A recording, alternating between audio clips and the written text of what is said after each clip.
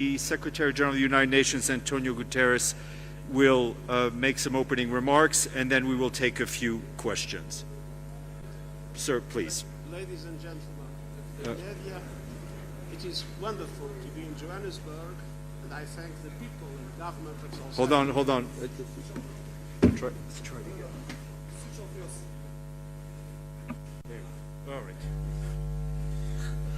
Ladies and gentlemen of the media, it is wonderful to be in Johannesburg, and I thank the people and government of South Africa for their warm welcome.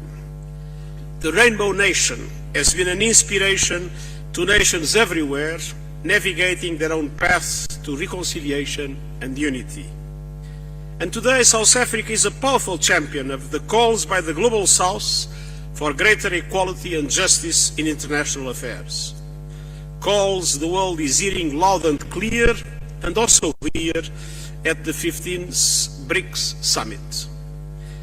My message to the leaders assembled here was clear. Our world is in dire straits.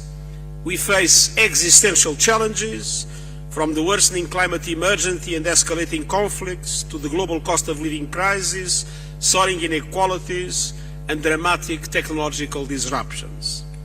So this is a time to come together and to work together. But instead, divisions are growing and tensions are rising. Several factors contribute to these divisions: diverging perspectives on global crises, contrasting approaches to non-traditional security threats, different strategies towards new technologies, and of course, the consequences of COVID-19 and of Russia's invasion of Ukraine. And I remain deeply concerned over the risk of a fracturing of the global order. We are entering a multipolar world, but history has shown time and again that multipolarity without strong multilateral institutions is no guarantee for stability. It might even become a catalyst for chaos. So we must urgently restore trust and reinvigorate multilateralism. And this requires the courage to compromise for the common good. It requires effective international institutions rooted in 21st century realities based on the UN Charter and international law. And as I emphasized today at the summit, it requires a special focus on Africa. The Security Council, the Bretton Woods system, and other international organizations reflect the world of 1945, when many African countries were still part of European empires.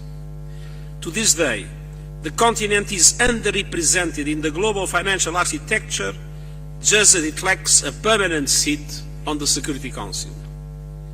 The world has changed, and so global governance must change with it. It must represent today's power and economic relations, and not the power and economic relations of 1945.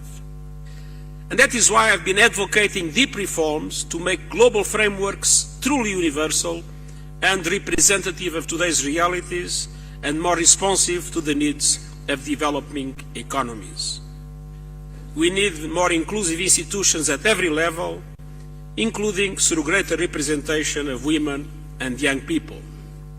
But all this in a context in which I believe two areas require a particularly important reform effort.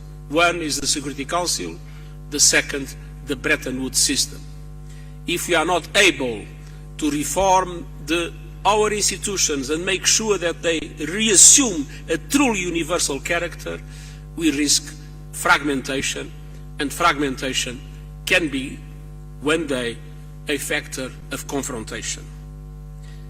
And we also need, in each society, a new social contract based on respect for all human rights, social, cultural, economic, civil, and political.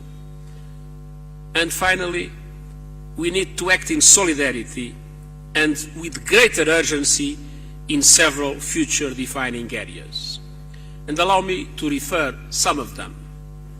First, action to save our planet. Developed countries have a particular responsibility, and so they must lead and they must deliver. on $100 billion promised to developing countries, on the loss and damage fund, on doubling adaptation finance, on replenishing the Green Climate Fund. And plans for early warning systems to protect every person in the world, including 6 in 10 Africans who still lack those systems. As a matter of justice, Africa must be considered a priority in all these crucial commitments. Every country has a role to play. That is why I have proposed the Climate Solidarity Pact, in which all big emitters make extra efforts to cut emissions and wealthier countries support emerging economies to do so. And I have put forward an acceleration agenda to supercharge these efforts in order to guarantee that we maintain the 1.5 degrees Celsius limit as a reality. So it's time to break our addiction to fossil fuel and to invest in a just and equitable transition. And we must bring affordable electricity to everyone on Earth, and particularly in Africa, while simultaneously reaching net zero electricity by 2035 in developed countries and 2040 elsewhere. I commend South Africa for stepping up as pioneers of the Just Transition Energy Partnership, a crucial tool to unlock emission cuts, boost renewables, and grow the green economy. Let us all settle down so that Second, we need action to save economies and reduce inequalities. The pandemic has underscored once again how the global financial architecture is outdated, dysfunctional, and unjust. It has failed in its basic function as a global safety net, and so it needs deep structural reform. But I also know that such change will not happen overnight, and so I have proposed a number of measures we can take right now, and they include providing Sustainable Development Goal stimulus to direct investments towards the Sustainable Development Goals, with a funding equivalent of $500 billion, overhauling the business models of multilateral development banks so that they massively increase affordable financing and leverage far more private finance to the developing world, including also the need to increase their own capital. Ramaphosa, Establishing an effective debt workout mechanism to support payment suspensions, longer lending terms, and lower rates. The debt situation in many African countries, as well as in many other parts of the developing world, is today absolutely intolerable. The majority of African countries pay more Hoy la imagen de Mandela que me acompaña en estas palabras, un ser humano de dimensión universal, asume una particular trascendencia en mi querida Argentina. Definitivamente vivimos con alegría sumarnos a este espacio que fortalece y crea nuevos puentes entre nuestros países y regiones en un contexto que nos demanda impulsar más instancias de diálogo política en el sur global. Es un anhelo de años que hoy empezamos a concretar. Nos honra aún más el ingreso de la Argentina a este grupo de naciones que refleja la multipolaridad emergente y que convoca países que seguramente no poseen una visión única y uniforme de todas las problemáticas que enfrentamos, pero que respetan sus diferencias, procuran identificar denominadores comunes y buscan incidir en el orden global del mundo inestable, desigual, que concentra el ingreso en unos pocos y distribuye la pobreza y la segregación entre millones de seres. Precisamente Mandela se preguntaba si cuando se escriba la historia de nuestro tiempo, seremos recordados por haber hecho lo correcto o por haber dado la espalda a una crisis global. Ante ese dilema expuesto en sus palabras, estoy seguro que hoy estamos haciendo lo correcto. Los problemas globales no pueden resolverse unilateralmente. Tampoco pueden abordarse con recetas genéricas que no distingan las realidades particulares que atravesamos los países emergentes. Enfrentamos una crisis del sistema multilateral, shocks en las cadenas de suministros, imposición de sanciones unilaterales y acuerdos para restringir el acceso a desarrollos tecnológicos estratégicos. Además, fenómenos de inflación generalizada, crisis climática, la desaceleración de la economía mundial, la insostenibilidad de las deudas externas, todos temas sin resolver, que completan un difícil panorama. El resultado conduce a este mundo injusto en el que vivimos, que acaba promoviendo una mayor desigualdad social al interior de nuestros países y una profundización de la brecha que divide al norte y al sur del mundo. A ello se suma el debilitamiento de muchos de los foros y mecanismos que nos habíamos dado para resolver problemas, como preservar la paz y promover el desarrollo. Ya hemos comprobado cómo en el pasado la falta de cohesión del mundo en desarrollo nos terminó colocando en posiciones desventajosas al momento de negociar términos en cuestiones fundamentales para nosotros. Por ello, hoy más que nunca, la negociación multilateral y regional es impostergable. Y el foro BRICS, al igual que este diálogo que han propuesto, adquieren en este contexto una relevancia singular. Estimados presidentes y ministros, la Argentina y los países del BRICS pertenecemos al mismo grupo de países de economías emergentes, el G20. Allí mantenemos muchas posiciones en común que podemos reforzar hoy, de cara a la próxima cumbre del G20, el mes próximo, en Nueva Delhi, en India.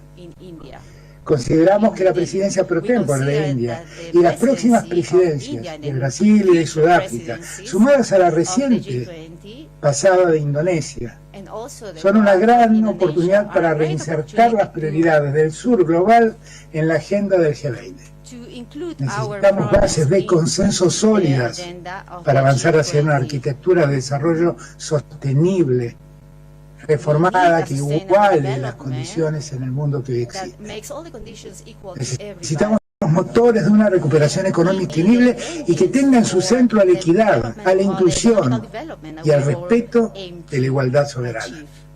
Las condiciones de posibilidad para que ese logro sea alcanzado y sostenible en el tiempo implican asegurar más recursos para financiar el desarrollo y no la especulación financiera. Aplicar medidas inmediatas para hacer sostenible la deuda y poner fin a las peores prácticas que hoy exhibe el Fondo Monetario Internacional. Necesitamos favorecer intercambios comerciales más equilibrados que no profundicen las asimetrías. Y también promover las inversiones y la cooperación científica y tecnológica. Los BRICS, por su enorme peso institucional y financiero, juegan un papel determinante en esta exigencia de diseñar una arquitectura financiera mundial que garantice las necesidades de crecimiento, de comercio, de inversión y de bienestar social.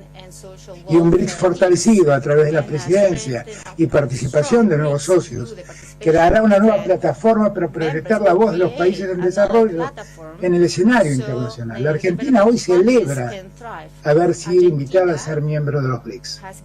Seremos el segundo país de Latinoamérica en conformarlo y el primer país de habla hispana. Desde este lugar continuaremos ampliando los esfuerzos para dar un nuevo impulso a las asociaciones Sur-Sur y a la voz del sur global. No quiero terminar mi participación sin expresar mi particular agradecimiento a mi querido amigo y amigo de la Argentina, el presidente de la República Federativa de Brasil, Ignacio Lula da Silva, por haber llevado a ese foro problemas que mi patria afronta y por haber acompañado con tanta firmeza mi deseo expresado al presidente Xi Jinping en 2022 de sumarnos a esa alianza de la que ya nos sentimos miembros. Muchas gracias.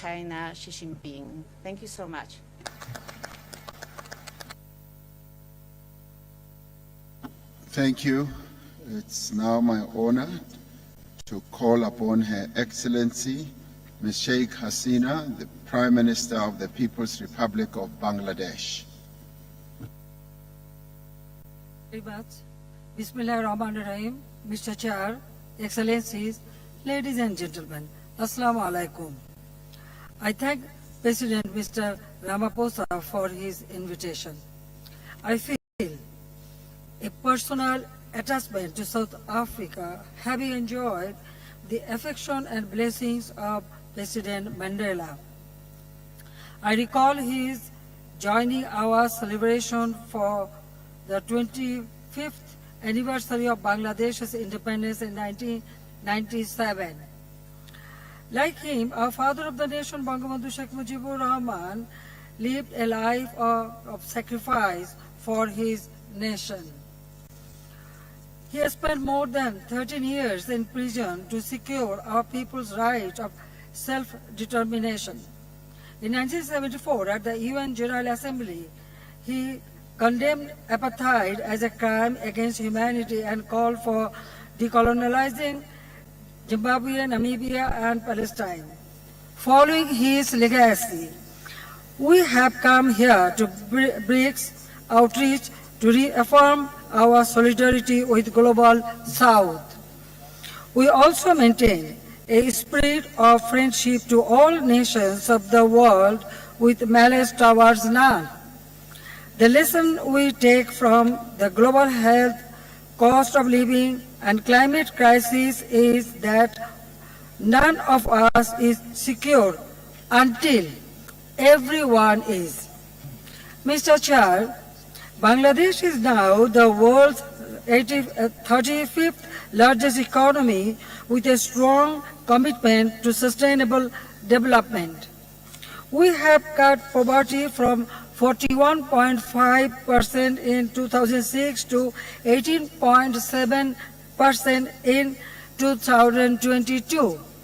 We have reduced extreme poverty from 25.1% to 5.6% in the same period.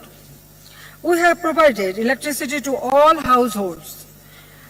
We are about to eliminate the curse of homelessness under my free social housing project, Ashrayam. Around 108% of our population has access to cellular mobile connections, higher than the global average. In the last fiscal year, the mobile financial systems recorded transactions with US dollar 111.27 billion. This has hugely benefited our rural women, among others. We now have more girls than boys in our primary and secondary schools. Our average life expectancy is almost 73 years. Last week, we introduced the Universal Pension Scheme for 100 million people, with all the transactions taking place online. Government employees are already receiving pension benefits. Our government's next target is to build a smart Bangladesh by 2041. Keeping pace with our economic growth, we see considerable merit in Bangladesh's share in the new development bank. We need predictable financing to support our investments in infrastructures, industries, and clean energy. We must have viable options while waiting for reforms of the international financial architecture. Mr. Chair, Bangladesh has traditionally championed the cause of LDCs, with most of them in Africa. Bangladesh feels proud to engage in UN peacekeeping and peace building in different parts of Africa. With 1.2 million Rohingyas from Myanmar living in Bangladesh, we understand the burden shouldered by refugee hosting nations in Africa. We stand ready to share our expertise with the continent on food production, affordable medicine, financial inclusion, and disaster risk reduction. We can enhance collaboration in combating terrorism, human trafficking, cybercrimes, and money laundering. We should increase air and maritime connectivity to promote mutual trade and investment. Together, we must continue to seek our dues for international financing and technologies. We need to unite around climate justice, migrant rights, digital equality, and debt sustainability. We must preserve the rules-based multilateral trading system with scope for using our own currencies. In Global South, we should say no to artificial choices and divisions being thrown at us. We must reject attempts to weaponize universal norms and values. We need to stop the cycle of sanction and counter-sanctions. We must speak out against all threats, provocations, and commission of war. I keep calling for channeling resources from dangerous arms race to global public goods. We need to take responsibility for peace, justice, and stability around the world. Mr. Chair, we need BRICS as a lighthouse in a multipolar world. We hope to see BRICS emerge as an inclusive platform responding to our times. We must prove to our children and youth that our nations may suffer but will never be defeated. I conclude with the parting words of our father of the nation, my father, Bangabandhu Sheikh Mujibur Rahman, at UNGA, and I quote, "For us in the emerging world, we must have faith in ourselves and in our capacity to fulfill our destiny and to build for ourselves a better future," unquote. The message he conveyed 50 years ago still rings true. I thank you all. Thank you very much, Mr. President, for giving me this opportunity. Thank you.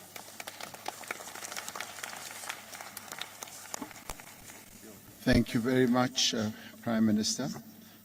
I now call upon Mr. Luis Alberto Catacora, the President of the plurinational state of Bolivia. Muchas gracias, presidente.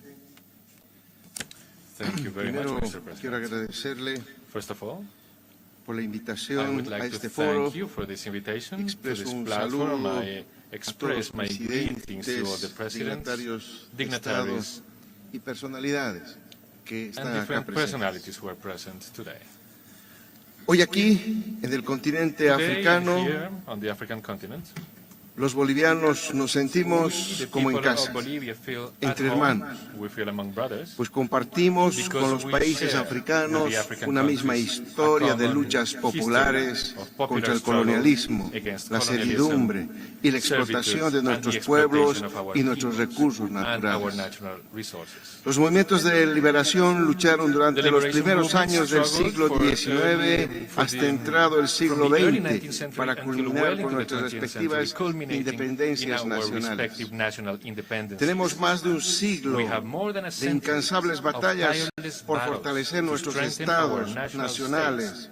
And Y hoy today, somos pueblos we are heroicos que heroic seguimos luchando peoples who no continue solo to fight por not nuestra independencia only for our política, political sino también independence, buscamos but we are nuestra also independencia seeking our económica, economic, científica y scientific, cultural and cultural acorde a la independence nueva in realidad accordance mundial. with the new world reality. Tampoco olvidar que We should como not forget parte del nefasto that as proceso de part colonización of the europea en process of América, European colonization miles in de America, africanos fueron traídos por la thousands of fuerza para Africans trabajar were como brought by esclavos force to en las work as slaves on the plantaciones, plantations, minas o en las mines, haciendas, or on the generalmente en haciendas, condiciones and farms, infrahumanas. generally, La in sangre subhuman africana conditions. corre por nuestras venas African blood runs through our nuestroamericanas. Latin La American sangre veins. africana African también blood abonó also nuestras fertilized luchas our libertarias. libertarian and En liberation memoria struggles. de todos aquellos que dieron su vida In memory of por all la those who gave their libertad lives for de the la que hoy freedom that gozan our nuestros peoples pueblos, enjoy today, quiero rendir I would homenaje like a dos insignes to patriotas honor two africanos distinguished y African mediante patriots, ellos a and todos through los them pueblos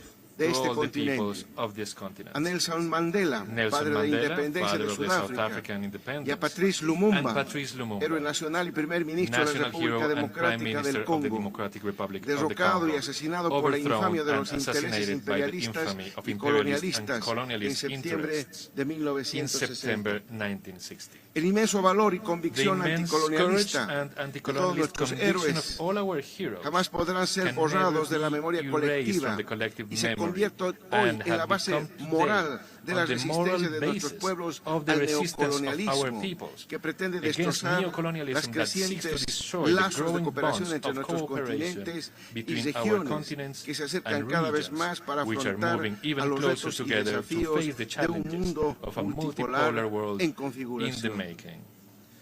Los problemas del sur global no lo va a resolver el norte The hegemónico. problems of the global south are Un not going to be norte solved by the acostumbrado a the ciclos de hegemonic dominación de north, nuestros estados a north nacionales, that is used to centers of expoliación de nuestros domination of recursos our nation naturales states, the y plunder of our natural explotación de resources, nuestros compatriotas. exploitation of Los our problemas the problems of tenemos the que global encararlos south y resolverlos nosotros mismos, have to be faced by ourselves and solved by con ourselves solidaridad together y with solidarity, cooperación with auténtica para el genuine vivir bien de nuestros cooperation pueblos. for the good Por eso, living and the la well-being emergencia of y our expansión peoples. del grupo de los BRICS For this es reason, un the nuevo emergence hito and en la expansion of historia the BRICS humana, group is a new milestone porque in human permite a las history, naciones acceder a because it mercados allows internacionales nations to access sin la international necesidad markets de tener without que the need comprometer to su dignidad compromise their y sin dignity, condicionamientos and without políticos, political sin conditioning, sanciones sanctions, ni or intimidaciones military militaristas. intimidation.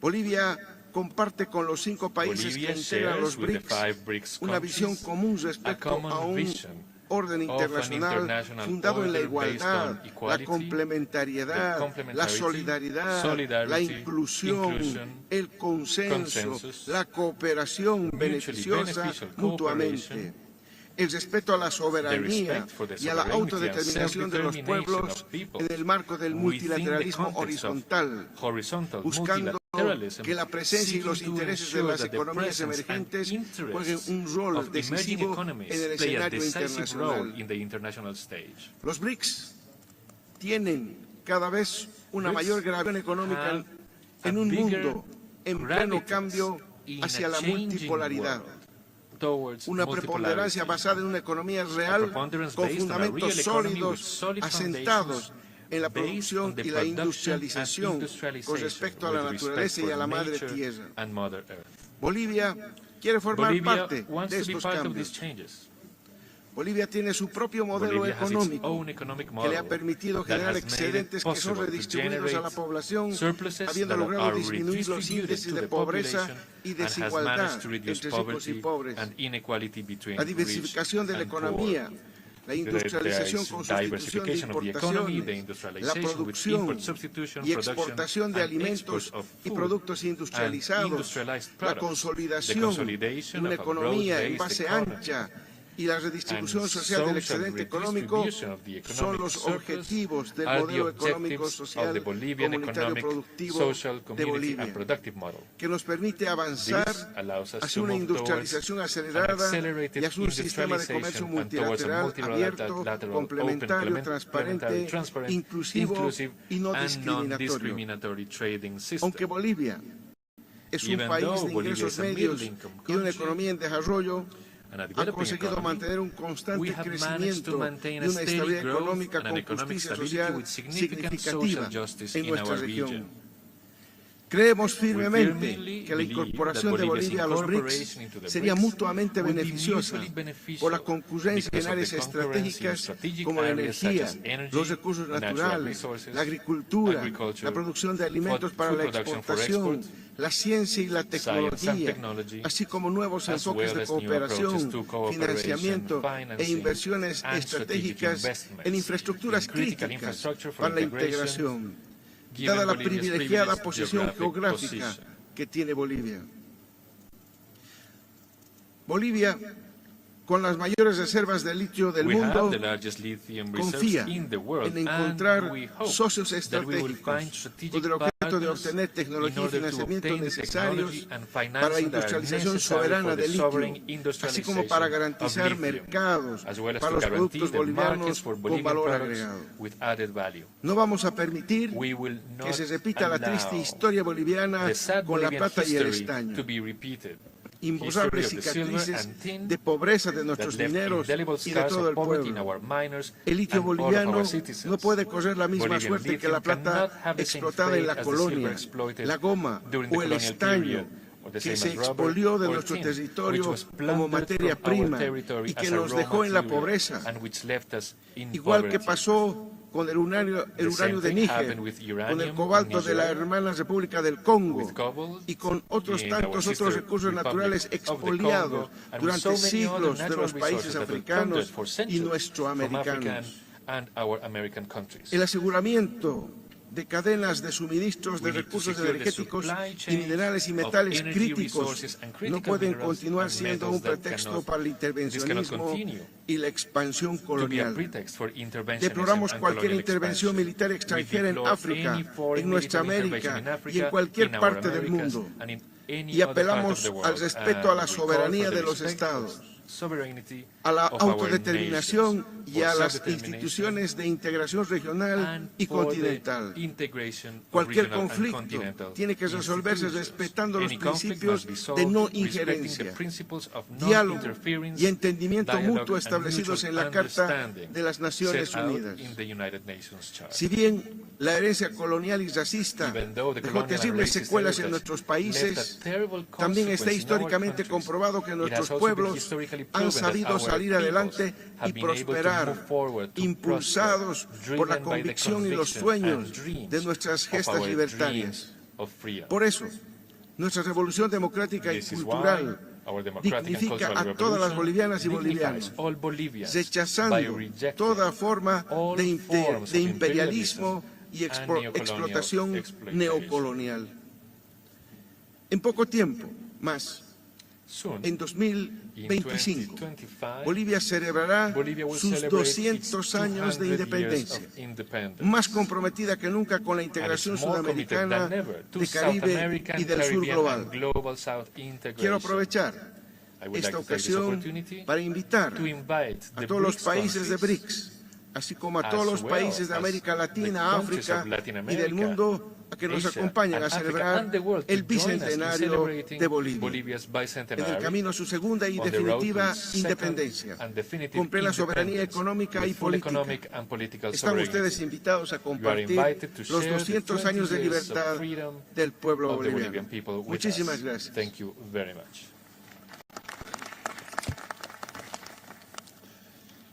very much. We move on, and I'd like to call upon His Excellency President Faustin Touadera, the President of the Central African Republic, to take the floor.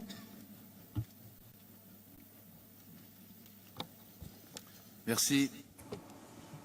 Excellence. Thank you, Excellency. Monsieur Cyril Ramaphosa, President Cyril de la République d'Afrique du Sud, President of the Republic of South Africa, Excellency, ladies and gentlemen, Head of State and of Government, Mr. the General Secretary of the United Nations, Madame Dilma Rousseff, the President of the New Development Bank of BRICS, distinguished delegates, ladies and gentlemen. When, as I'm taking the floor in the name of the Central Republic of Africa on this 15th BRICS Summit, I would like to express our gratitude to His Excellency Mr. Cyril Ramaphosa, to the government and the people of South Africa for the warm welcome that was reserved since we arrived, and also all the excellent arrangements that was made for the success of this meeting. Excellency, ladies and gentlemen, the this BRICS, Africa BRICS Summit is taking place when African countries are facing many challenges, where international organizations are not able to bring peace, security, and sustainable development. So it constitutes a new point of departure for the emergence of a new international order, which is more equitable, inclusive, peaceful, and then based on mutual respect. A partnership, a win-win partnership, the respect of legality and then sovereignty of a country.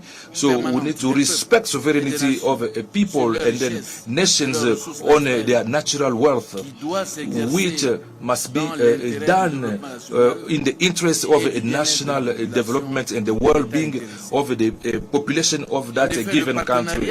In fact, the partnership for a growth that will be accelerated mutually and then sustainable development in inclusive multilateralism based on the 5 emerging economies in the country, which is a BRICS, which constitutes for us an ideal solutions to inequalities, world inequalities, and then to those who have a spirit of neo-colonialist, geostrategic and geopolitics of Western powers who are maintaining African countries in poverty, insecurity, and dependence.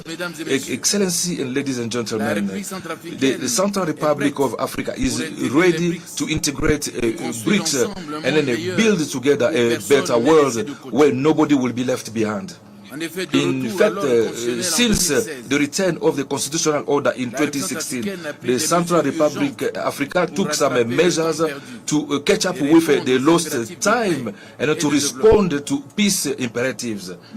So my country is giving itself a new legislative framework by adopting laws that are relative to cryptocurrency and then natural resources and the land, and a new constitution that was adopted by 95% of the Central African Republic people with a rate that has never been realized in the country. Today, the Central African Republic is one of the favorable space for companies in African continent, a country where individuals, nationals and foreign can set up their own companies and then receive their e-visas directly online. Excellencies, ladies and gentlemen, it's opportune for me to remind that the Central African Republic possesses enormous potentials in natural resources. Agroecologic conditions are favorable. We've got arable land of 15 million hectares. We are also having a forest that is estimated at 28,000 million hectares. So it's carbon. So it's also an habitat of several species in the forest. Regardless of this potential, the participation of my country to the world trade is very low. It's limiting itself to the export of some raw material, namely cotton, coffee, timber, and then gold. By reaffirming its support to the BRICS initiatives and its willingness to join, so we're asking the BRICS to build a win-win partnership in view for the exploitation of immense resources at the national and the well-being of its population. And then we're also urging BRICS to continue to support its request so that they can raise the embargo on weapons and then diamonds, and also by legitimating the terrorist groups. With regard regards to our common goal to put in place a new global order, which is inclusive, I believe that the results of our meetings will be effective towards a real partnership for mutual recognition, and then development for everyone, and then inclusive development between Africa and the BRICS. Thank you.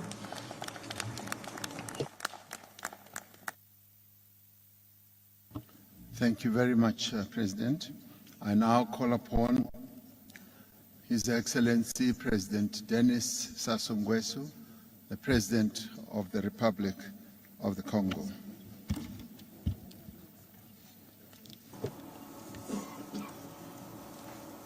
Monsieur Cyril Ramaphosa, Excellency Mr. Cyril Ramaphosa, the President of the South Africa, dear friends, ladies and gentlemen, Head of State and Government, Mr. Antonio Guterres, the Secretary General of the United Nations, distinguished guests, ladies and gentlemen, for that has been given to us to take part in this summit, and then the warm welcome that was reserved to myself and my delegation.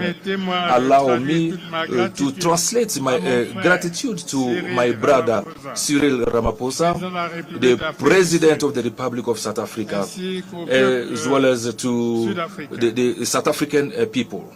So it's the opportunities also for me to present my sincere thanks to the head of state for BRICS to have invited me in this summit, which is of a high level, and then I hope that the conclusions will be relevant, capable to strengthen our efforts and then to deal with challenges that is being a stop for the development in Africa. I've said that many times, but the multipolar world that we call is now arrived.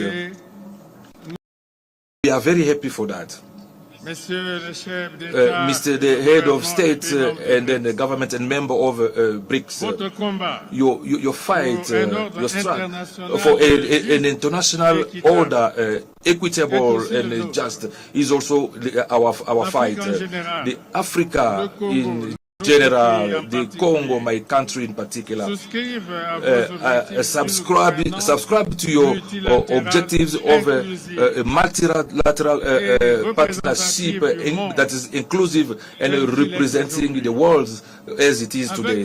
With you, so we are sharing the idea that international cooperation need to be established on the basis of respect and then mutual benefit.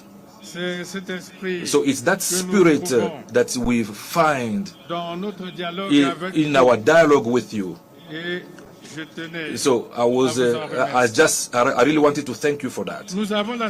So we are very sure that the partnership between BRICS and Africa would be beneficial in the going toward development.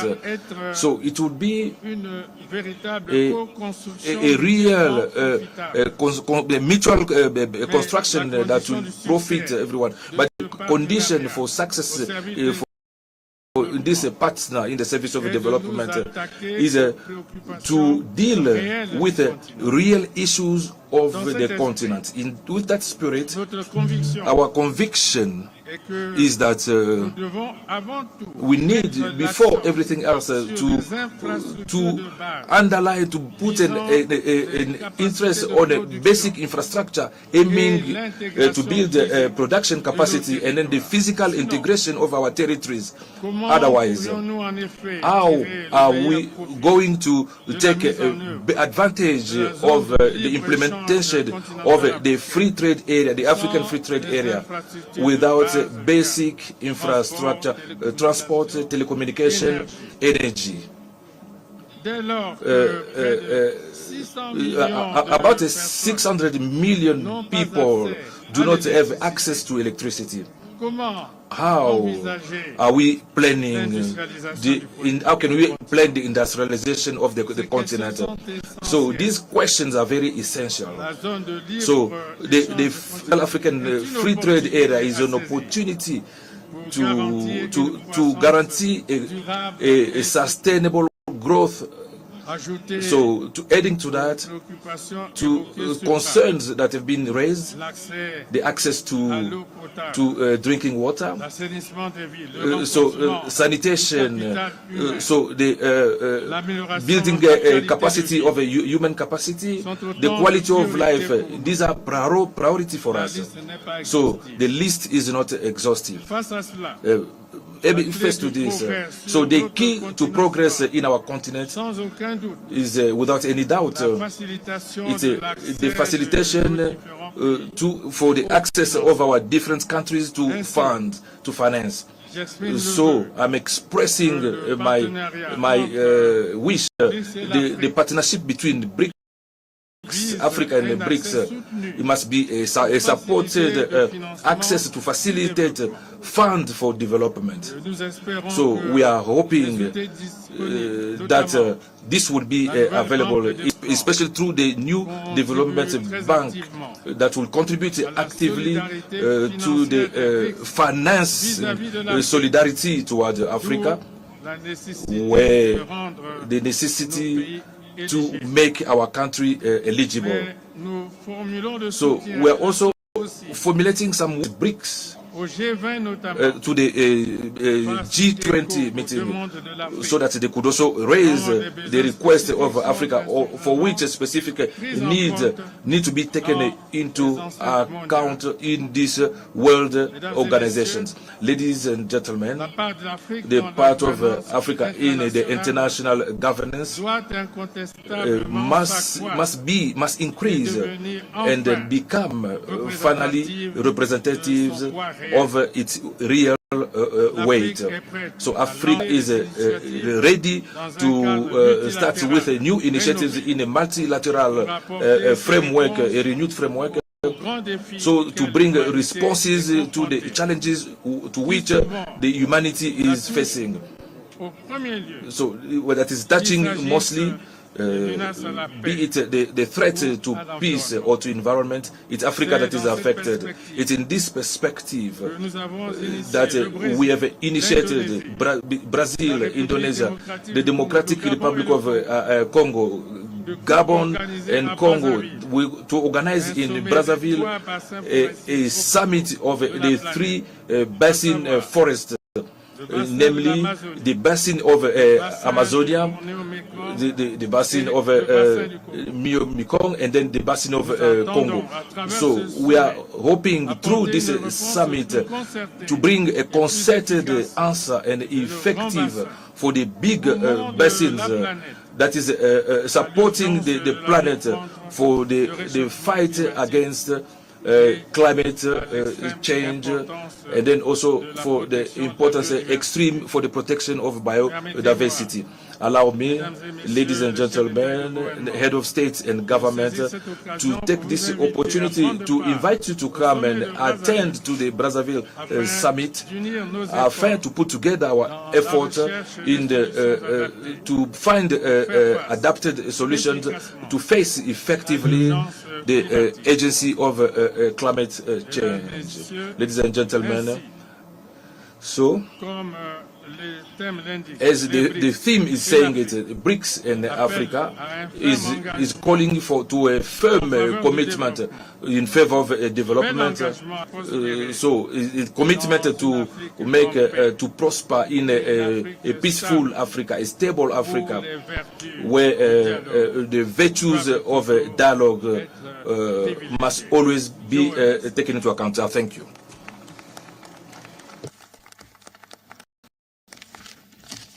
Thank you very much, President. I now call upon His Excellency President Teodoro Obiang Nguema Basogo, the President of the Republic of Equatorial Guinea. Su Excelencia Cyril Ramaphosa, Presidente de la República His Excellency President Ramaphosa of South Africa, Your Excellencies, heads of the BRICS states, Your Excellencies, leaders and heads of governments and delegations, ladies and gentlemen, I would like to thank my brother, Mr. Cyril Ramaphosa, President of the South African Republic, for his lovely invitation, which he made us to take part in this very important BRICS summit with the theme BRICS in Africa, partnerships for mutually accelerated growth, sustainable growth, and inclusive multilateralism. Mr. President, the government of the Guinea Equatorial government reaffirms its opinion about the pertinence and relevance of the creation of the BRICS and the need for strengthening it and its universal quality to keep a more globalized platforms able to correct the injustice predominating in the world, which ensure that inequalities prevail in the current international relations system. We effectively support the decision to expand the BRICS group, through which we believe that our country is a good candidate to be a member state of this expanded BRICS group because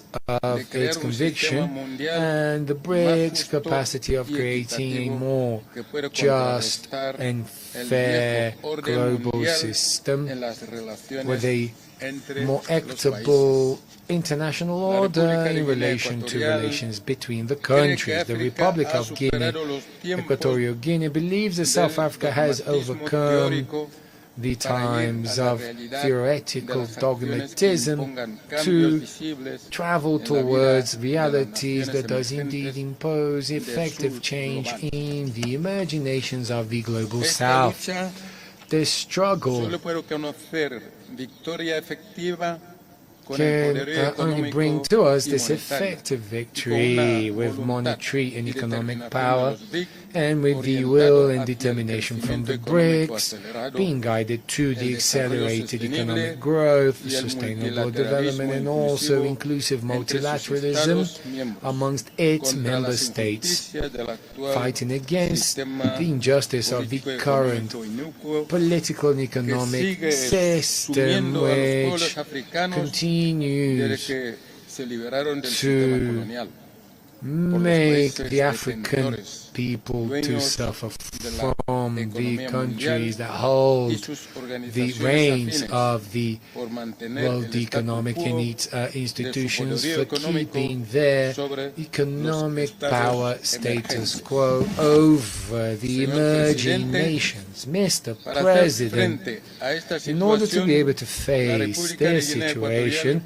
our country believes that the reinforced BRICS, bolstered with a more universal structure, may indeed create a convertible currency even stronger, supported by the resources of its member states, with the aim of doing away with the current system and offering a more just financial system, allowing its members to have a more equal share as far as having benefits within the international financial arena. In conclusion, I'd like to say that all countries in the world, be them big or small, and from all different locations, that they enjoy the critical rights to develop their potential of having access to prosperity-related opportunities as well as peace, and also of the benefits from the global economic processes. The BRICS need to be the engine of this inclusive and sustainable development drive, offering fruitful results And it is very important to have been at the 15th BRICS Summit that has given us such important results. Thank you, President. I now call upon on the virtual platform President Nicolas Maduro, the President of the Bolivarian Republic of Venezuela. Excelentísimo compañero Cyril Ramaphosa, presidente de la República de Sudáfrica y presidente pro tempore de los BRICS, querido presidente Xi Jinping de la República Popular China, querido presidente compañero Lula da Silva, presidente de la República Federativa del Brasil, estimado primer ministro de la India, Narendra Modi, estimado presidente Vladimir Putin, quiero saludar con mucho entusiasmo la celebración de esta histórica 15ª cumbre del bloque de economías emergentes conformado por Brasil, Rusia, India, China y Sudáfrica, que ha venido sentando bases muy sólidas de cara a la construcción de un nuevo sistema mundial verdaderamente libre, inclusivo, justo y solidario, donde se restituyan los principios del derecho internacional, amenazado por el viejo sistema hegemónico imperial. Venezuela agradece sinceramente la invitación cordial que Sudáfrica, en su condición de presidente pro tempore de los BRICS, nos ha extendido para participar en esta histórica cumbre y contribuir en el diálogo de acercamiento BRICS Plus. Estoy muy complacido de transmitir además la admiración y el reconocimiento de todo el pueblo de Venezuela hacia los pueblos y gobiernos de los BRICS. Países que han asumido la vanguardia en la construcción de un mundo de paz y de prosperidad económica, basado en el respaldo a la diversidad civilizatoria. En ese sentido, es importante y oportuno recordar las palabras del gran Nelson Mandela, pronunciadas aquel 24 de mayo de 1994 en su discurso de toma de posesión, a pocos días de haber asumido la presidencia en la nueva Sudáfrica post-apartheid, cuando hizo un llamado al establecimiento de un nuevo orden mundial de cooperación, justicia, prosperidad y paz, mutuamente beneficiosa para nosotros y para las naciones del mundo, como afirmó Nelson Mandela.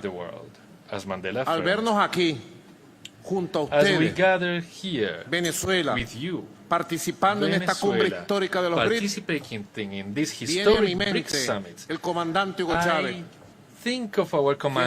junto a otros líderes del mundo, durante décadas levantaron sus voces para la construcción de un nuevo orden internacional, político, cultural, económico, sustentable. En este contexto que recordamos la también histórica cumbre de los BRICS UNASUR, realizada el 15 de julio del año 2014 en Brasil.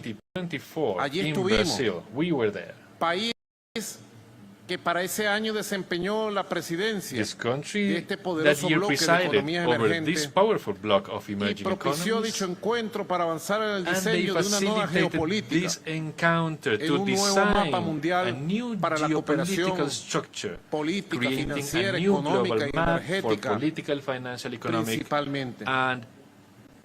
Hoy estamos convencidos de que ese nuevo orden mundial ya es una realidad y los BRICS desempeñan un rol fundamental de la dinámica geopolítica que ha generado la confianza entre los pueblos y gobiernos de América Latina, el Caribe, África y Asia, con su modelo de desarrollo y sus valores de respeto. Los BRICS hoy por hoy representan a nivel mundial el 31.7% del Producto Interno Bruto 30% del territorio, 30% of the territory, 43% de la población, 43% of the population, and 18% of the international trade. Los países que conforman este These bloque nations controlan el control 8.7% of the world's oil reserves, 25.2% of gas reserves, and contribute 40% of global energy, representan el 42% of the renewable energy usage, and 37% of energy consumption. Without a doubt, unity is strength, and this collective strength drives a new paradigm of global relations and propels a new world geopolitics in the 21st century. Esteemed Presidents, Prime Ministers, Excellencies, Venezuela joins the aspirations of countries seeking to join the BRICS. We officially expressed this in a letter in 2015 that we are willing to contribute to this global integrated model with the richest oil reserves, certified oil reserves. They are in our country. Furthermore, our nation possesses abundant mineral resources, accounting for over 20% of global reserves of iron, copper, and gold, as well as deposits of silver, bauxite, coltan, nickel, rhodium, titanium, among others. Additionally, we have a privileged geographical position in northern South America. Out of the 23 aspirants in the potential BRICS expansion process, 7 of us are members of the Organization of the Petroleum Exporting Countries, OPEC, which supplies a crucial portion of the global market, and collectively we hold 77% of the world's oil reserves. The inclusion of these OPEC nations in the BRICS group would ensure control of over 83% of the proven global oil reserves, not to mention the proven reserves of non-OPEC and OPEC Plus countries. Concerning global gas reserves, out of the 23 BRICS aspirants, 7 are part of the Gas Exporting Countries Forum. This includes Russia.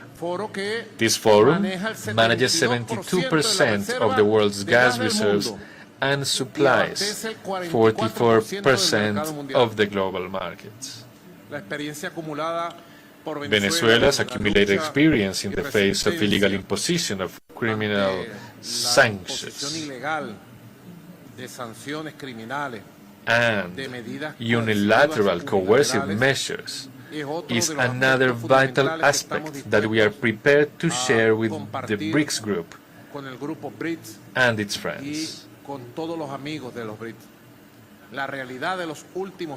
The reality is that in recent years we have highlighted, we have seen the clear evidence of the need to progress on the process of the global economic de-dollarization, considering the rampant and indiscriminate use of the US dollar as a mechanism of economic warfare against the free peoples of the world.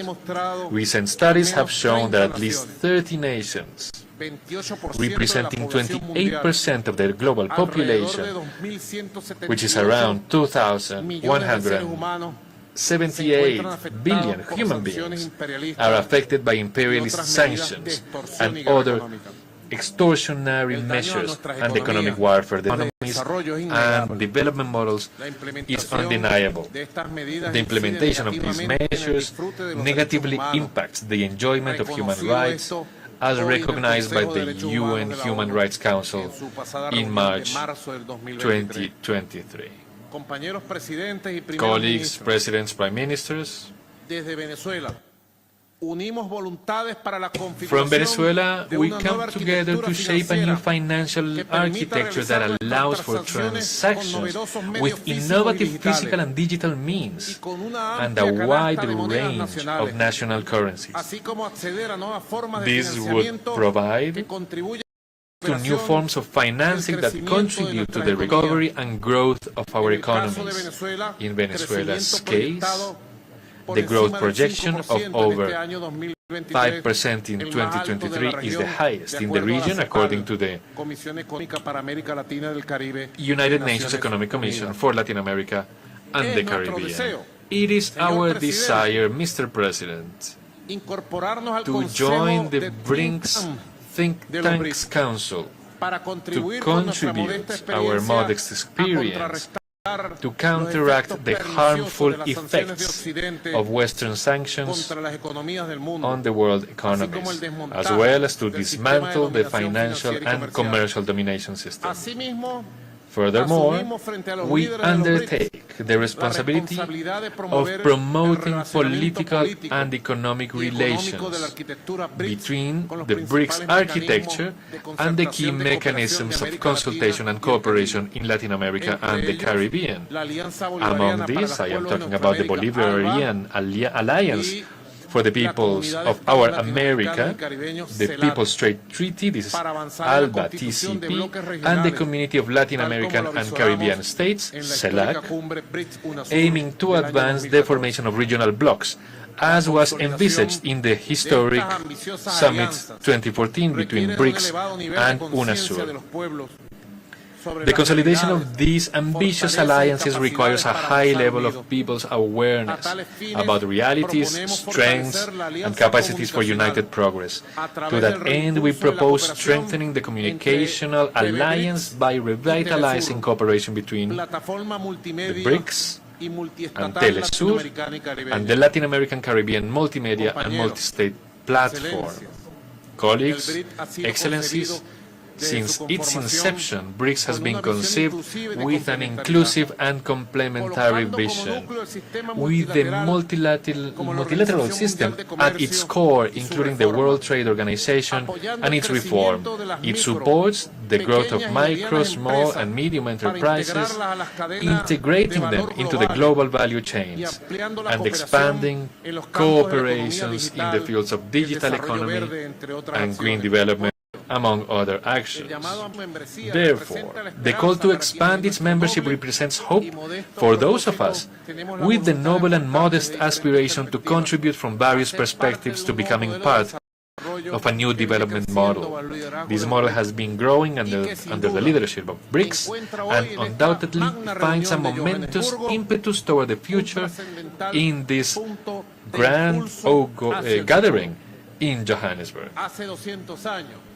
200 years ago, during the struggle of our independence, the independence of the Americans, actually, our liberator, Simón Bolívar, envisioned the construction of what we could call now a multipolar and pluricentric world.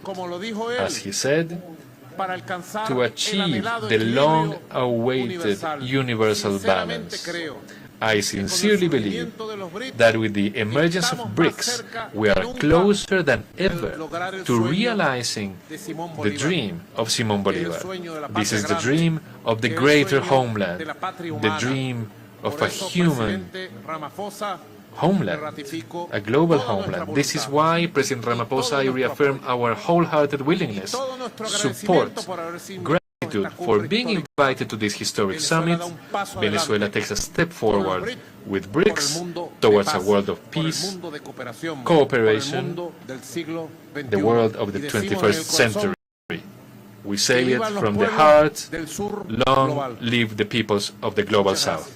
Thank you very much.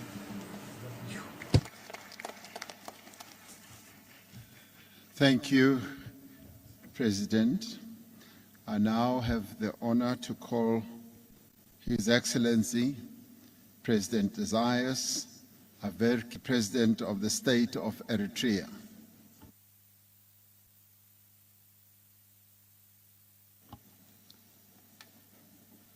Excellency, thank you. May I first join previous speakers to express our gratitude to Your Excellency and other heads of state and governments of BRICS for convening this 15th summit.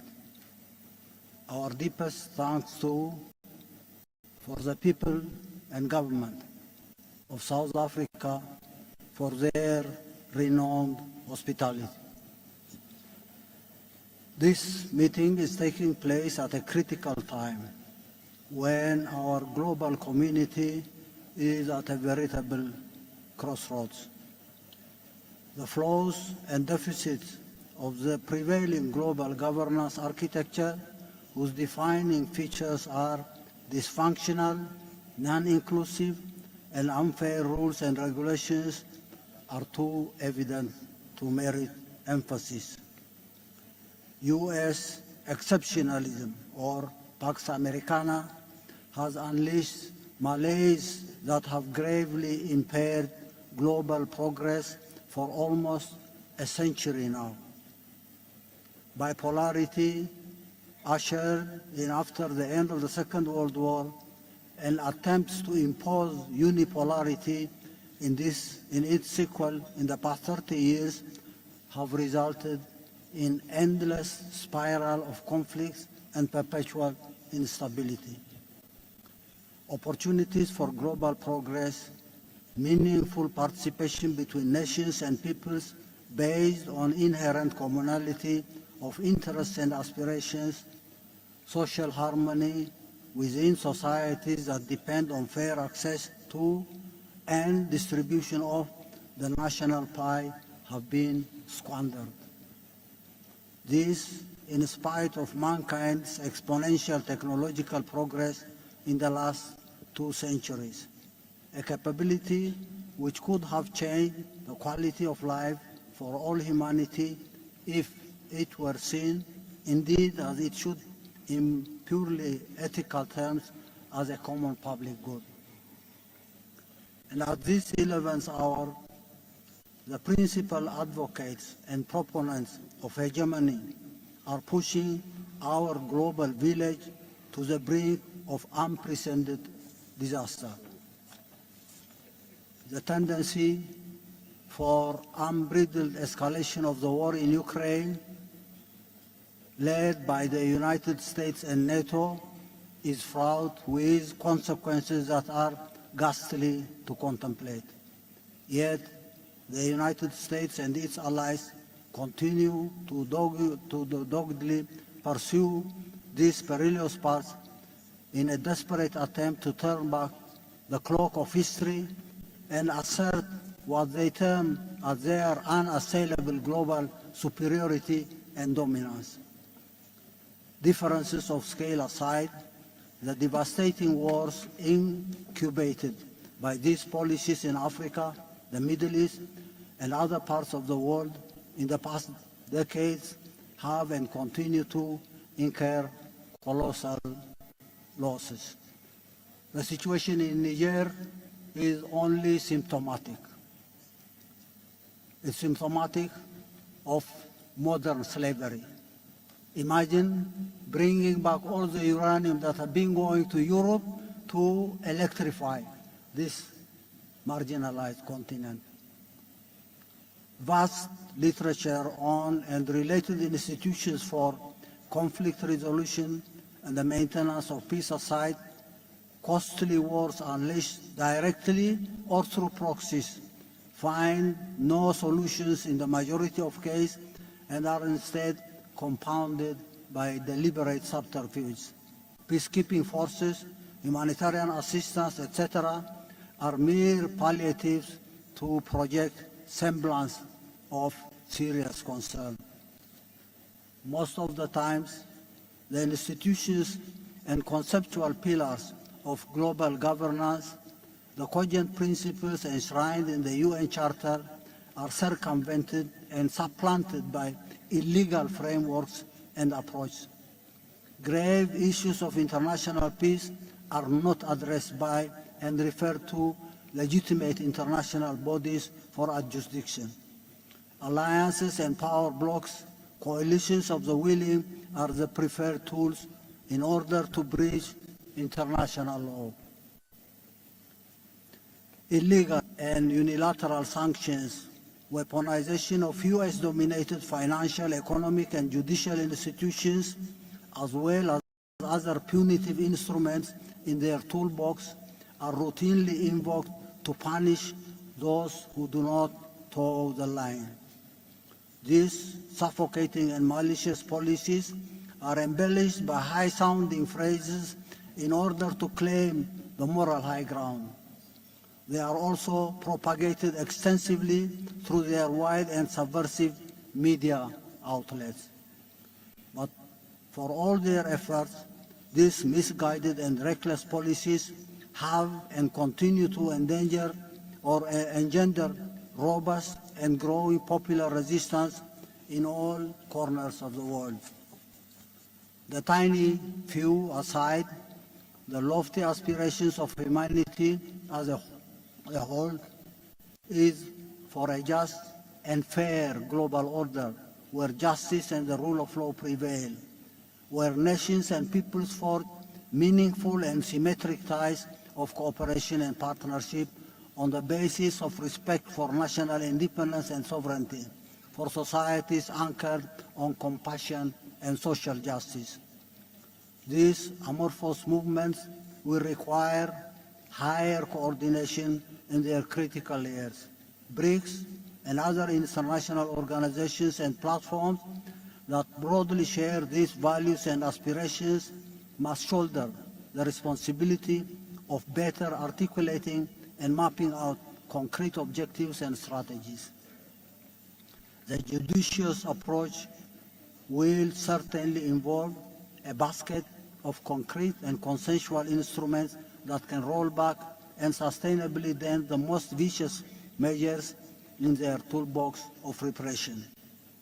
In this respect, the measures of de-dollarization, already on the offing with varying pace and through different alternative frameworks, could be supplemented by continuous consensus building and joint action in appropriate international forums to prevent conflict.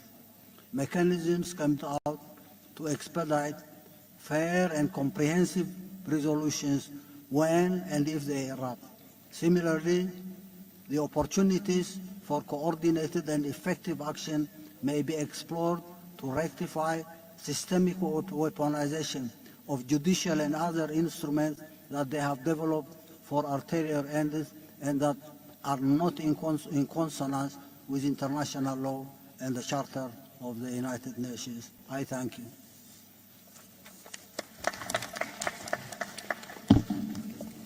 Thank you very much, Your Excellency.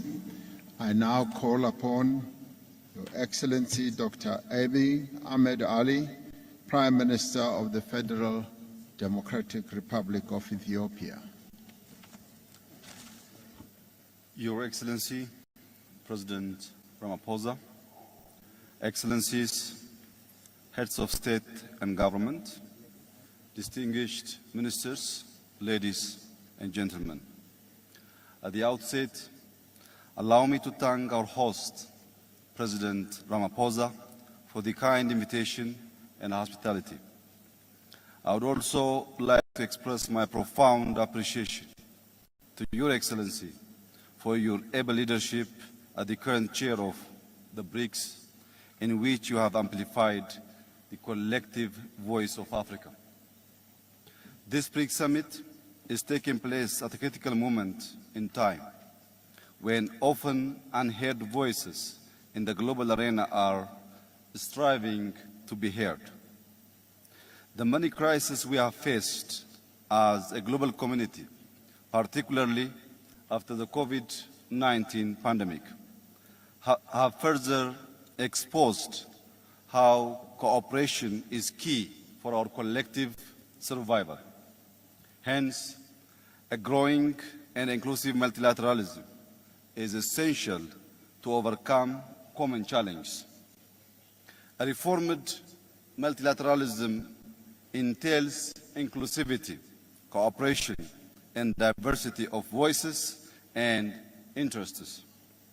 By amplifying voices from various corners of the globe, we can collaboratively work for an equitable and peaceful world.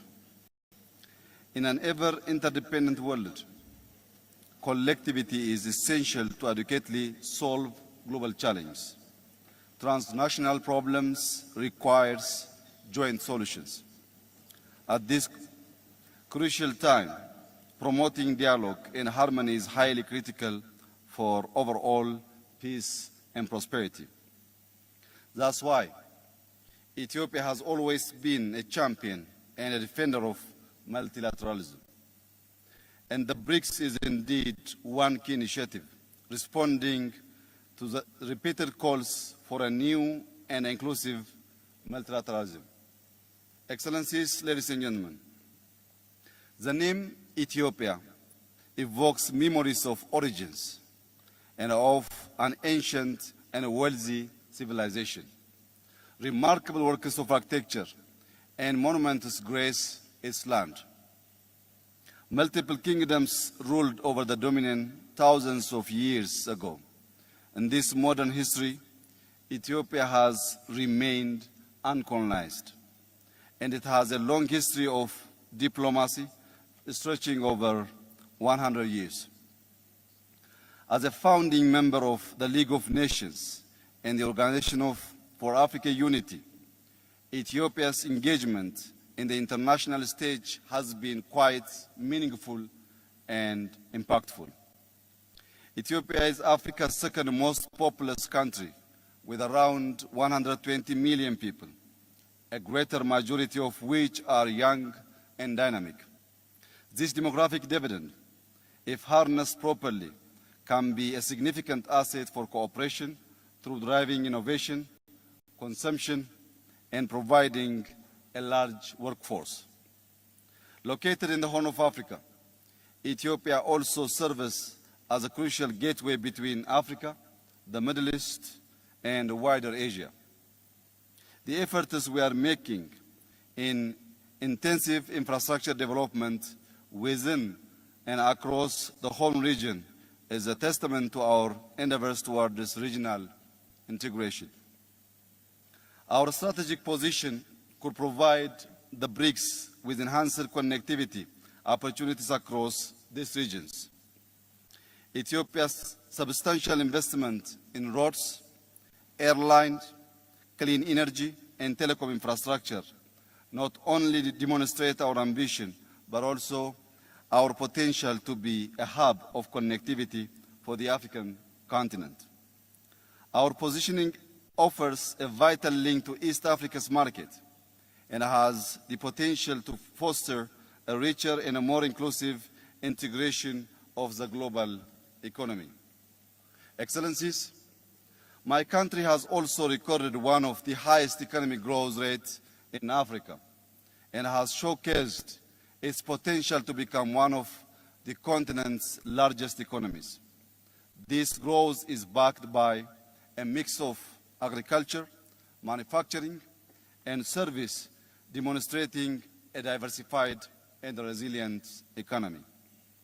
For the past 5 years, Ethiopia has also been in the driver's seat to practical solutions to address climate change.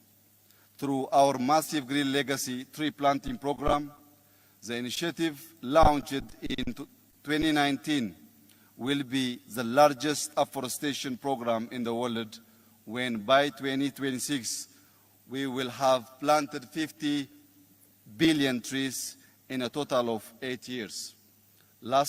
Till last week, we have already planted 32 billion seedlings. Over the past 2 years itself, our Green Legacy program has spread to neighboring countries in the home region as we collaboratively work on green diplomacy. Furthermore, Ethiopia has been an active participant in regional and international diplomacy, including its long-standing contribution to UN peacekeeping missions.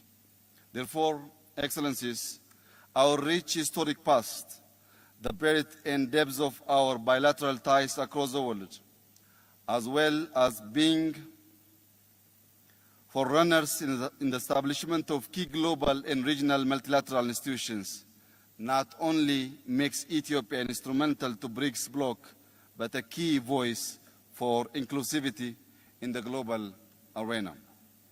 Excellencies, in joining hands with the BRICS, Ethiopia aspires to build BRICS, foster understanding, and work towards a shared future that benefits all. As I reiterate my gratitude to you once again, Mr. President, let me conclude by reaffirming Ethiopia's commitment to further enhancing multilateralism towards inclusivity. I thank you. Thank you, Prime Minister. I now ask His Excellency President Nana Akufo-Addo, President of the Republic of Ghana. Excellencies, ladies and gentlemen, I'm grateful for the opportunity to address the 15th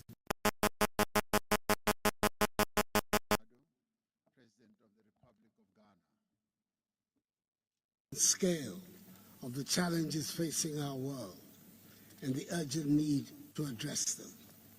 It is appropriate that the theme of this 15th summit has Africa as its focus.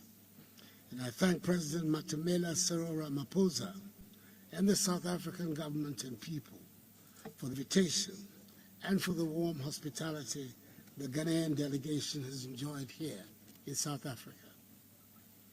For an organization that represents some 30% of global GDP and some 42% of the world's population, the importance of BRICS, comprising Brazil, Russia, India, China, and South Africa, to the economic growth and the promotion of progress and prosperity around the world cannot be stressed enough.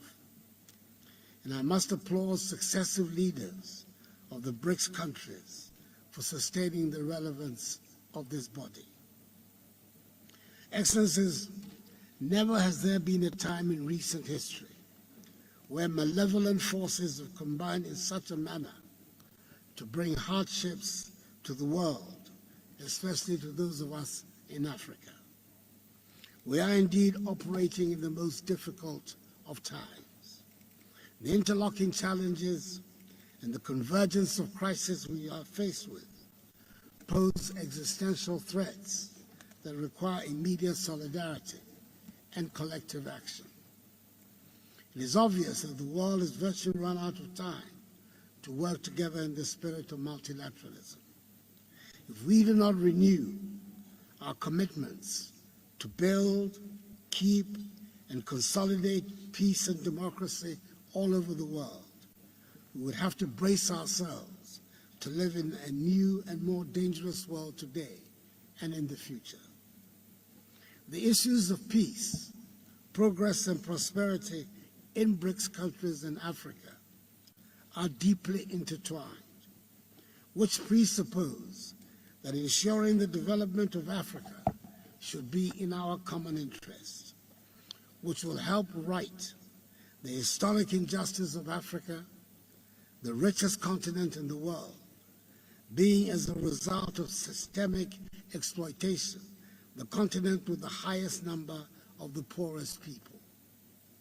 Africa, I need reminding you, has 1.3 billion inhabitants, nearly 18% of the world's population, and in 2050 will be 2.5 billion, meaning that 1 out of every 4 persons in the world will be African. Now more than ever, strong partnership between the BRICS nations and Africa, reinforced political dialogue, and expanded cooperation in the fields of economic growth and international security are required. We have to work together to achieve our goals, including a fair, equitable process of energy transition, which recognizes that the entire African continent is responsible for less than 4% of global emissions, and which safeguards the prospects of Africa's development. Excellencies, I urge this meeting to address one issue of importance for us in Africa, and I believe for the world generally. That is the urgent necessity for the reform of the United Nations, especially of the composition and structure of its Security Council. The contemporary world has moved on significantly from the post-1945 world, which gave rise to the birth of the United Nations and the makeup of the Security Council. The world of 2023 is not the world of 1945. The crisis of the global financial institutions and of global governance under the United Nations system, which were created from the rubble of the Second World War, is a deep crisis. It will continue until a fair system is put in place, a system that reflects the new balances, no longer based on who won or lost the Second World War, but on the major contemporary and future balances. I believe strongly that despite its numerous challenges, Africa is on the cusp of building a great new civilization, which will unleash the considerable energies and huge potential of the African peoples, so that we will make our own unique contribution to the growth of world civilization. Together, working with the rest of us on the continent and with our increasingly educated, skilled, dynamic and growing youthful population, operating under the aegis of the African Continental Free Trade Area, whose Secretariat Ghana has the honor to host, I'm confident a strong partnership with the BRICS nations can help construct a prosperous and self-confident Africa. Now, I'd like to end by extending hearty congratulations to Prime Minister Narendra Modi on India's historic achievement of yesterday. I thank Your Excellencies for your attention.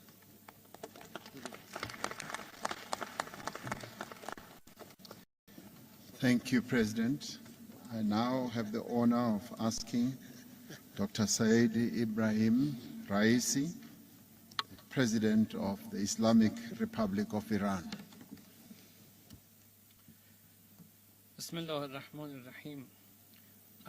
In the name of God, the most beneficent, the most merciful.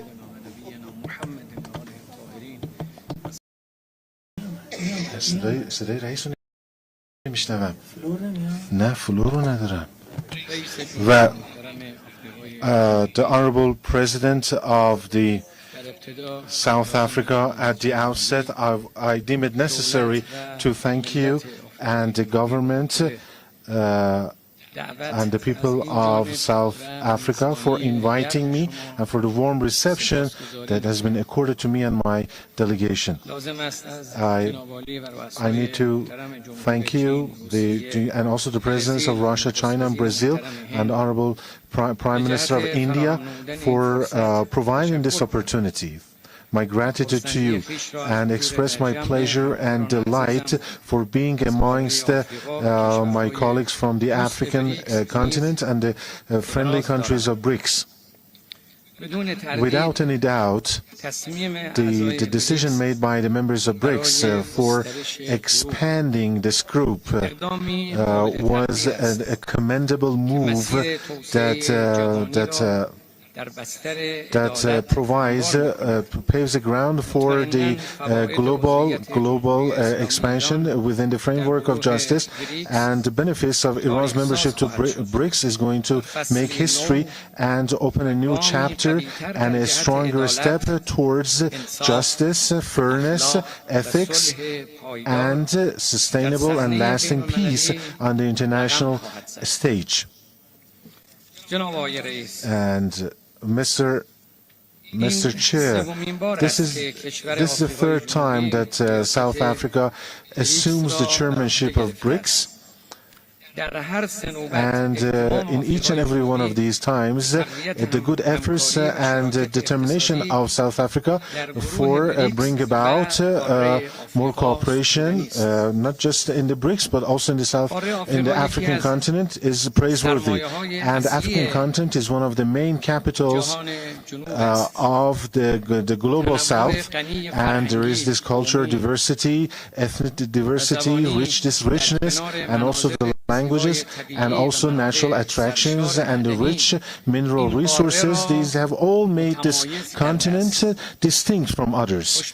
Fortunately, the political and economic weight of the African continent is increasing on a daily basis, and the most important portion of the future of the world, the developing world within this geography, is happening.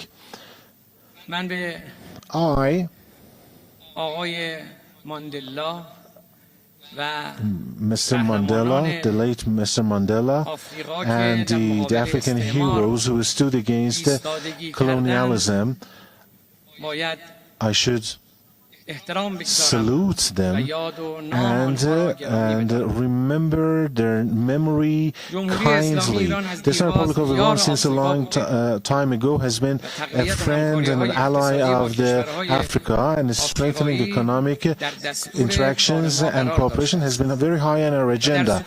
And bilaterally and multilaterally, we have had different plans to cooperate with different countries of African continent.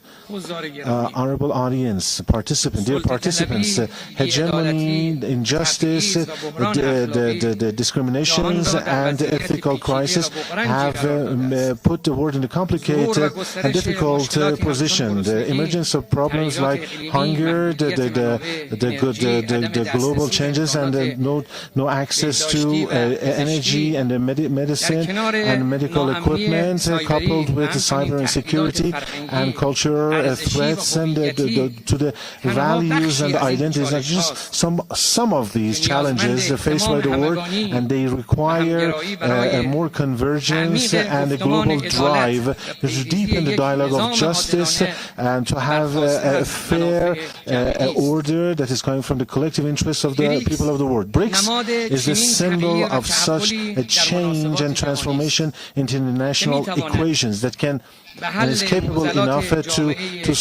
contribute positively to the resolution of the global problems, especially considering the fact that it has its effectiveness and the trust in the world is increasing. The expansion of the BRICS to other developing and the global South is making this vision more consistent and more globalized. The Islamic Republic of Iran believes that the political, economic has cooperation, significant one, with each and every 5 main members of BRICS, and in the current era we are clearly seeing a rise and the deepening of such cooperation. And the different strategic cooperation between Iran and the members of BRICS, especially when it comes to transit, energy, and trade, and that is on the agenda of BRICS. Support this approach adopted by Iran, and also lasting benefit. It has lasting benefits for our people and for the world. The Islamic Republic of Iran very resolutely supports the successful endeavors of BRICS in line with the dollarization from the trade and economic interactions between the members, and also making use of the local and national currencies, and also reinforcing the mechanisms for payments and also settlements. The Islamic Republic of Iran has exemplary and unique capacities and is ready to put them at your disposal at the 3 main activities of the BRICS, that is politics, security, and economy, and also the social ones and the financial ones, and to have maximum interaction and to foster multilateral cooperation, especially with the independent developing countries. It is in the center of Iran foreign policy. And in this line, because of Iran's very special geopolitical and also location of geography and having a lot of energy resources and a lot of engineering and technological and scientific capabilities like industrial and nanotechnology and medical advancements that we have achieved, we announce our readiness to have any kind of cooperation, to have joint investments and other types of cooperation with the other countries. Honorable participants, in conclusion, I would like to make mention that one of the existing challenges in the global south is the continuation of the racist policies and the insecurities emanating from the occupation and operations and the hegemony and terrorism, state terrorism, especially by the Zionist regime, that has not only deprived the people of Palestine from the right to determination, but also the right to development. Mr. Chair, Excellency, once again, I deem it necessary to thank you and the people of the friendly and brotherly country of South Africa for hosting this very important gathering, and I would like to thank you for your attention. That's it. Thank you for listening.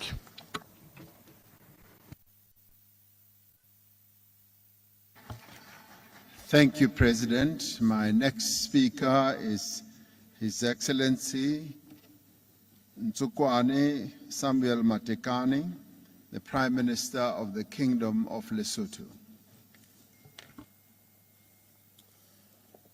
Your Excellency President Ramaphosa, Your Excellencies President of the BRICS nation, Your Excellencies Heads of State and Government present, distinguished invited guests, ladies and gentlemen. I'm deeply honored to address you on this momentous occasion of the BRICS-Africa outreach and the BRICS Plus dialogue. On behalf of the people and the government of the Kingdom of Lesotho, I would like to express our gratitude to President Ramaphosa for inviting us to this historic summit and for the foresight to dedicate this session to the Africa outreach. In the like manner, I wish to applaud the BRICS leadership for striving to create a better world. We pledge our support to them and cooperation in building a stronger and more cohesive South-South cooperation. This platform provides us with a unique opportunity to establish partnerships with the BRICS countries, the private sector and business communities for the growth and development of our African countries and the global South as a whole. Excellencies, today we gather against a backdrop of uncertainty as the world grapples unprecedented multitude of global crises. The prevailing geopolitical tensions, global pandemics, and the far-reaching effects of climate change continue to have a devastating impact on human life, livelihoods, economies, and communities around the world. This is further compounded by soaring food and fuel prices, as well as the unsustainable levels of debt. Tragically, it is the people in the global South who bear the heaviest brand of all these challenges.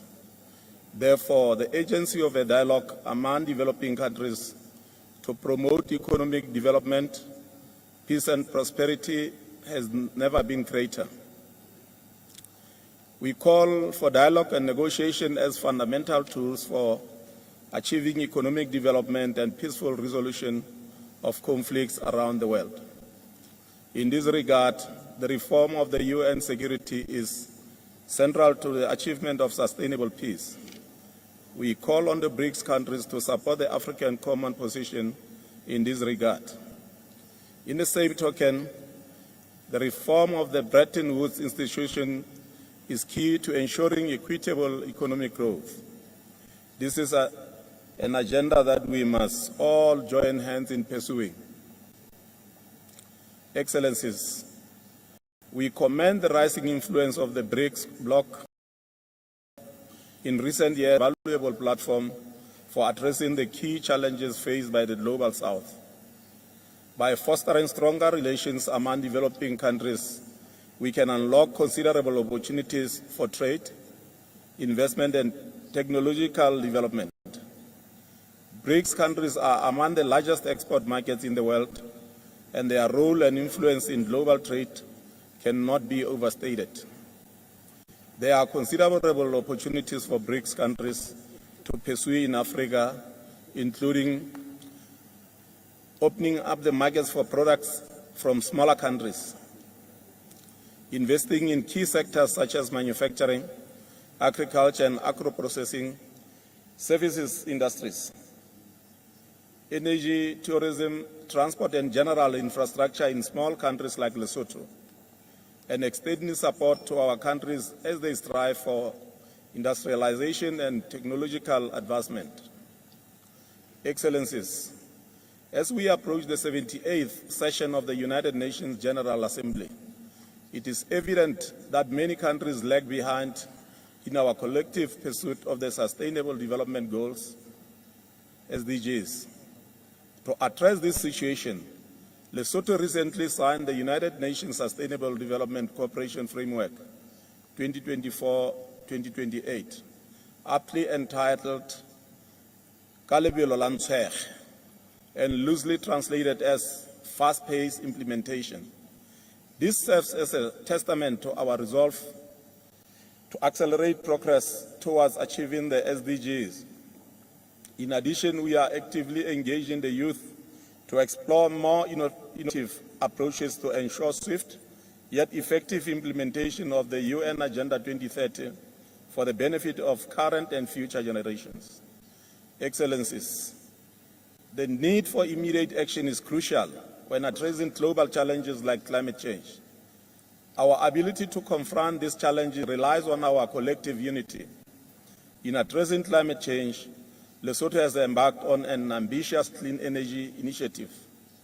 In the current public sector investment program, there are several infrastructure projects that are aimed at addressing the gaps in the energy and transport infrastructure. Lesotho is endowed with natural resources, specifically water and diamonds. Moreover, we have a huge potential for green energy generation, such as hydro, solar and wind power for domestic markets and export into the Southern African power pool. We therefore invite BRICS countries to partner with us and invest in these ventures which offer guaranteed lucrative returns on investment. Allow me also, Excellencies, to inform you that we are planning to convene the Water and Hydrogen Conference and Expo in Maseru, Lesotho from 12 and 13 October 2023. This conference will showcase the steps and action that Lesotho is undertaking towards becoming the world's first sustainable digital hydro nation. We welcome strategic partners with like-minded nations and institutions. We invite all of you to grace this groundbreaking conference with your presence.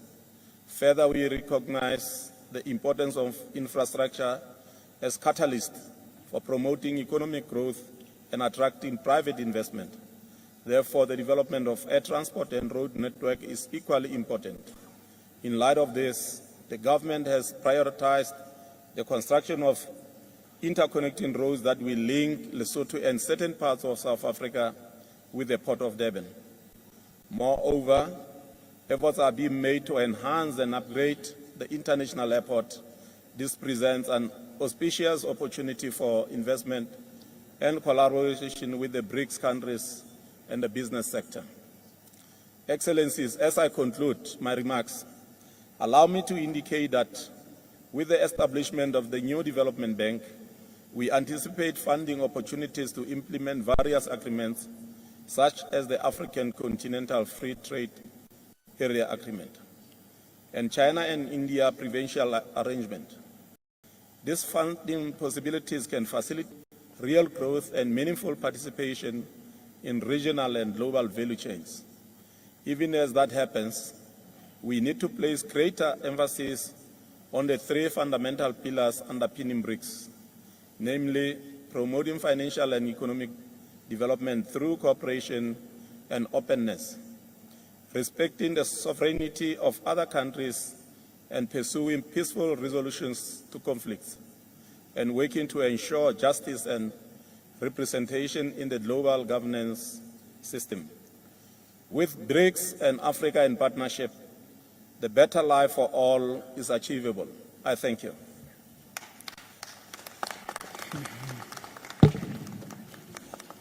Thank you.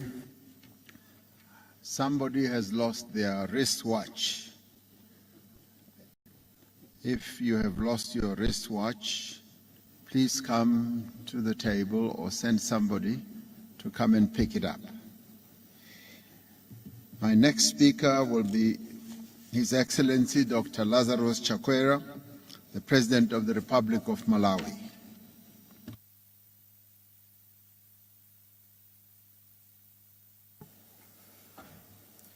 Your Excellency, Mr. Matamela Cyril Ramaphosa, President of the Republic of South Africa and Chair of the BRICS.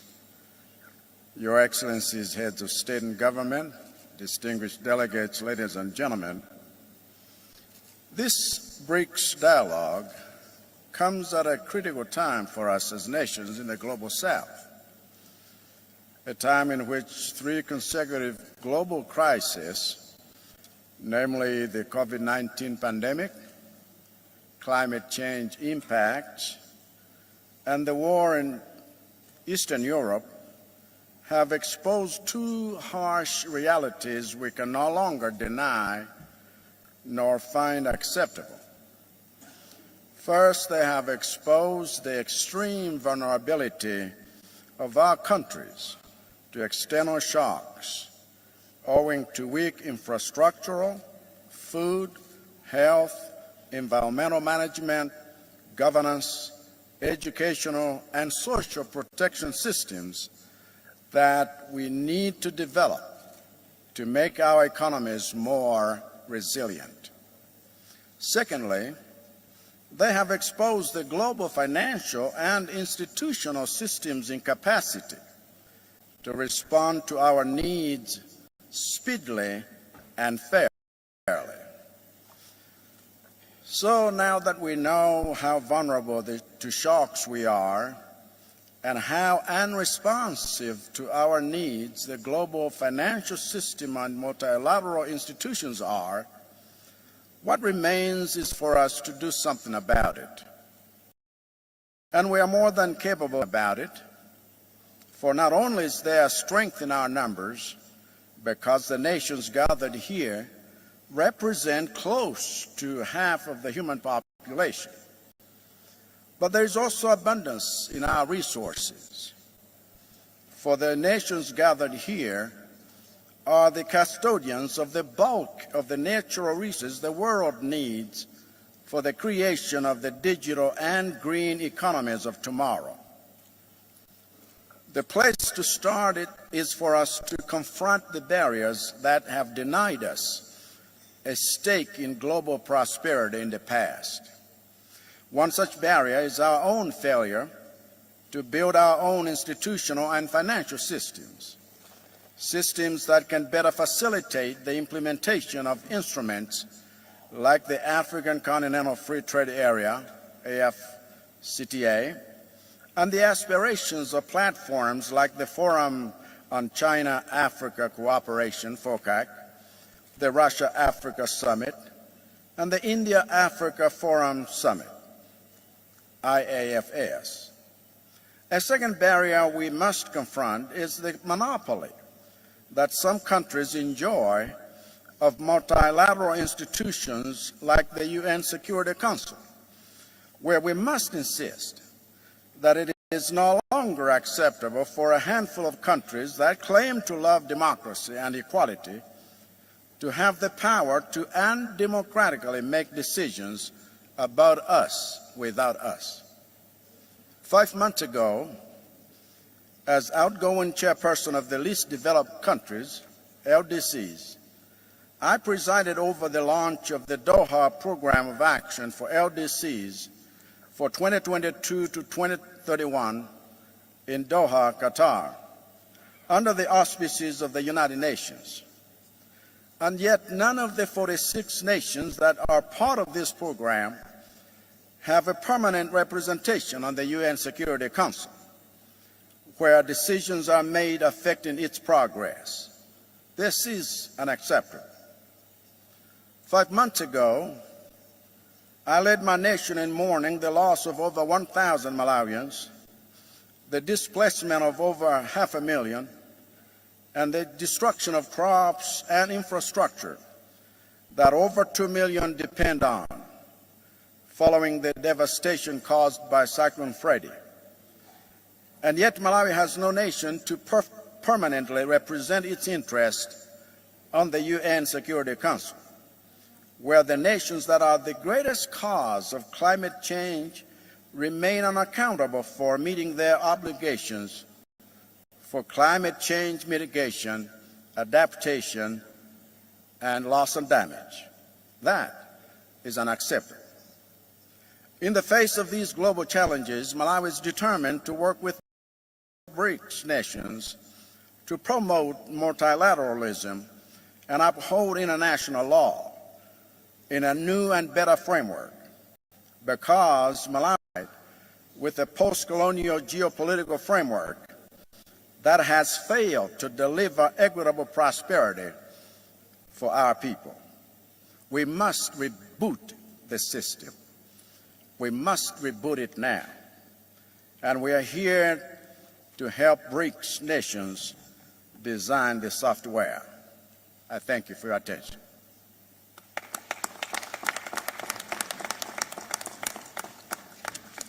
Thank you, President. I now call upon His Excellency President Filipe Nyusi, President of the Republic of Mozambique. Obrigado.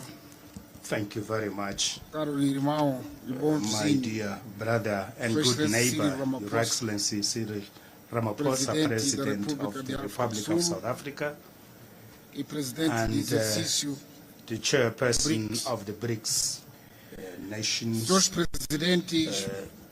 Excellencies, Presidents and Heads of BRICS nations, Senhores Presidentes e Ministros Your dos Excellencies, Estados convidados, Presidents and Ministers of Excelências, minhas invited senhoras, meus senhores. states, Your Excellencies, ladies and Ao gentlemen, iniciar a minha intervenção como as Estado I begin my convidado remarks a esta as Cimeira invited dos BRICS, state to this outreach quero em nome BRICS da Summit, República de I Moçambique wish on behalf of the Republic e of meu Mozambique próprio and on my agradecer own o behalf, honroso wish convite to thank endereçado for the por Sua Excelência gracious Cyril Ramaphosa, invitation Presidente extended to me by President Cyril República de Ramaphosa, África do Sul. President of the Republic of South Africa.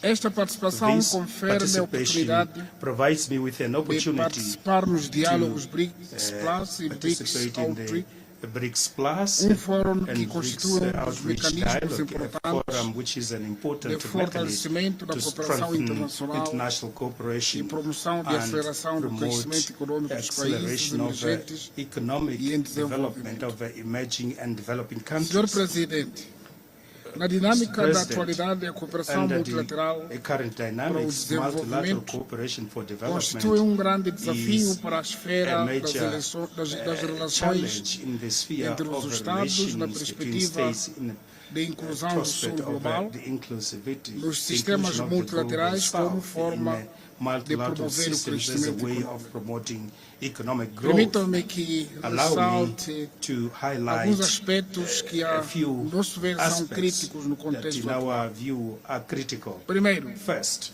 aspecto relevante que relevant decorre aspect de which is recuperação arises econômica no período pós-Covid-19, economic cooperation in the period apesar de haver indícios post-COVID-19, de uma despite trajetória de there melhoria being na maioria dos países, indication of a trajectory ainda of most of the prevalecem countries fatores of negativos growth, there are still que amortecem negative a factors velocidade de that crescimento, hamper nomeadamente the speed of a development, persistência da namely inflação the em quase persistence todo o of mundo inflation almost e a all over alta the das world, taxas de and juros the nos high, países credores interest acarretou rate of o aumento de custo de financiamento lending para os countries países which has africanos. brought up, Esta realidade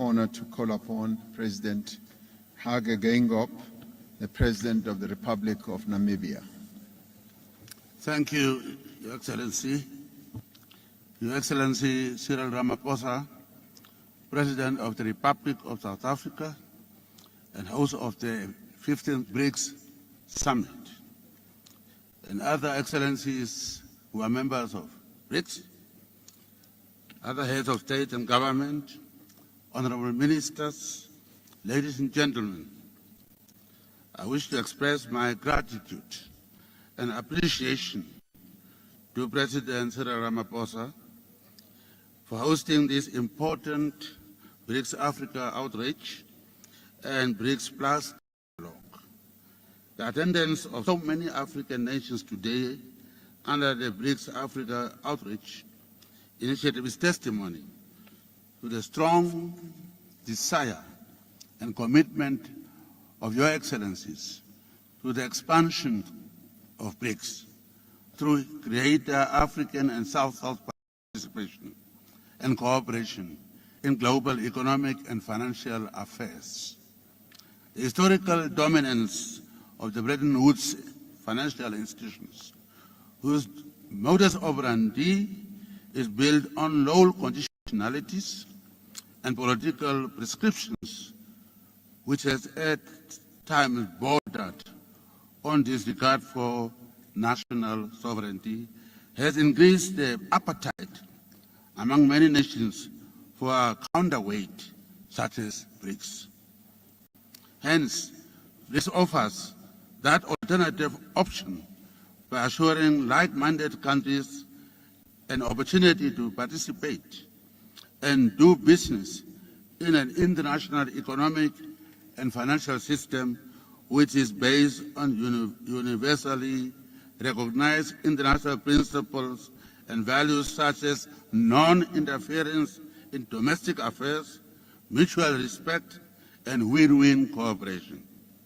In Namibia, we too hold dear these principles as a condition sine qua non to build a shared, peaceful, and prosperous global community in which all countries, big and small, interact as sovereigns on equal footing, without any country being left out or subjected to the forceful imposition of particular value system.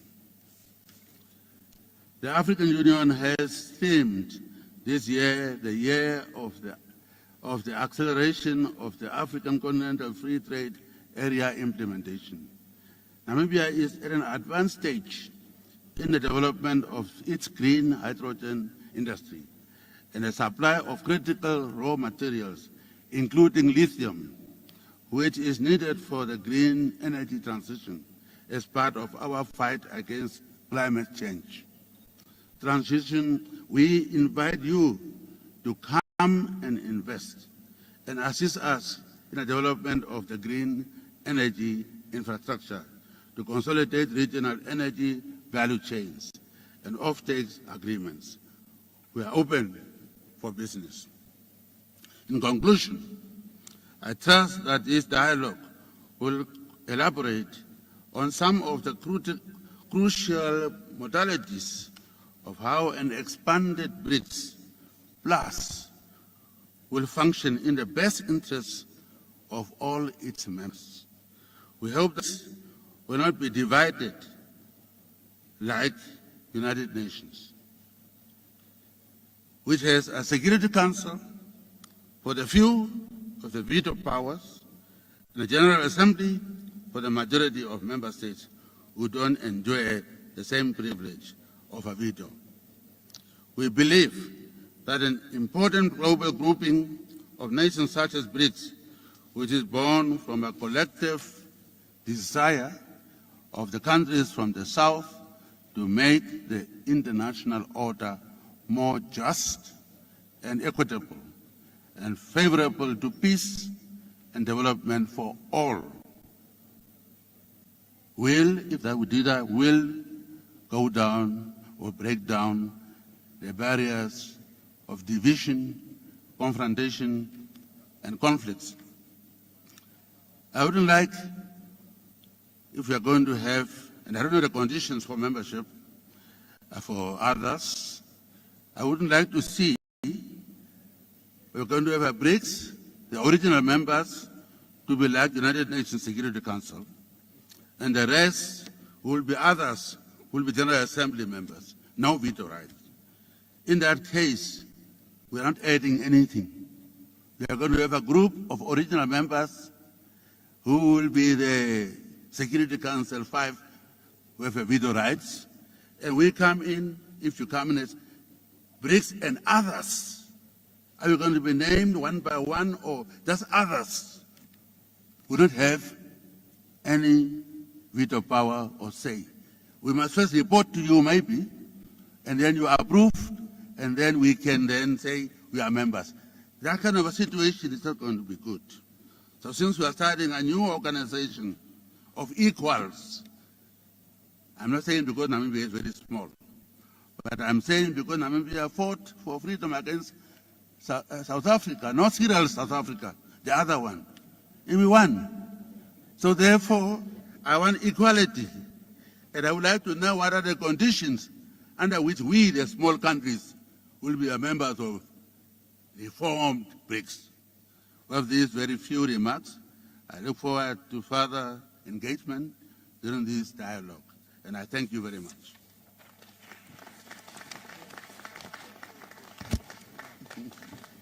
Thank you, President Gengop.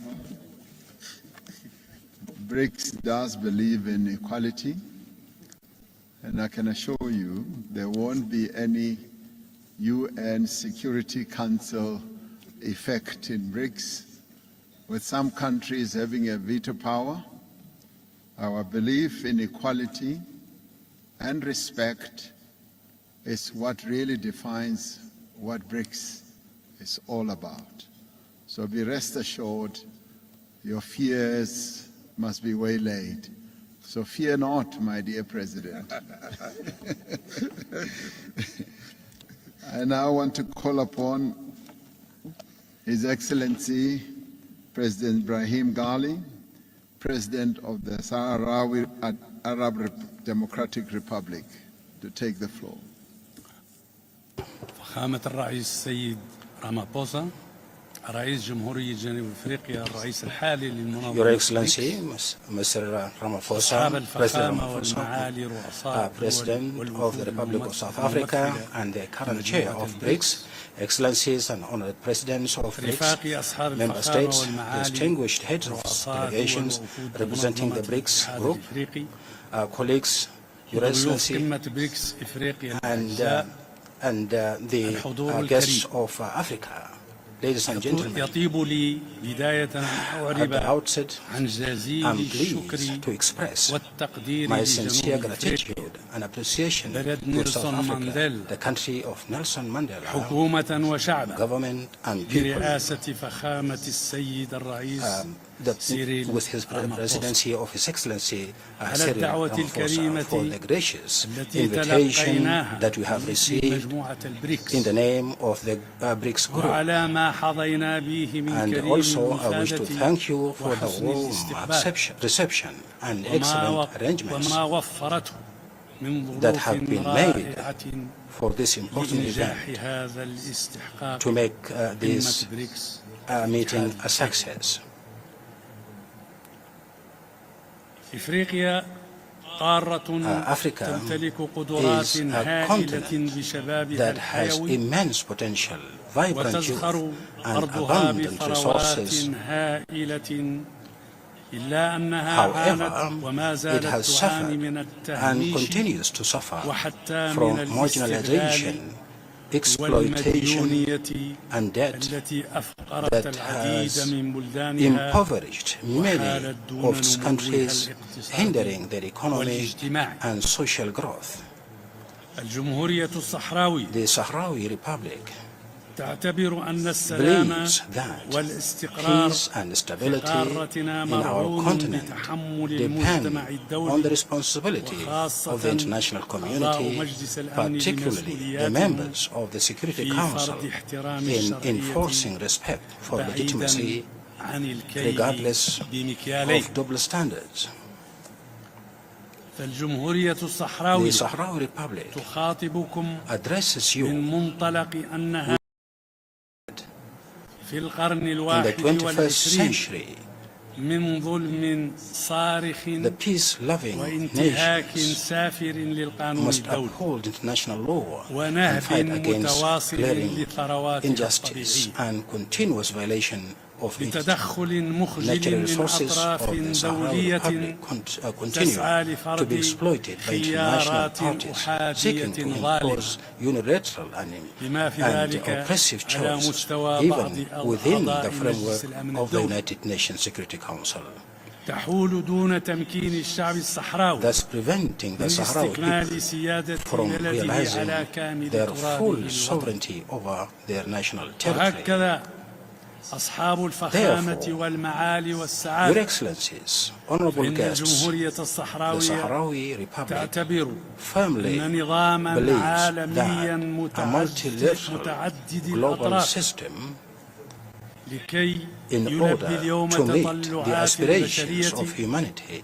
يجب أن must be يكون built قائما upon على العدالة justice and وسيادة respect القانون for الدولي. international law. لا بد له It is guaranteed من أن يجعل من حقوق for this, الشعوب it must في be تقرير guaranteed المصير that the right of people والاستقلال to ومن self-determination, تصفية الاستعمار independence, ومخلفاته decolonization, أحد ركائزه and its الأساسية. ramifications as key pillars. لا بد له This من system أن يضمن should ensure خلق the ديناميكية creation جديدة of a new dynamic تقضي على that الفوارق الظالمة eradicates unjust political, سياسيا social, واجتماعيا and واقتصاديا economic disparities بين مختلف between مناطق العالم different regions of the world, وتصب في النهاية ultimately في مصلحة serving the البشرية collective interest الجمعاء. of humanity. لا شك أن ذلك This هو distinction الفارق الذي that will set the سيميز BRICS group مجموعة البريكس. apart. كل النجاح والتوفيق Wishing you all success لهذا and اللقاء. prosperity. شكرا Thank you, والسلام عليكم and may peace be with you.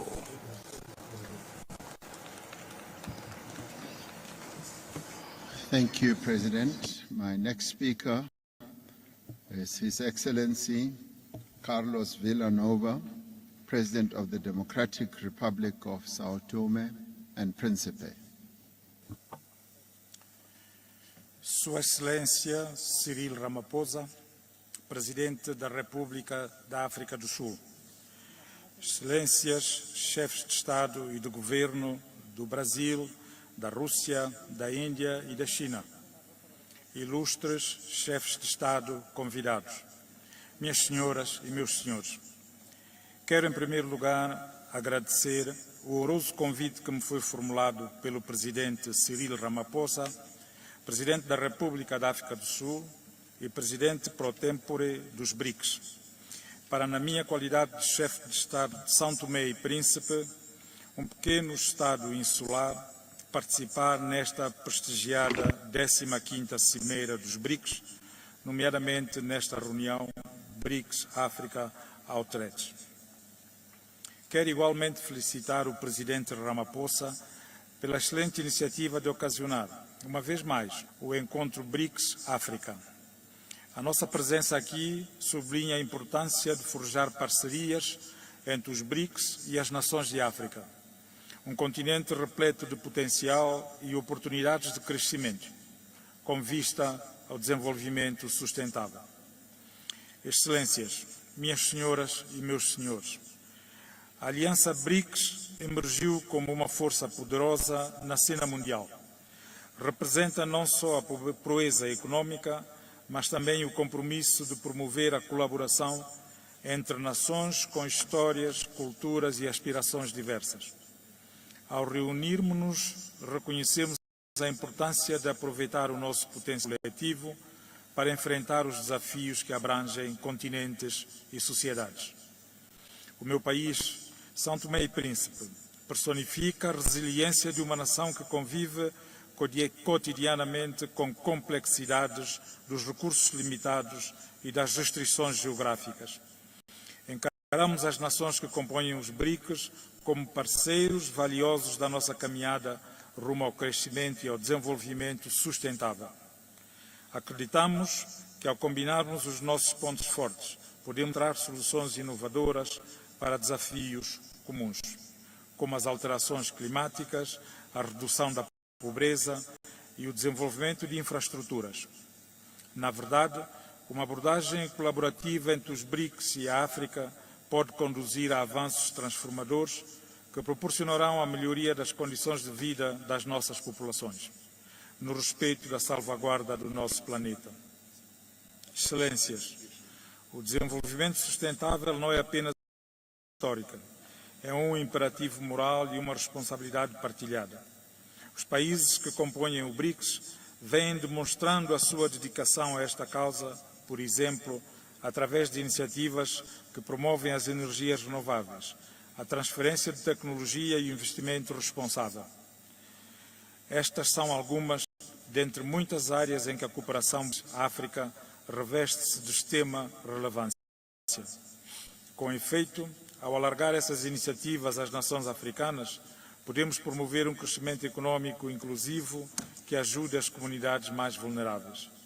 O meu país, por exemplo, pode servir de centro de experimentação de energias renováveis, demonstrando como as práticas sustentáveis podem ser integradas mesmo nos ambientes geograficamente mais limitados.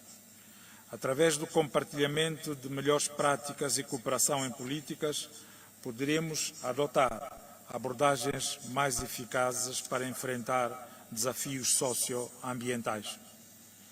O princípio do multilateralismo inclusivo está no centro das nossas aspirações. No mundo cada vez mais interligado, é imperativo que os nossos parceiros reflitam a diversidade de perspectivas e vozes. A ênfase dos países BRICS numa ordem mundial multipolar alinha-se perfeitamente com o desejo da África de ter uma plataforma onde cada nação, independentemente da sua dimensão, possa contribuir de forma significativa. Assim, a parceria com os BRICS, além de configurar um espaço de cooperação mutuamente vantajosa, pode representar para as nações africanas uma plataforma para ampliar a sua presença no palco global, assegurando que as nossas preocupações são ouvidas e que as nossas soluções são integradas no discurso mais alargado. Ao concluir, e na convicção plena de que os nossos desafios, embora numerosos, não são insuperáveis, quero aqui reforçar a parceria entre os BRICS e a África. É um farol de esperança, um testemunho do poder de colaboração e dos objetivos partilhados. Juntos, podemos forjar um conjunto para o crescimento e desenvolvimento sustentável, a paz e o multilateralismo inclusivo. Agradecendo o convite que me foi formulado para participar neste importante evento, faço votos que as conclusões e deliberações aqui chegadas sejam válidas contribuições para construirmos um futuro em que as nossas nações e os nossos povos prosperem e o nosso mundo se torne um lugar mais justo e equitativo para todos. Muito obrigado pela vossa atenção.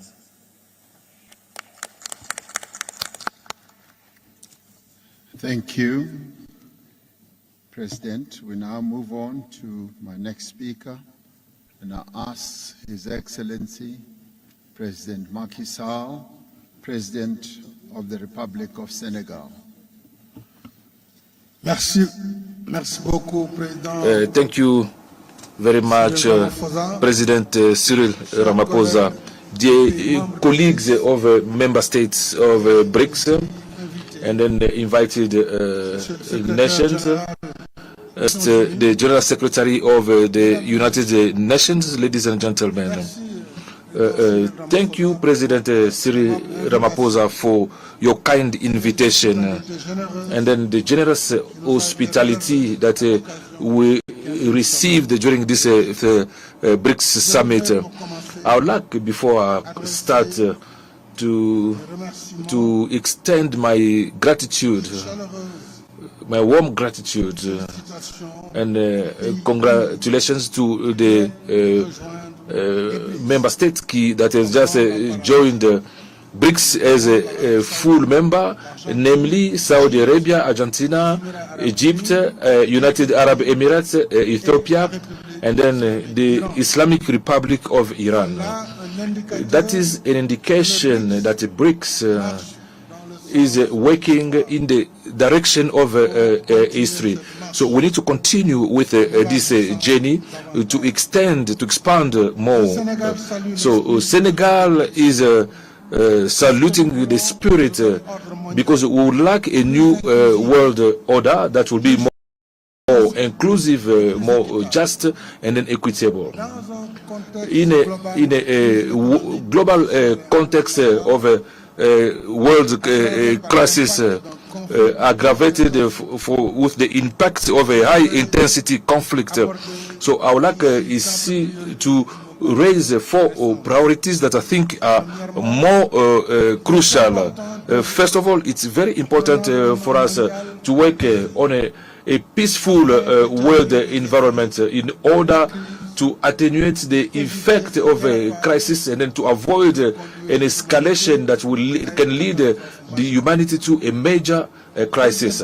Secondly, Senegal wishes support fully advocacy of countries from the south for the implementation of a financial commitment agreed in regard to the Paris Agreement in relation to climate and for the energy transition by taking into account responsibility, each one a responsibility, and also this is like it's a delay in our process of industrialization, and also to have universal access to electricity, which more than 600 million Africans who do not have access to electricity. Thirdly, we are calling for the mobilization of a special draw for eligible countries and for the consequent implementation of a G20 initiatives post-COVID in the relation for the funding of South economies. So these issues are very pressing because from United Nations estimate 50 countries are behind with payment. So the majority of these countries, the least developed, the most vulnerable countries in climate change. Fourthly, the reform of political governance, political, economic, and financial governance is imperative.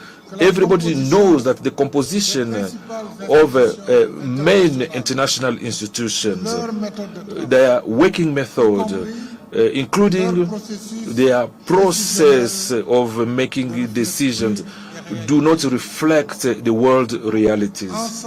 So together we should work for the evolution of the United Nations Security Council so that it could become more representative and then represent the interests of all member states. It's the same for the reform of the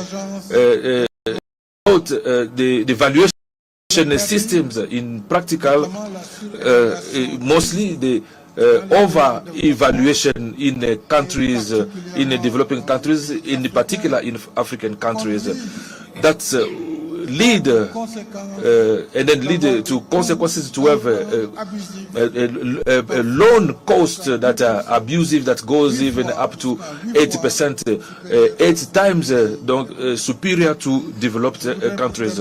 So I would like to finish to thank our friend for BRICS for their support for the candidature of the African Union to G20. With regard to our subscription to G20, so you are contributing to an advent of a more multilateral. Thank you. Thank you, President. I now have the honor to call upon His Excellency Salva Kiir Mayardit, the President of the Republic of South Sudan.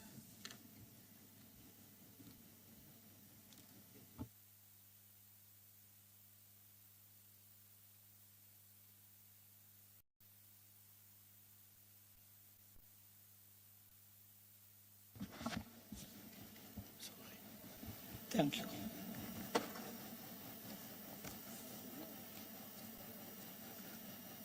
Your Excellency, Cyril Ramaphosa, President of South Africa, Republic of South Africa, and Chairman of the BRICS, Excellencies, Heads of State and Government, allow me to extend my sincere thanks to His Excellency Cyril Ramaphosa for inviting me to attend this historic summit. Let me congratulate him for successfully organizing this remarkable event in this beautiful city of Johannesburg. As Africans, we are all proud to host a summit of this magnitude here in the continent. Excellencies, I would like to pay tribute to the founding members for their courage and bold leadership to create a new vision for a multipolar world.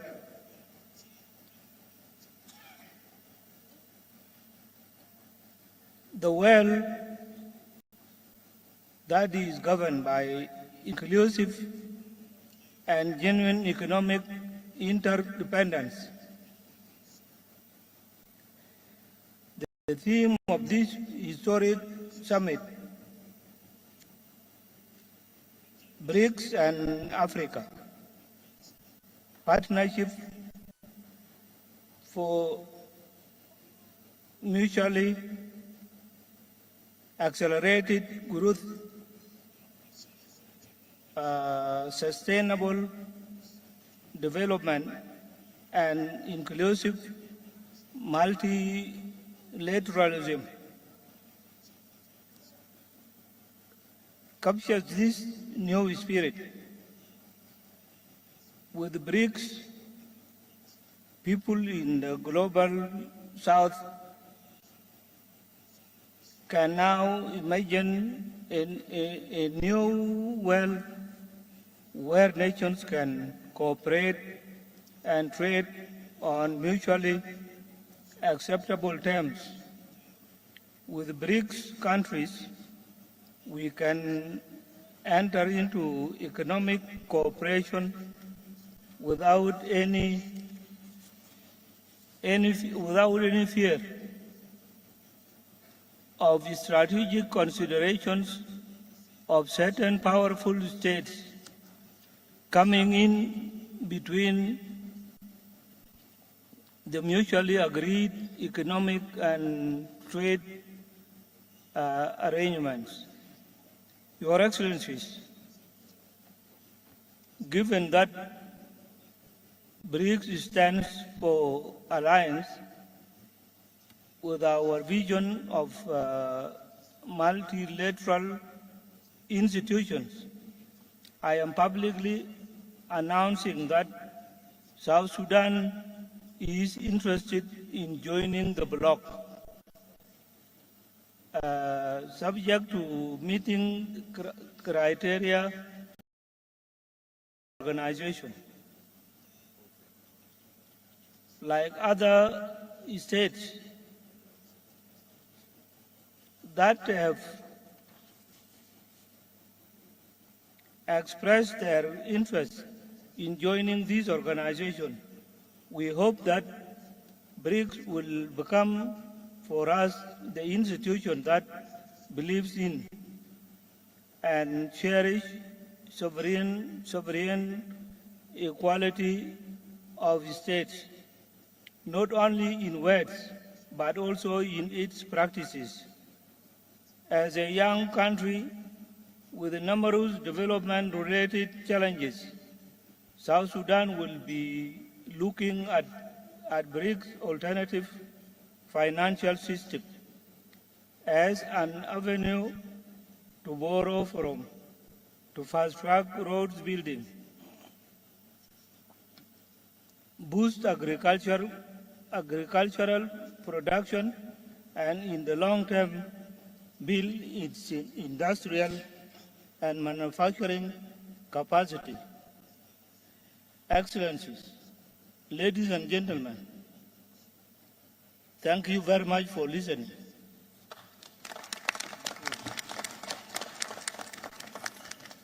Thank you very much. It's now my honor to call upon Her Excellency President Samia Suluhu, President of the United Republic of Tanzania.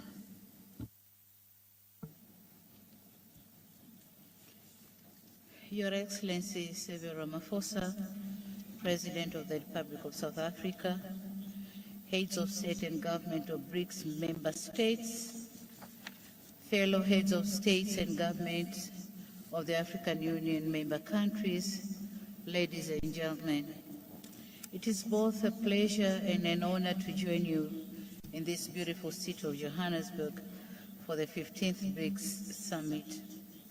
Mr. Chairman, allow me to use this brief time allotted to me to applaud you, members of the BRICS, for keeping this association going since its establishment in 2009. Indeed, the international challenges that inspired the creation of BRICS have evolved, and one may say to the worse. Henceforth, in the face of the poly crisis and rising global uncertainty, there is a great need to have a meaningful dialogue that seeks to find common solutions to common challenges. That's why I welcome and commend the selection of the theme for this dialogue. I'm very optimistic that this dialogue will advance deliberations geared toward resolving the complex challenges which our countries are facing both individually and collectively. Excellencies, one aspect which I personally consider critical in the course of the dialogue is the call to redouble efforts and take concrete actions to address the North side so as to deepen strategic, financial, trade, investment, and economic partnerships based on a just international economic order. It is gratifying, however, to note that amidst these challenges, the BRICS offer a possibility of coming up with a more equitable, balanced, and fair mechanism to deal with an international economic order that has thus far remained unattainable and an elusive aspiration. It is on these grounds that BRICS-African partnership needs to focus on unlocking potential opportunities on the continent towards realization of both Agenda 2063 and the Sustainable Development Goals, which includes the operationalization of African Free Trade Area. Forging ahead, Tanzania envisages the BRICS-African partnership that supports African endeavors in promoting and strengthening regional value chains, and furthermore, partnership that can promote or help African producers to be able to gain access to broader export markets. Excellencies, the second issue which I wish to underscore is the continued relevance and the validity of multilateralism. I note with satisfaction that this has been captured in the theme of this summit. Indeed, multilateralism stands as the major tool in addressing most of global geopolitical challenges. And in this regard, as we convene in multilateral fora such as this one, we should not lessen our efforts to strengthen the United Nations. At its 78th years of existence, it remains the sole body with universal membership. And so, Tanzania, at this point, would wish to reiterate the in the strongest voice on the need to reform the UN Security Council to make it fairly representative, effective, and reflective of the current geopolitical realities. Excellencies, ladies and gentlemen, as I conclude, I would wish to commend the Republic of South Africa for the excellent hosting of this summit. I should also commend the BRICS countries for their efforts geared toward the advancement of the South-South, as well as the African agenda for growth, development, and integration. It is Tanzania's hope that African issues and concerns, as well as priorities, will continue to feature in the upcoming BRICS engagements.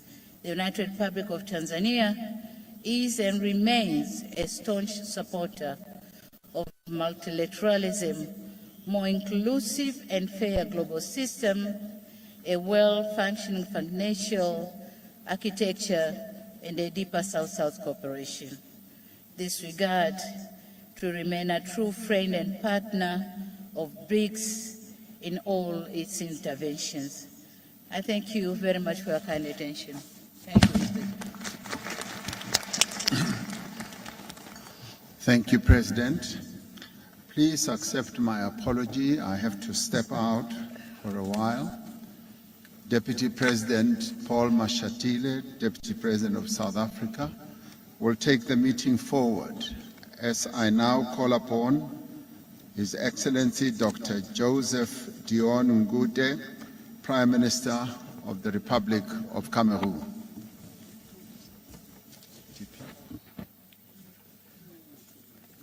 Your Excellency Cyril Ramaphosa, President of the Republic of South Africa,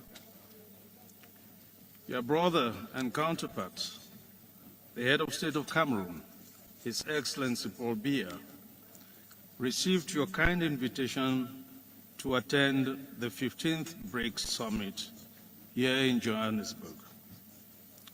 The head of state would have liked to be here in person, but owing to a prior engagement, he has asked me to represent him.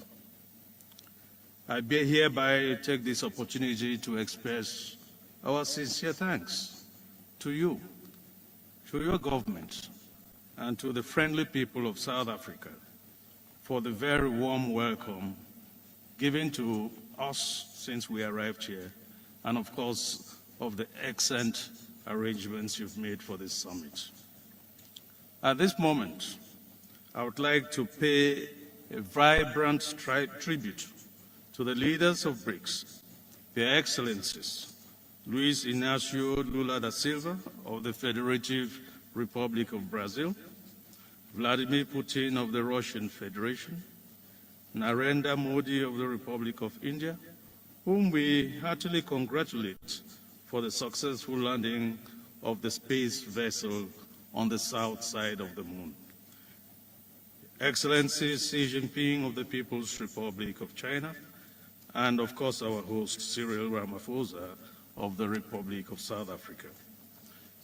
I wish to emphasize that Cameroon has excellent cooperation ties with each of your countries. Your Excellencies, Head of State and Government, distinguished guests, ladies and gentlemen, further to the 14th BRICS Summit held in Beijing, China in June 2022, which affirmed the ambition to foster a high-quality partnership between the BRICS and open up a new era for global development. The BRICS leaders are at this 15th summit discussing the BRICS-Africa partnership for mutually accelerated growth, sustainable development, and inclusive multilateralism. The challenge is to ensure that we continue to work together to build solidarity around the core values that motivated the establishment of this important group. Our world is currently facing many challenges, including, amongst others, insecurity, terrorism, climate change, cybercrime, the militarization of space, and the malicious use of social media. Faced with these global challenges, the hopes and expectations of our people continue to grow. Individually, countries are finding it difficult to respond promptly and adequately. To this end, Cameroon welcomes and appreciates the various initiatives under discussion for the development of the African continent and for the drive towards a fairer, more united, and more equitable world.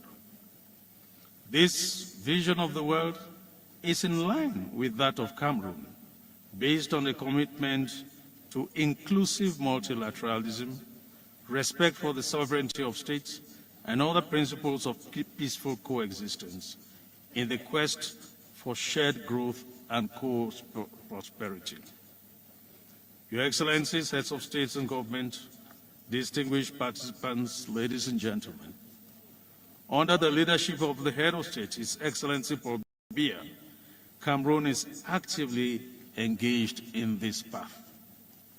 In fact, Cameroon has embarked on a vigorous plan to implement the SDGs and the Agenda 2063 through the adoption of a national development strategy designed to make Cameroon an emerging country by 2035. For example, Cameroon is one of the pioneers in the implementation of the Agreement on the African Continental Free Trade Area. In addition, Cameroon, in conjunction with other members of the Congo Basin Forest, which is one of the forest lungs of the world, is working actively to find solutions to climate change. To conclude, I would like to express the hope that the recommendations resulting from this summit will help to strengthen and consolidate cooperation between BRICS and Africa. I thank you for your kind attention. Thank you. Thank you very much, Your Excellency. I now invite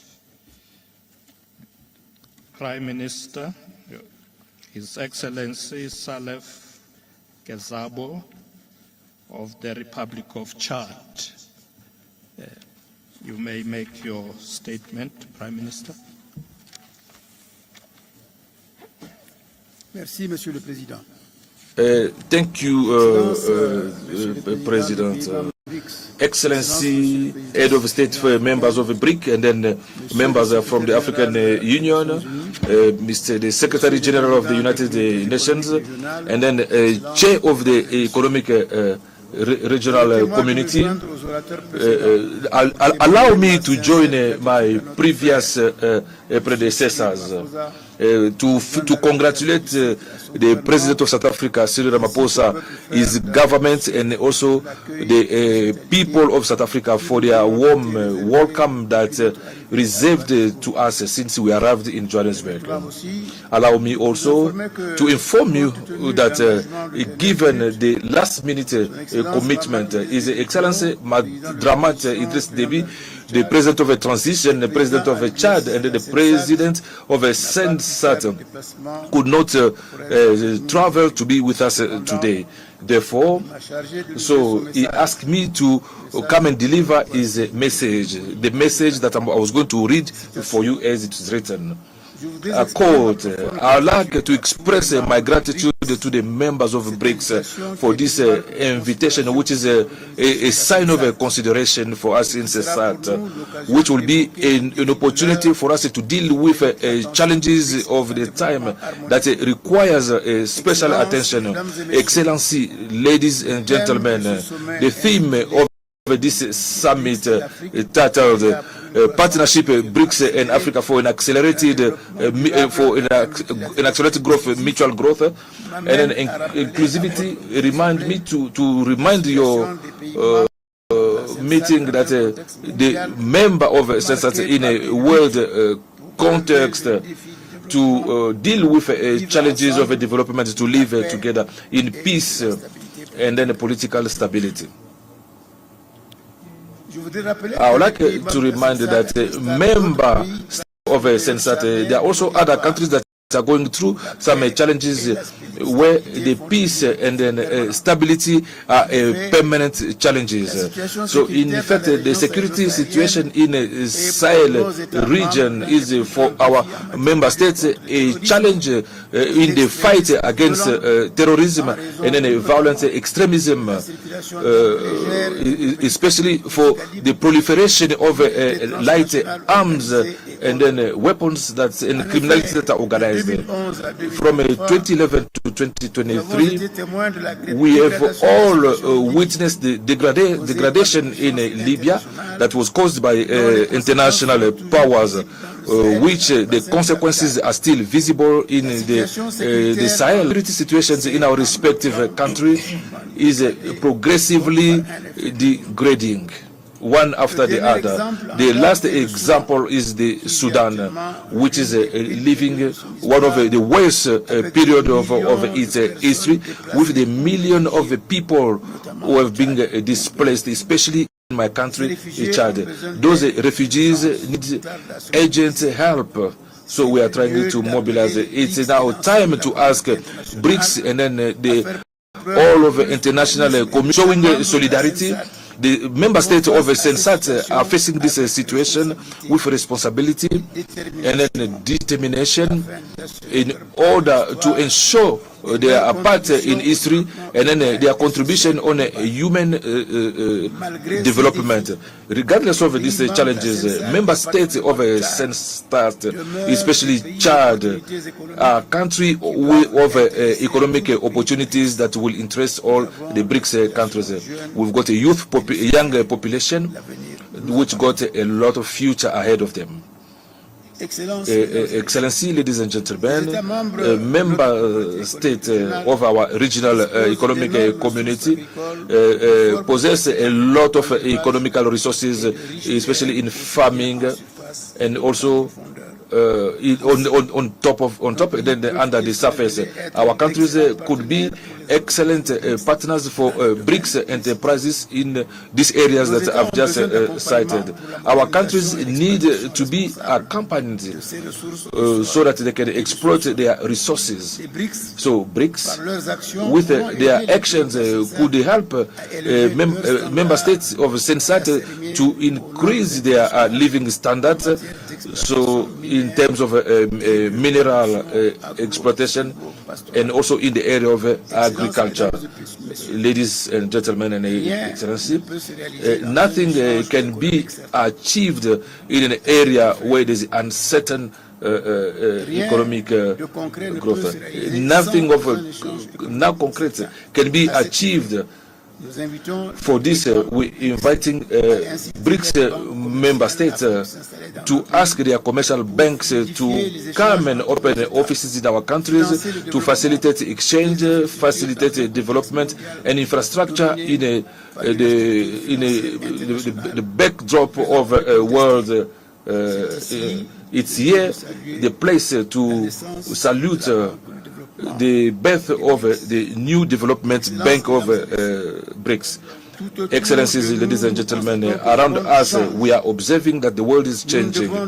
So we should not remain a spectator to suffer the old laws that is not favoring us.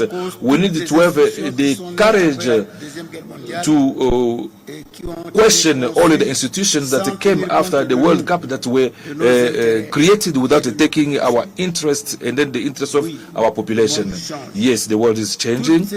All those institutions, all those type of development, all those architecture were designed not for us but for us to be exploited in these conditions. So we need to put an end to this. For instance, for the conference of Bandungu, we need to put in place a new solidarity currency or thought, and then so we are supporting BRICS. So we've got a subscription from African countries like Egypt and Ethiopia. So I declare to you that Chad is ready to adhere to the BRICS. I thank you. Thank you. Thank you very much, Your Excellency. I now invite His Excellency Mr. Jean Michael Sama Lukonde, Prime Minister of the Democratic Republic of Congo. You may now deliver your input.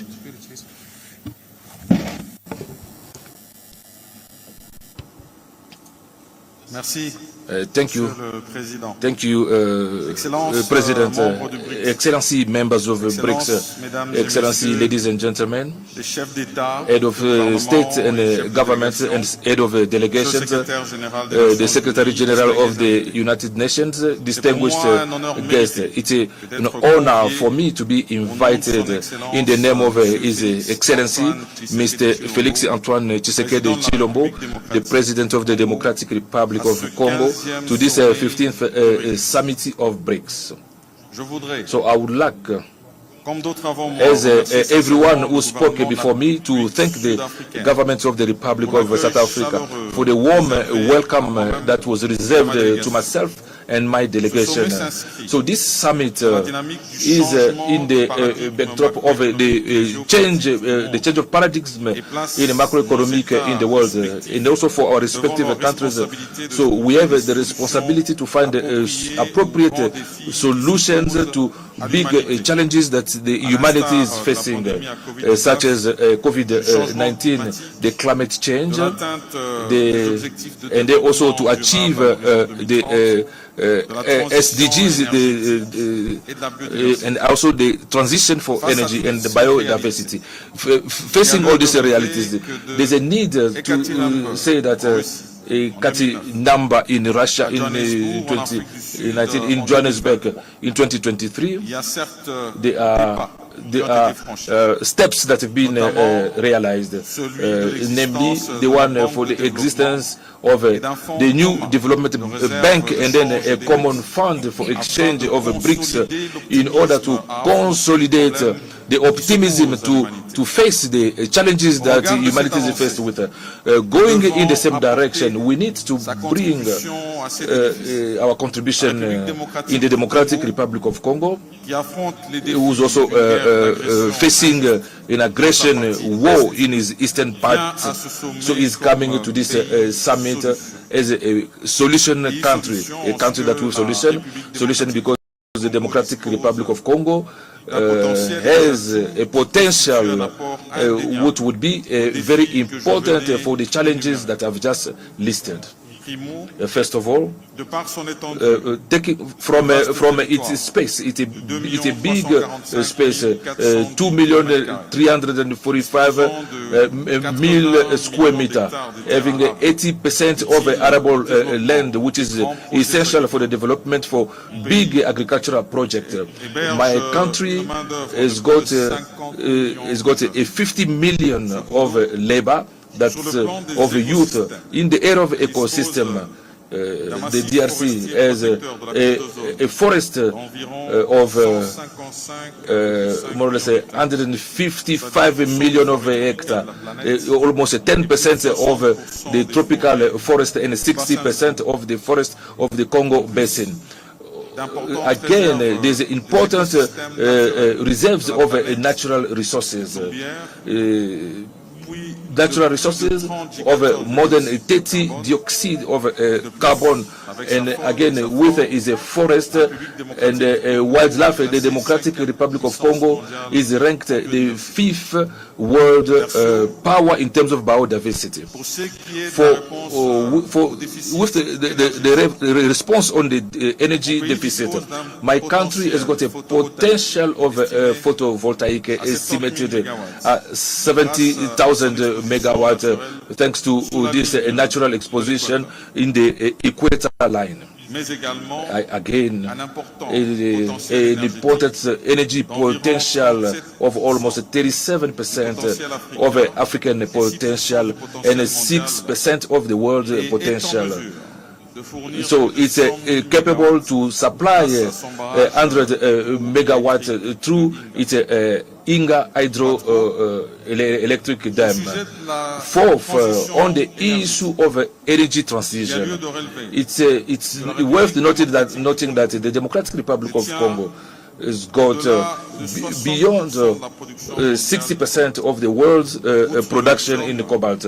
Other than lithium, which is known by country, has got other important crucial minerals that facilitated the manufacturing of batteries, and which is the request is increasing during this time of renewable energy. So taking into account all this, so I'd like to draw everybody's attention beyond of financial commitment in the program aimed at CITE, specifically to those oriented in our semi-urban centers and in the villages that are being selected for energy transition for the protection of the environment.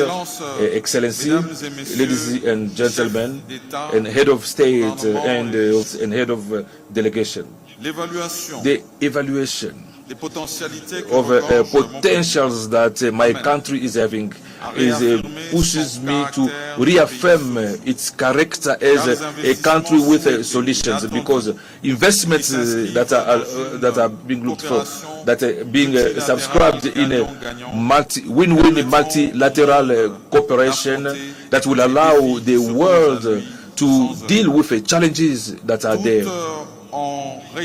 By also reiterating my gratitude, I wish successful to these meetings, and I thank you. Thank you very much, Your Excellency. May I now invite Prime Minister Dr. Mustafa Medbouli of the Arab Republic of Egypt. You may deliver your address.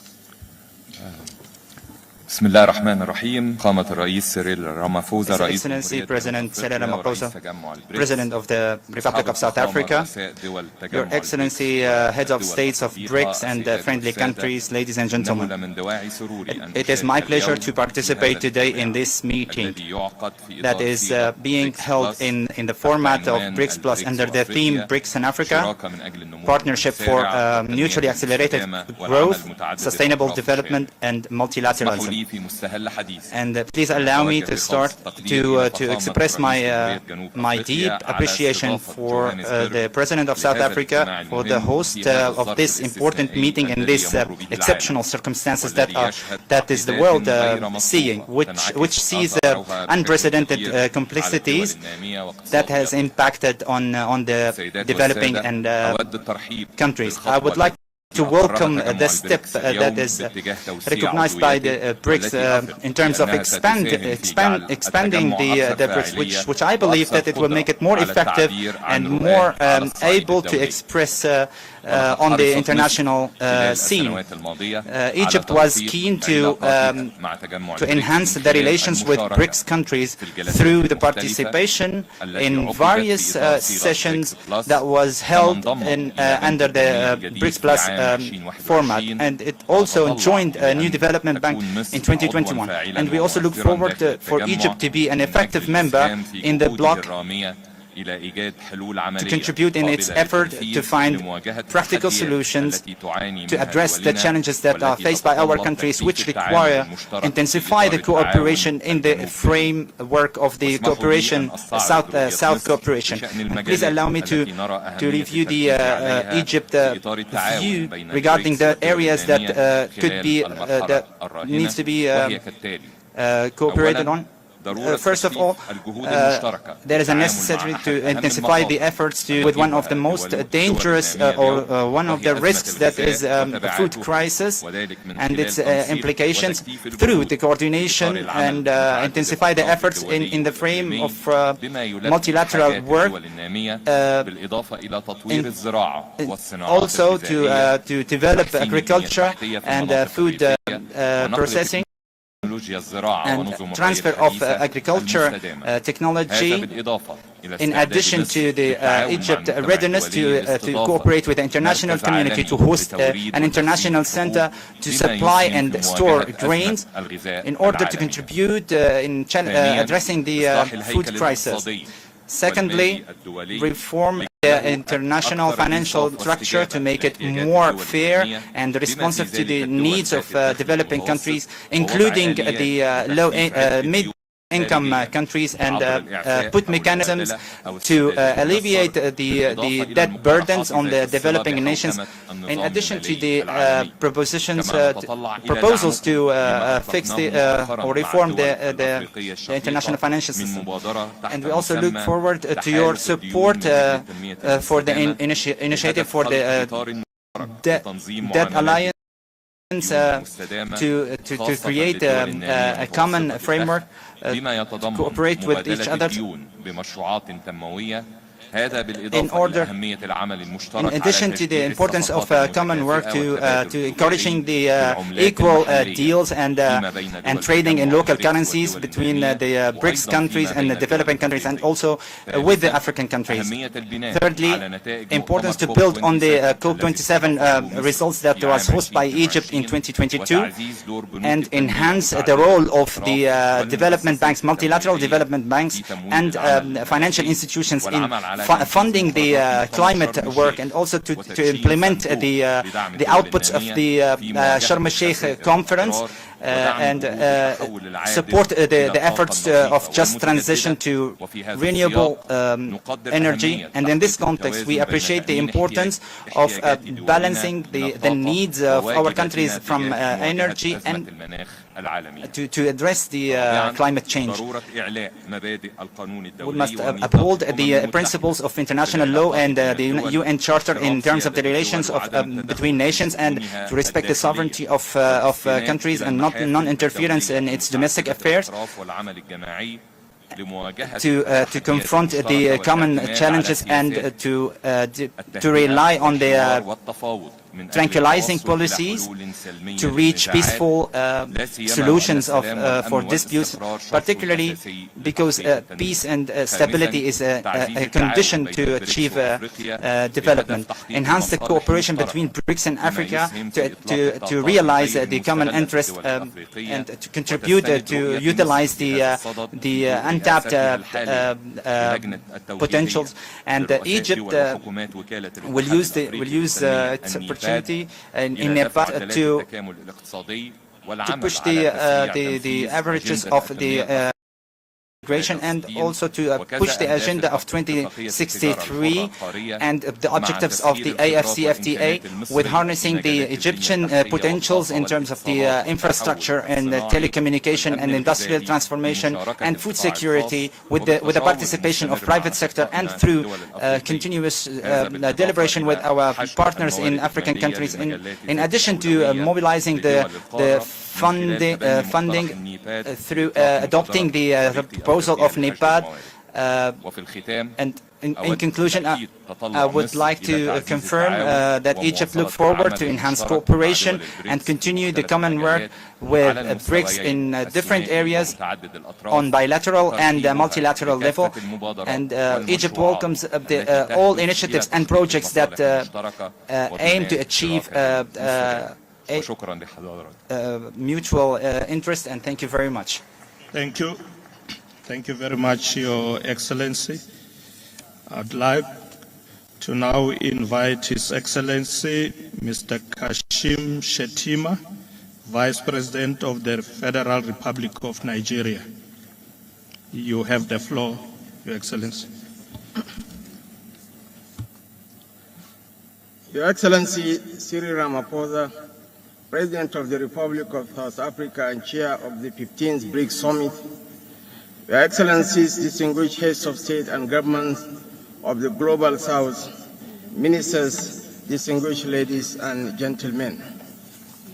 Gathered here for the third BRICS-Africa outreach and BRICS Plus dialogue, alongside the 15th BRICS Summit, I convey warm greetings from His Excellency President Bola Ahmed Tinubu of Nigeria.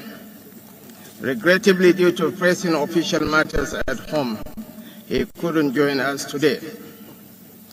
President Tinubu, on behalf of the government and people of the Federal Republic of Nigeria, extends our deepest gratitude to the government and people of the Republic of South Africa for convening the 15th BRICS Summit and bringing together stakeholders from around the world. We are also witnesses to the host's warm hospitality, and my delegation and I are grateful to you for providing a home in Johannesburg for your brothers and sisters from the other edge of the Atlantic. The prevailing theme of this summit, BRICS and Africa, partnership for mutually accelerated growth, sustainable development and inclusive multilateralism, resonates as a compass guiding the trajectory of the world. It underscores the profound realization that the cornerstone of stability within our intricate multipolar landscape lies in fostering developmental partnerships. Your Excellencies, the disruptive events of the past and present years have rendered emerging economies and many developing countries vulnerable, leaving them in search of beneficial alliances. But I assure you that Nigeria is committed to shaping and fortifying the global framework and governance concerning all major international issues, particularly in the fields of economics, finance, environment, climate change, bridging the digital divide, adopting a comprehensive strategy towards debt alleviation, addressing food and energy insecurities, instituting post-pandemic recovery measures, and fostering financial inclusion within developing countries. Your Excellencies, the international global governance structure to which we currently adhere was established prior to the independence of the African continent and many countries in the global south. So it's indeed imperative to reform global governance to align with the realities of today's world and to acknowledge the necessity for partnerships that ensure shared prosperity, inclusivity, and sustainable development. Your Excellencies, the trajectory of President Tinubu's economic reforms and diplomatic alliances is intended to attract investments and partnerships to Nigeria, while aligning with international and regional cooperation that corresponds with the government's objectives. The new government, which began less than 3 months ago, is examining the variables and evaluating the scope and level of regional and global cooperation to pursue in order to as a desired friend and partner. The government's final decisions will be determined once our ongoing in-depth discussions within the Economic Advisory Council, the National Assembly, and the Executive Council are concluded and adopted. It is needless to add that Nigeria is Africa's largest economy, and with a population of 220 million people, is undoubtedly the most populous country in Africa. Mr. Chairman, as we approach the target completion date of the Agenda for Sustainable Development Goals, the reality of achieving the SDGs remains bleak for many countries, especially developing ones. These nations confront historical developmental vulnerabilities and challenges that are beyond their control. Thus, it is imperative for us to unite within regional groups and forge a noble form of international cooperation. This endeavor aims to foster global economic governance reform while enhancing the representation and voice of emerging market economies or developing countries. Your Excellencies, in a multipolar world, creating mutually beneficial partnerships is challenging, but can be overcome through proper alliances, realignments, and the use of rules-based multilateralism. The key is to establish effective partnerships that will effectively respond to these challenges, based on 1, harnessing the agricultural potential of our nations, 2, harnessing renewable energy to revolutionize Africa, 3, fostering technology, innovation, and job prospects for holistic and equitable progress, 4, collaborative efforts on climate change and nature-centered approaches to development, 5, strengthening vibrant private sector participation among countries of the global south, and 6, nurturing youth employment and skill building as a deterrent against terrorism, organized crime, and related resilience, and lastly, promoting proactive involvement of business leadership in shaping and improve an ideal landscape for trade and economic exchanges in the global south. We therefore look forward to working close with BRICS members and other regional alliances. Our aim is to join forces with nations sharing our vision. Our aim is to foster a partnership aimed at expediting growth and sustainable development across the African continent and the global south. Thank you very much for listening. Thank you very much, Your Excellency. I now invite Her Excellency Ms. Jessica Walupo, Vice President of the Republic of Uganda. Your Excellency Cyril Ramaphosa, the President of the Republic of South Africa and Chair, I am here to represent His Excellency Yoweri Kaguta Museveni, the President of the Republic of Uganda, and to present to you his message, which reads as follows.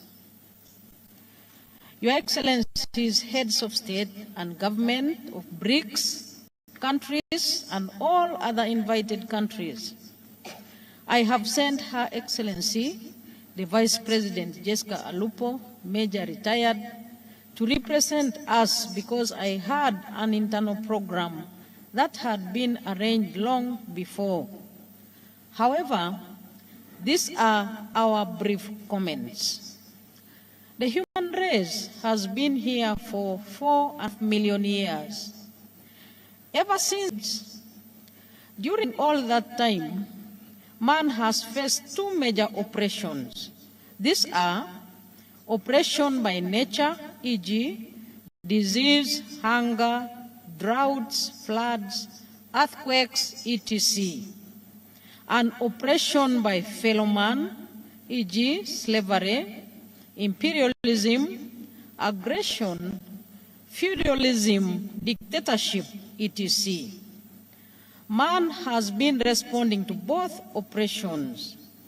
He has been responding to oppression by nature through scientific discoveries and better socio-economic organization. Hence, the discovery of fire 1.5 million years ago, the domestication of crops 10,000 years ago, the domestication of animals or livestock 10,000 years ago, the invention of the steam water pump in the year 1698 by Thomas Savery, and the invention of the steam engine in the year 1823 by George Stephenson, etc., are all the phenomena that enabled man to handle better the oppression of man by nature. These are steps that the whole of the human race should welcome and share. Unfortunately, on account of ideological bankruptcy and parasitism, these advances in human knowledge are more often than not used to reinforce the oppression of man by man. That was the situation with the invention of the use of iron tools and weapons, the invention of gunpowder, etc., by some communities that pioneered these advances against those communities that were still lagging behind in respect to those inventions. God equipped man with three characteristics that have enabled him to find solutions to the two oppressions against man mentioned above: oppression by nature and oppression by fellow man. Three characteristics are a superior brain, bipedalism or ability to walk on two legs, and a hand that can do work, create tools and use them to do work and create more complicated tools and machines. Therefore, oppression of man by nature, e.g. by droughts, floods, diseases, should not be a problem anymore if it was not for the parasitism which leads some actors not to share knowledge with others or use knowledge to oppress others. This is a distortion that needs to be combated. Your Excellency, by sharing scientific knowledge and management practices, many problems by nature to man would be solved if we also banish parasitism. The danger to the environment is, for instance, caused by greed and parasitism of some actors in the world and individual countries. Your Excellencies, the struggle against oppression of man by fellow man has been progressing, but again with unnecessary interruptions caused by imperialism in the last 600 years, feudalism and other forms of dictatorships. In the fight for freedom from oppression of man by fellow men, it is important to remember what the Bible teaches us. In the book of Acts of the Apostles, chapter 17, verse 26, it goes as follows. And he has made from one blood every nation of man to dwell on all the face of the earth, and has determined their pre-appointed times and the boundaries of their dwellings, so that they should seek the Lord in the hope that they might grope for him and find him. I close quotes. Therefore, Your Excellencies, nations and the boundaries of those nations are the work of God, and nobody should interfere with the work of God. Imperialism is therefore a heathen, unchristian idea. Therefore, in the fight for the emancipation of man from oppression of man by fellow men, we should respect the choices of the different nations and countries. The Bible again states in the book of Matthew, chapter 5, verse 16, I open quotes, "Let your light so shine before men that seeing your good deeds, praise our Father in heaven," I close quotes. In other words, influence people by example and not by coercion, manipulation, etc. Your Excellencies, bearing the foregoing in mind, you can see the relevance of the BRICS effort. It is aghast with fresh air that after 600 years of slave trade, colonialism, genocides, imperialism, neocolonialism, aggressions, etc., a group has come up to illuminate a new way for human race, a new way that insists on justice, equality of people, and respecting independence of people and countries. Uganda therefore supports the effort of the BRICS countries, and at the right time will want to join. I thank you, Your Excellencies. Signed, Yoweri Kaguta Museveni, President of the Republic of Uganda. Thank you very much, Madam Vice President. I now invite His Royal Highness Sheikh Saud bin Saud Mohammed Al-Qasimi, member of the Federal Supreme Court of the United Arab Emirates, ruler of Ras Al Khaimah. You have the floor. You will be followed by Botswana. Botswana, be ready.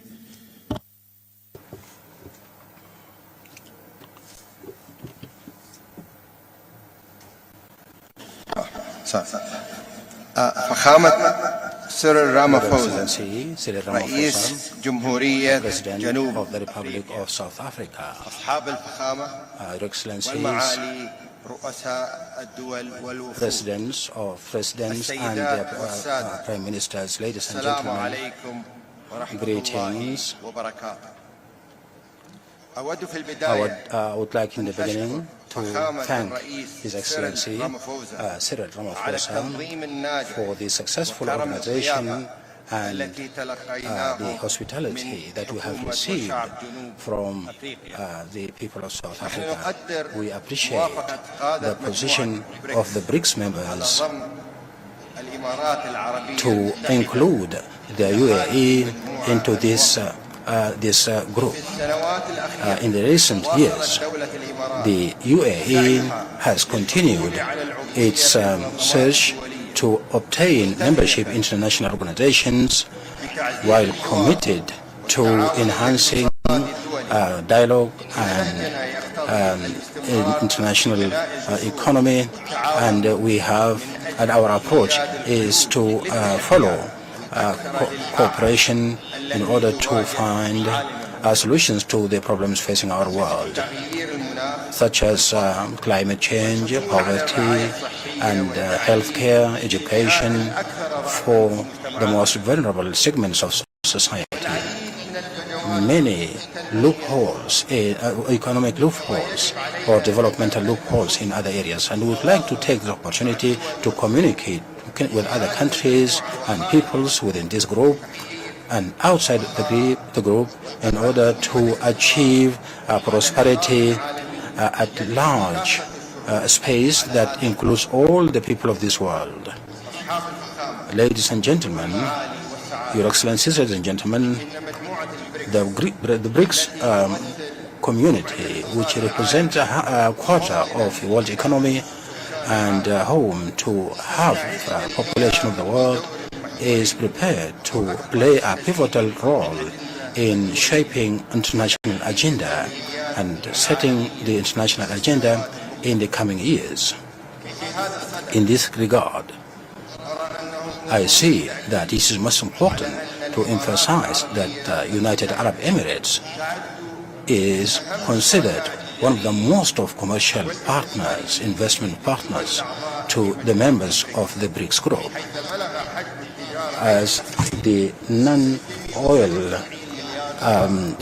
trade has reached $750 billion and investment $38 billion between the year 2018-2023. It is worth mentioning that the United Arab Emirates is the second country that is not founder to join the new development bank in 2020.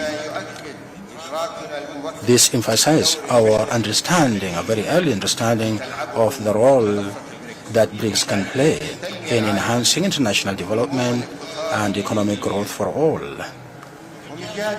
On the other hand, the United Arab Emirates has shown a strong commitment to political participation and close diplomatic participation with the BRICS countries, and in a wider area, using an open approach to international affairs, whether the framework of partners with regard COP28, which was going to be held in Dubai in November, or other forums of multi-parties. Your Excellencies, ladies and gentlemen, the meeting of today in Africa indicates our joint objective, which aims to build something more than multi-lateral. The United Arab Emirates is keen to benefit from international forums, including BRICS, to establish new partnerships and to support development agenda in the global south, in the sense that it is a trade partner and investor in the African continent. Ladies and gentlemen, allow me to reiterate that the United Arab Emirates, being a country that lies in the crossroads of trade routes, is very keen to enhance peace and stability, prosperity in the Middle East, and aspires to enhance partnerships, wider partnerships with BRICS today and tomorrow. I am very happy with regard to our discussions today, and I would like once again to reiterate my appreciation of having invited me to participate in this platform. Thank you very much. Thank you very much, Shukran.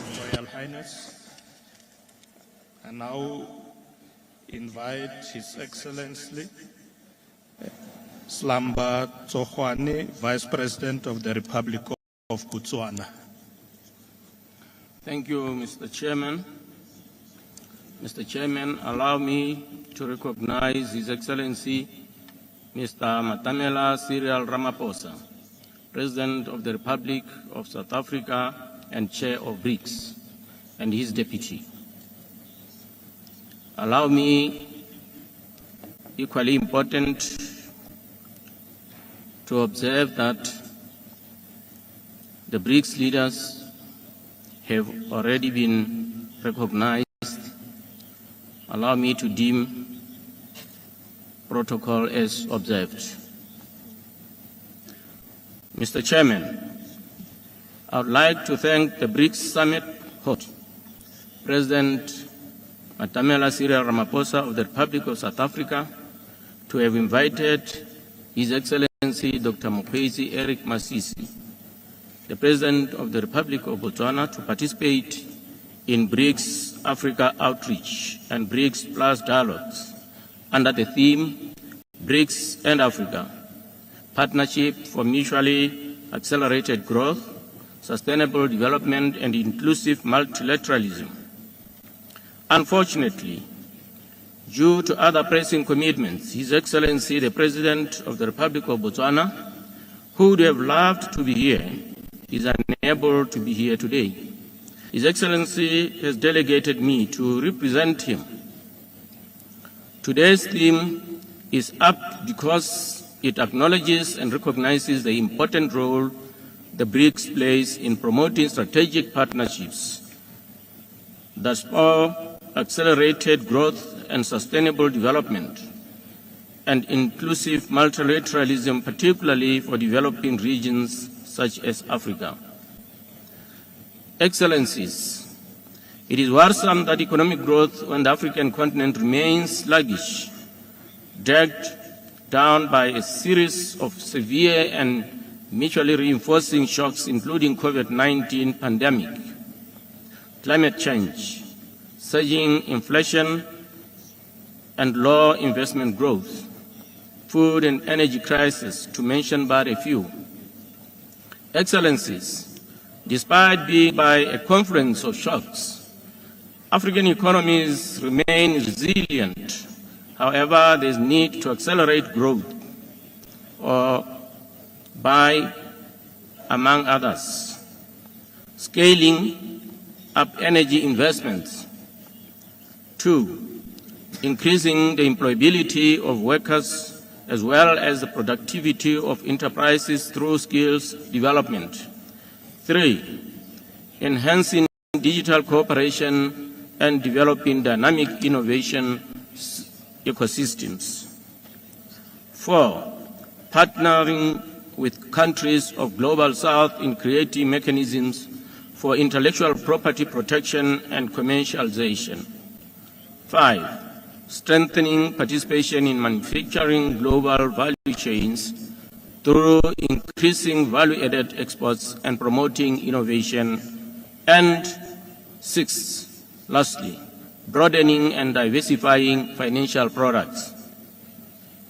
Mr. Chairman, recognizing that BRICS economies represent a significant share of both global trade and world GDP, there is an opportunity to enhance economic cooperation and open new opportunities, boost economic exports and attract foreign investment to the African continent. Excellencies, the Sustainable Development Goals report of 2023 illustrates that halfway to the deadline of 2030 agenda, we are leaving more than half of the world behind, casting doubt of the likelihood of realizing sustainable development goals. On that note, Mr. Chairman, I must recognize milestones by different countries. they demonstrate pockets of successes. In that note, Mr. Speaker, in the context of the health target of the Global Sustainable Development Goal, Botswana has achieved a milestone under what is regarded as 95-95-95. We are able, or we have been able to achieve 95-98-98. This is what raises hope, Mr. Within, we are gearing up into second 10-year implementation plan of Agenda 2063, whose goals and targets have a 70% inherent interconnections with those of Agenda 2030. Excellencies, about half of the Agenda 2030 targets are off track. Then inevitably, Africa's Agenda 2063 is also in peril. Like Agenda 2063, Mr. Chairman, there exists an SDG financing gap that is exacerbated by climate change and conflict on the African continent. Clearly, reforms of the global finance system and more targeted financing solutions are needed to get back on track to meet the global goals. The BRICS New Development Bank stands to make a meaningful impact in providing valuable resources to help fill the massive gap in investment and infrastructure and sustainable development in developing countries. Excellencies, Botswana remains committed to a more equitable, inclusive, and effective international order. We are of the conviction that Africa ought to have an enhanced presence and voice at the table of global diplomacy. For us, this is a legitimate demand, as Africa is increasingly being recognized as a new center of power, as others already stated today. Today's dialogues are a perfect platform to continue efforts towards a more representative, fairer, and balanced international order. Excellencies, we note with keen interest the BRICS leaders' ongoing discussions on BRICS expansion, underscoring the growing significance of this bloc. We view the BRICS family as an important trade and development partners, sources of foreign direct investment, and champions of the interests of the global South. On trade, we are also following the BRICS leaders' discussions on the possibility to use local currencies in trading. Under the African Continental Free Trade Area, a Pan-African payment and settlement system has been launched in 2022 that enables the efficient flow of money across African borders, bringing about financial integration. We believe that this payment system will shape the ebb and flow of not only intra-Africa trade, but also trade with countries of the global South and the rest of the world. As previous speakers have clearly stated, partnerships in a bedrock of the BRICS since its founding. In this respect, I commend the BRICS country to promoting inclusivity and engagement with our beloved continent of Africa through the BRICS Africa Outreach and BRICS Plus dialogue. Before I conclude, Mr. Chairman, I would like, Mr. Chairman, because of other pressing commitments, to seek leave immediately as I have concluded. I thank you very much for your attention and your endurance for a long day. Thank you very much. Thank you. Thank you very much, Your Excellency. I now invite His Excellency General Nyikadzino Chiwenga, Vice President of Zimbabwe.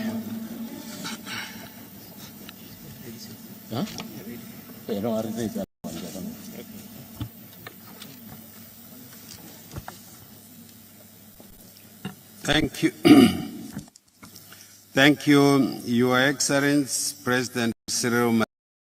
Ramaphosa, President of the Republic of South Africa and Chair of the BRICS, heads of states and governments, honorable ministers, Your Excellencies, shareholders of the new Development Bank, distinguished guests, ladies and gentlemen. I am representing His Excellency, the President of the Republic of Zimbabwe, Dr. Emmerson Dambudzo Mnangagwa, who could not be here because of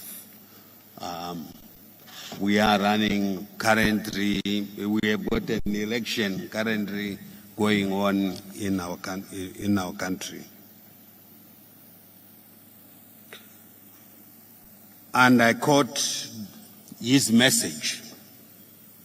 On behalf of the government and people of the Republic of Zimbabwe, and on my own behalf, I wish to express profound appreciation to you, President Cyril Matamela Ramaphosa, and the people of the Republic of South Africa for your warm welcome and the hospitality extended to my delegation since their arrival in this beautiful city of Johannesburg.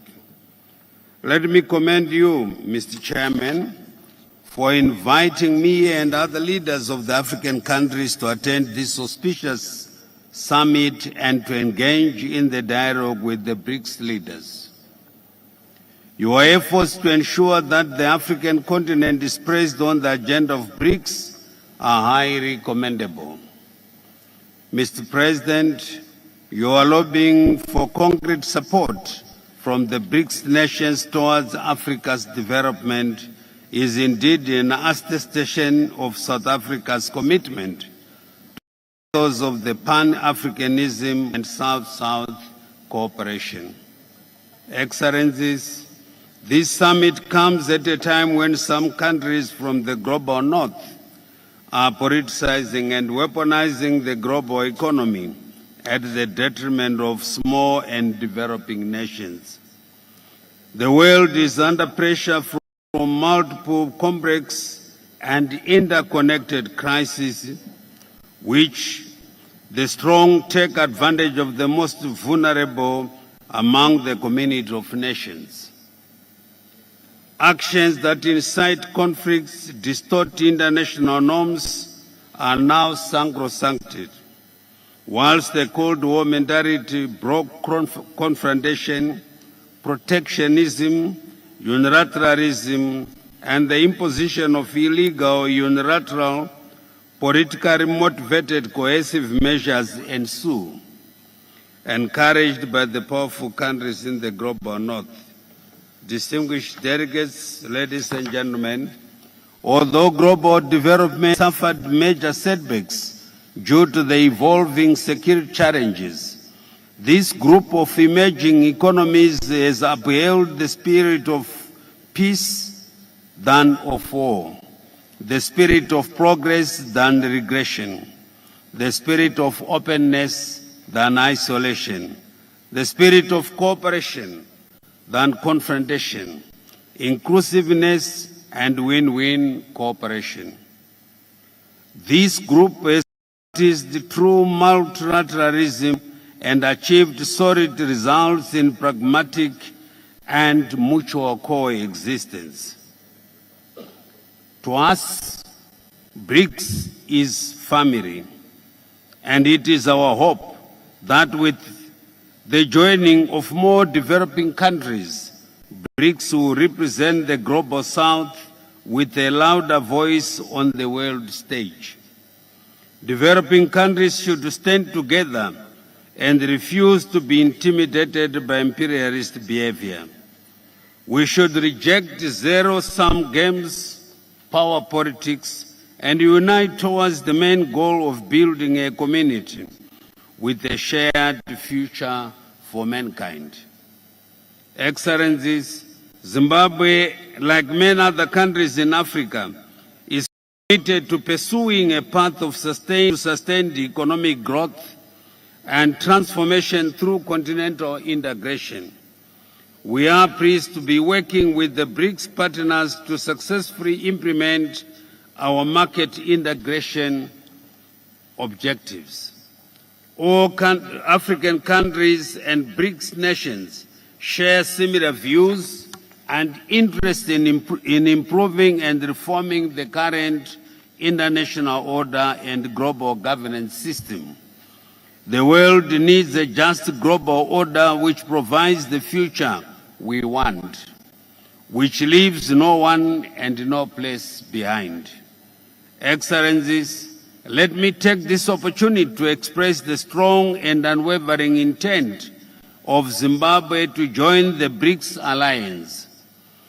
Zimbabwe as a nation recognizes the immense value and potential that BRICS holds for the economic and political development of our country and the African continent as a whole. As a country, Zimbabwe perceives how BRICS represents a formidable alliance that fosters a multiple and inclusive world order. Joining this alliance would provide Zimbabwe with a unique opportunity to collaborate with like-minded nations and harness the benefits for collective strength.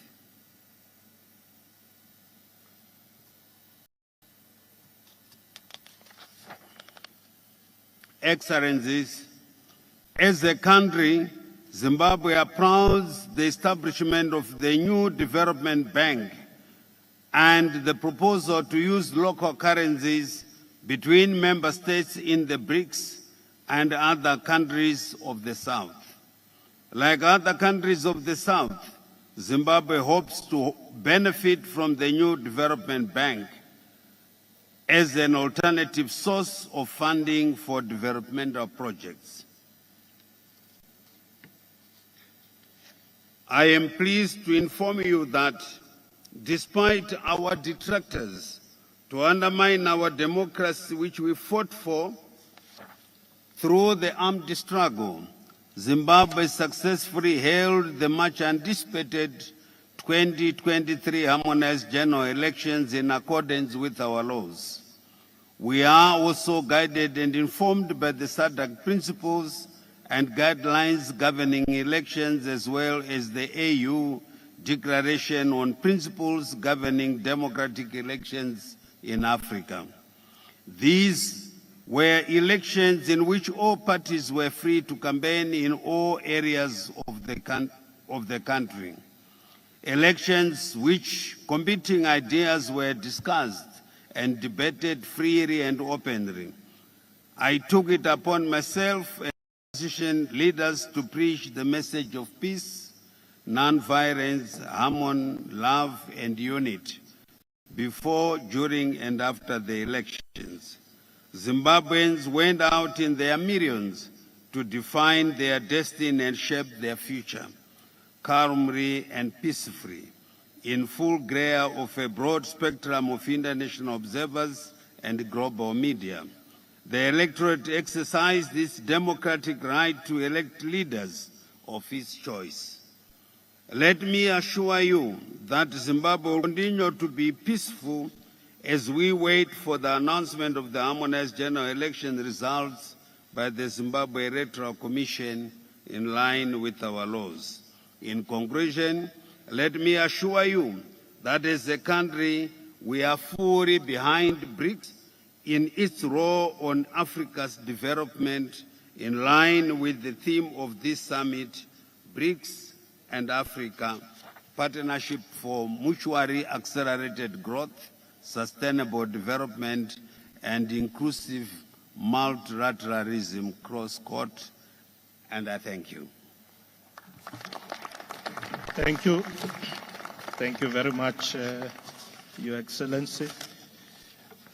I now invite His Excellency Don Pramudwinai, Deputy Prime Minister and also Minister of Foreign Affairs of the Kingdom of Thailand. Thank you. Your Excellency, Mr. Paul Mashatile, Deputy President of the Republic of South Africa, Secretary General of the United Nations, Honorable President and Prime Minister, distinguished delegates. I wish to thank the government of South Africa for hosting this BRICS Plus meeting at a time and juncture where vision, courage, and leadership are so needed to meet the increasingly complex challenges of our world. BRICS provides a foreground for the growing clout and role of emerging economies that could rise above the political and ideological divide. It represents a novel type of cooperation that not only recognizes but respects each nation's sovereign rights. It seeks to find a common ground for advancing tangible and intangible developments that are inclusive and sustainable, and based on the shared interest and common benefits of our peoples. After all, rising tide should raise all boats. Thailand welcomes the decision of BRICS leaders to expand the grouping's membership so it truly represents the world's diversity and inclusive development. On our part, Thailand has partaken in all three BRICS Plus meetings since it was launched in 2017. Our participation is not just to show up, but to demonstrate our shared vision with that of BRICS and our commitment to quality development as a unifying and enabling factor of world peace and common prosperity. On the matter of African outreach, our engagement with Africa dates back over a few decades. We have projects in more than 50 African nations, providing scholarships, sharing our development models of sufficiency economy philosophy that focuses on sustainability and grassroots participation to foster that sense of ownership. We share our experience in the new bio-circular green economic model that highlights the complementarity between development and environmental equilibrium. Two facts evident in BRICS and BRICS Plus efforts is the importance of multilateralism and cooperative competition or co-opetition that leads to the constructive outcomes for all involved, because its primary motivation is not to win at the expense of others, but rather to gain and optimize knowledge of relative competence for development and cooperation. Your Excellencies, Mr. Deputy President or President at this juncture, distinguished delegates, Thailand shares the same fundamental policy direction with BRICS and BRICS Plus of enhancing the role of emerging economies and South-South collaboration in addressing the global governance, as well as the multifaceted human security, being it in the realm of economy, finance, infrastructure, food, energy, or climate change, etc., etc. We seek to further engage with BRICS and all partners in furtherance of the focus for peace, growth, and sustainable development and inclusive multilateralism. Our parting plea to this congregation now here today and the world at large is that we all should strive for peace and unity and turn our differences into our strength for development, not the justification for war and conflicts. I trust that the goal and objective of every government is the betterment of the livelihood of our peoples, not the infliction of sufferings and deprivation.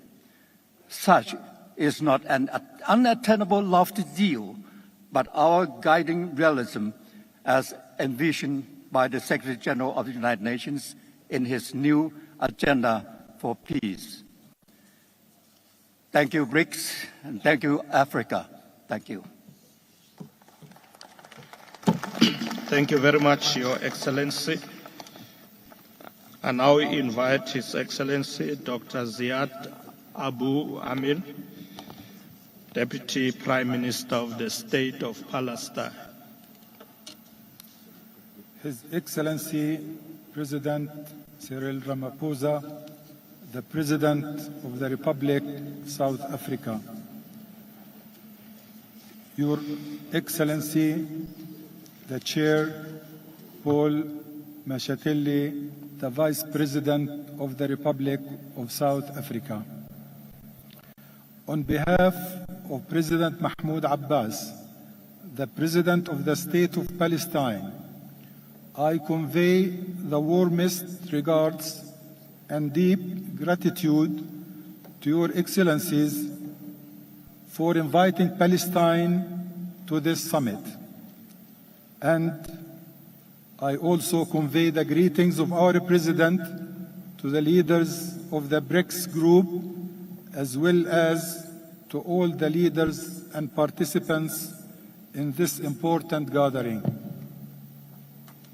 Excellencies, as we gather here today at this momentous summit, we are reminded of the remarkable resilience demonstrated by South Africa in its long journey towards freedom and justice.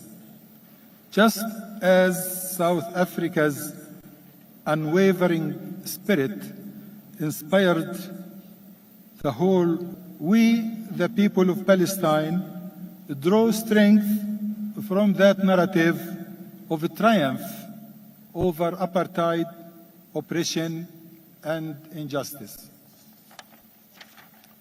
I stand before you as a representative of a nation that has time and again demonstrated its unyielding commitment to peace, justice, and human dignity. We are honored to be here among the distinguished leaders of BRICS, nations that collectively hold the potential to shape the path of a global progress. Our presence in this summit as one of the friends of BRICS, a coalition of nations eager to join this dynamic alliance, bears testimony to our shared aspirations for progress and prosperity. We recognize the significance of BRICS as a beacon of cooperation, paving the way for a new era of global economic development and equitable growth. We in Palestine fully embrace the goals of the BRICS countries and the summit are trying to achieve, be it managing the dangers of climate change, enhancing sustainable social and economic development, fighting poverty, and ensuring equality and justice in this world of ours.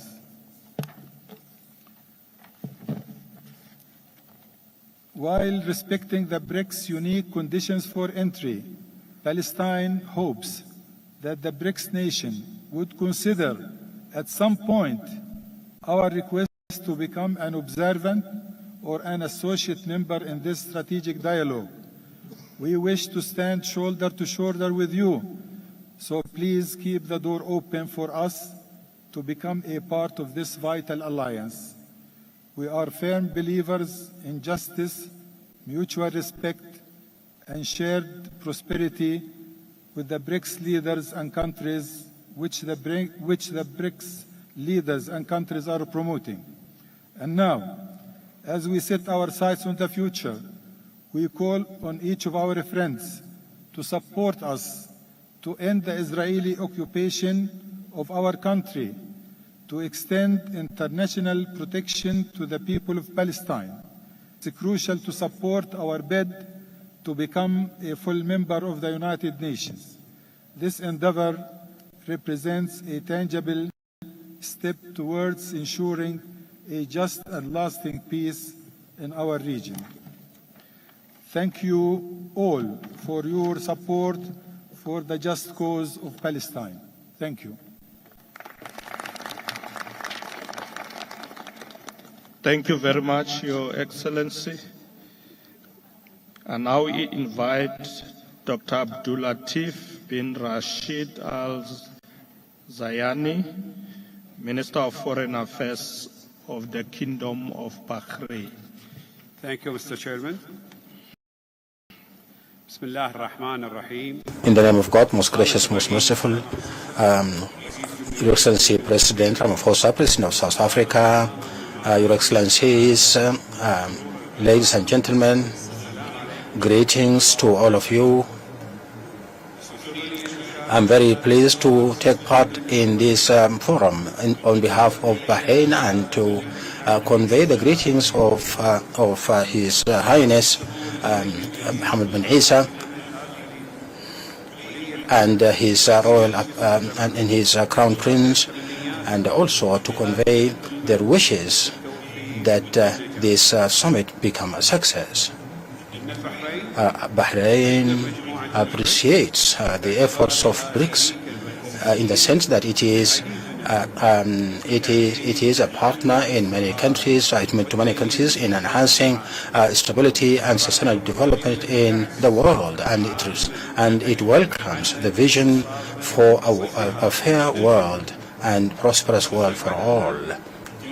We have seen the achievements of the BRICS in various areas such as NDB and the partnership of BRICS in the new industry, and this enhances cooperation in the digital transformation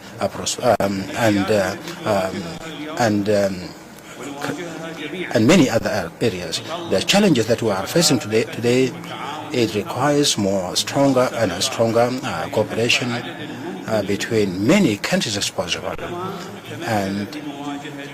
And as we have seen in responding to COVID-19 and its repercussions that affected economic growth for many countries all over the world, and we have to appreciate, to commend the BRICS group and the help they are given to many countries in the world.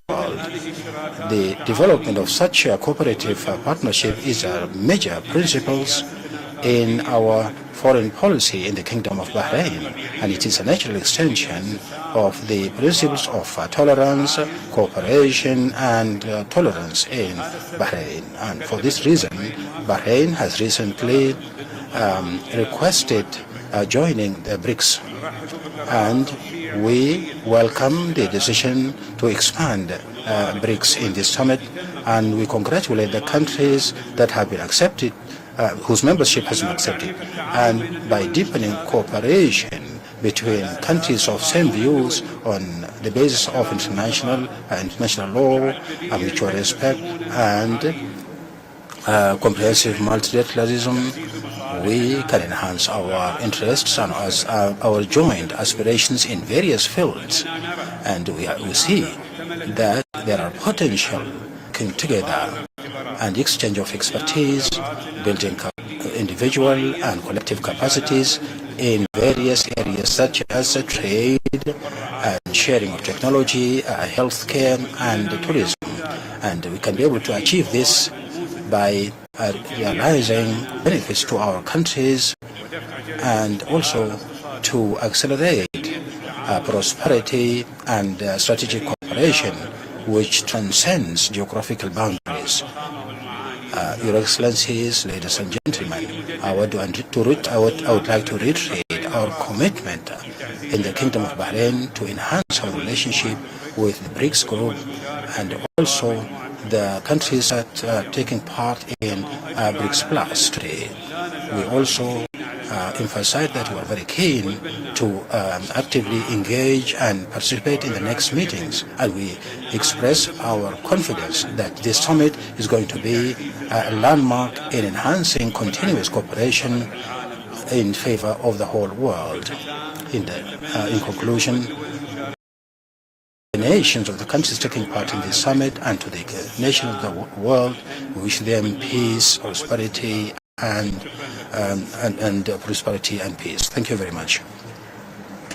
Thank you very much, Your Excellency.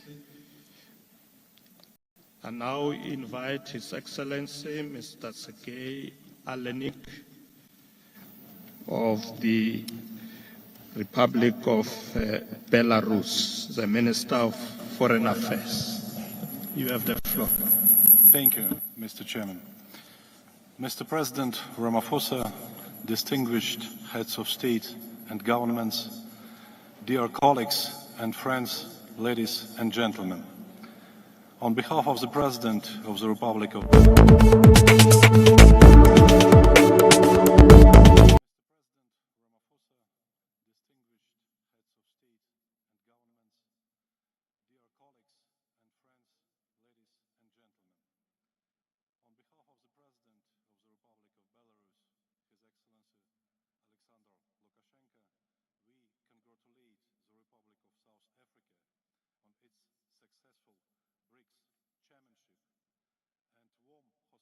is obvious not only for all those present here, but also for the majority of the countries in the world. At the times of global transformation, a key role should be played by the structures that do not multiply the dividing lines, but recognize the shared responsibility for the present and common future of the humanity. It is now more than ever the world needs organizations and platforms which seek ways to improve cooperation, to ensure development, and move forward rather than oppose each other. This is how Belarus sees BRICS. We are impressed by its inclusiveness and focus on common interests, equality and solidarity of all its members. This is the future we are seeking, whilst the discrimination and neo-colonial approaches should be left in the past. A growing number of countries wishing to join the association is a vivid proof of BRICS' appeal in the region and the world. Belarus is not beyond the pale of this process. Moreover, we maintain a high level of bilateral relations with all the member countries of BRICS. In May this year, we have something to offer, and we are ready to work actively on all issues of its agenda. Belarus supports and generates initiatives aimed at building a more fair and safer world in the global and regional dimensions, and constantly advocates a diversity of ways for countries and people to progress. We are ready to consolidate the efforts and work closely together with the BRICS member countries in these most important areas. We do not pose a threat to anyone.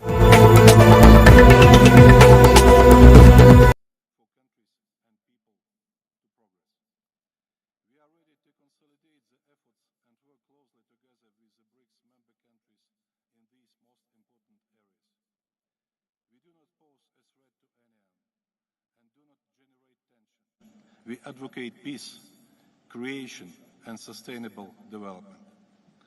As many of you know, Belarus has been actively involved in peacekeeping efforts in our region for nearly a decade now.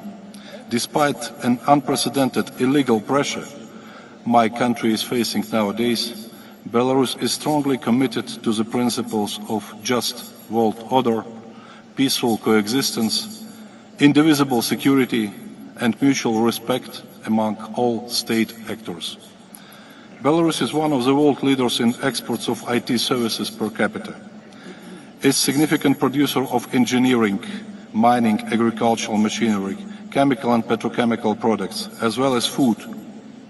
We are a reliable partner for mutual trade and investment for the implementation of joint projects with BRICS members and with all the countries in Africa. We are ready to share our knowledge, and we are relying on joint mutually beneficial work and cooperation. We are ready to make a significant contribution to maintaining international food security, including in the countries participating in today's dialogues. Belarus is one of the world leaders in production of potash fertilizers. Until 2022, our country's share in global potash trade was 20%. Last year, it dropped to 9%. This happened due to illegal restrictions on its transportation imposed by a number of Western countries. As a result, there was a shortage of fertilizers in the world, and their prices went up. In 2022, Belarus' share in the African potash fertilizer market fell from 42% to 3%. As a result, 16% drop in the African grain harvest. Of Western ambitions, we are looking for the new logistics chains to restore fertilizer supplies.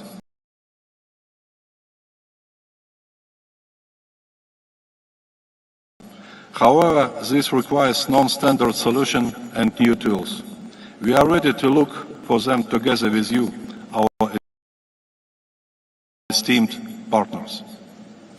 We support the aspiration of the BRICS countries to expand cooperation in logistics and cross-border e-commerce. Belarus is ready to join the BRICS effort to increase mutual payments in national currencies and create common payment instruments. The dominance of the dollar and the euro in international trade is a source of increasing global risk, as the financial policies of their issuers are not credible. Developing countries must be protected against arbitrary action and be able to trade freely. The new BRICS Development Bank and its initiative to finance more projects in local currencies could play a key role in this process.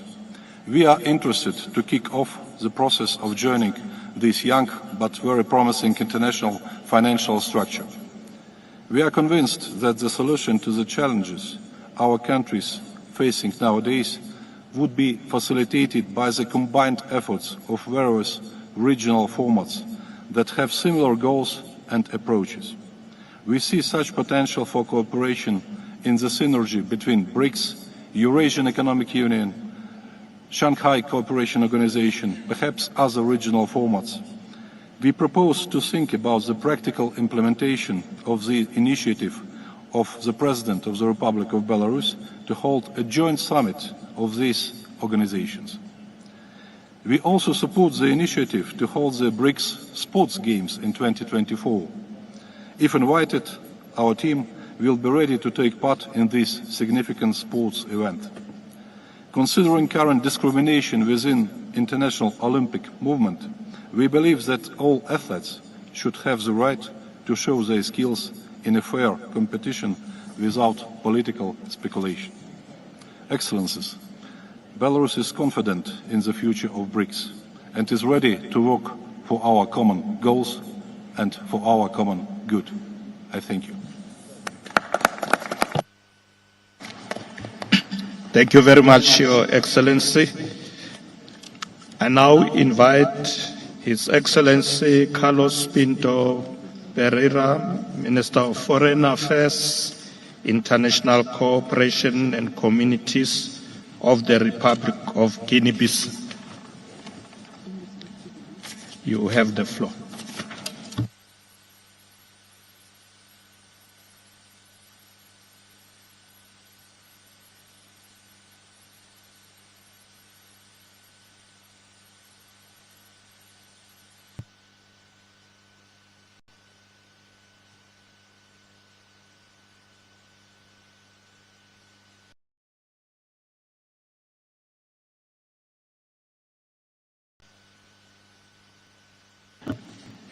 Okay, is the minister not here? Okay, we'll come back if the minister is back in the room. Let me then invite His Excellency Dr. Alfred N. Mutua, Cabinet Secretary for Foreign and Diaspora Affairs of the Republic of Kenya. Thank you, Mr. Chairman.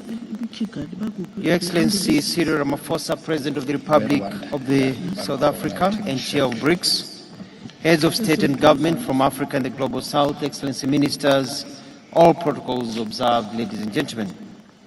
From the outset, Allow me to express my utmost appreciation to you, Mr. Chairman, and the BRICS leaders for extending an invitation to His Excellency Honorable William Ruto of the Republic of Kenya, who could not be here today, but conveys his best wishes for a successful summit.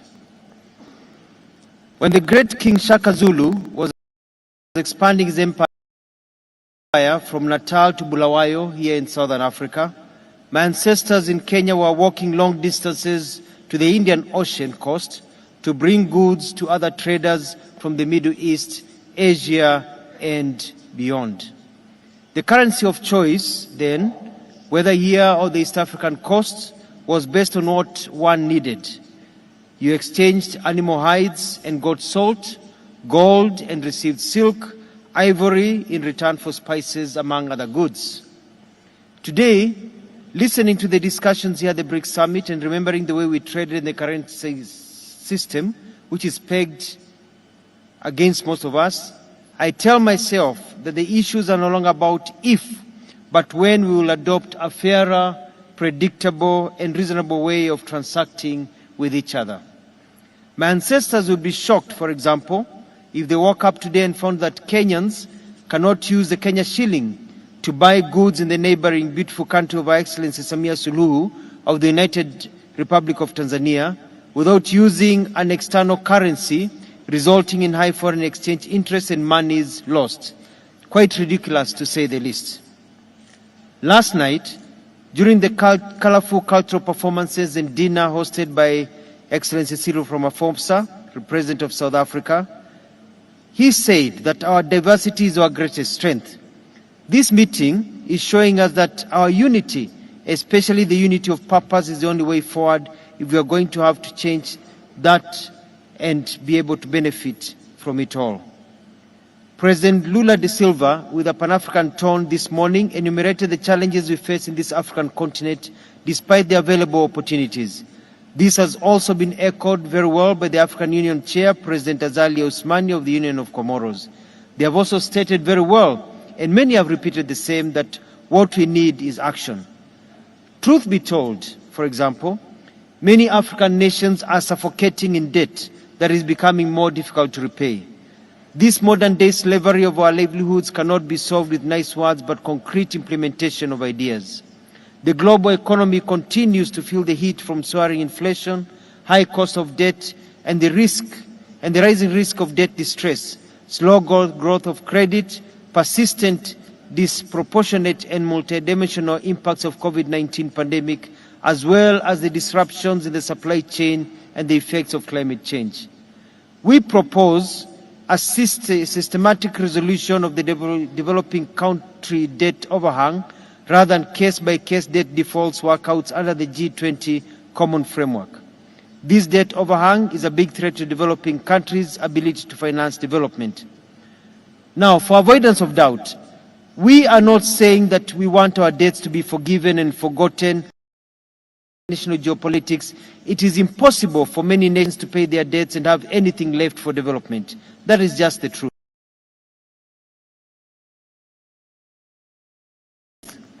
A proposal is for the debt repayments to be renegotiated and suspended for a period of time, say 10, 15, or 20 years, so that the monies that are available are used for development. We do not want to keep on borrowing because all the monies we have are tied to debt repayments. We have to break the cycle. After the deferred payment period, nations will have developed their economies to such an extent that paying the debts will be easy. Excellencies, ladies and gentlemen, we deeply regret that increased financing gap in developing countries is as a result of an unstable international financial system. Indeed, the unpredictable and insufficient development financing continues to push its economies to the brink. As President Hakainde Hichilema of Zambia put it this morning, the cost of capital has to be addressed. Kenya, like many other developing countries, has consistently expressed concern with the existing world development order, characterized by an asymmetrical international financial system that is discriminative to the developing world. There is no vivid example of inequality and discrimination in the world order as an exclusion in the permanent seat of the UN Security Council.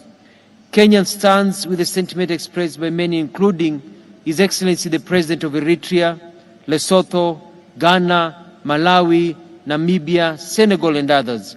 At the very least, this situation, this status in the UN has to change.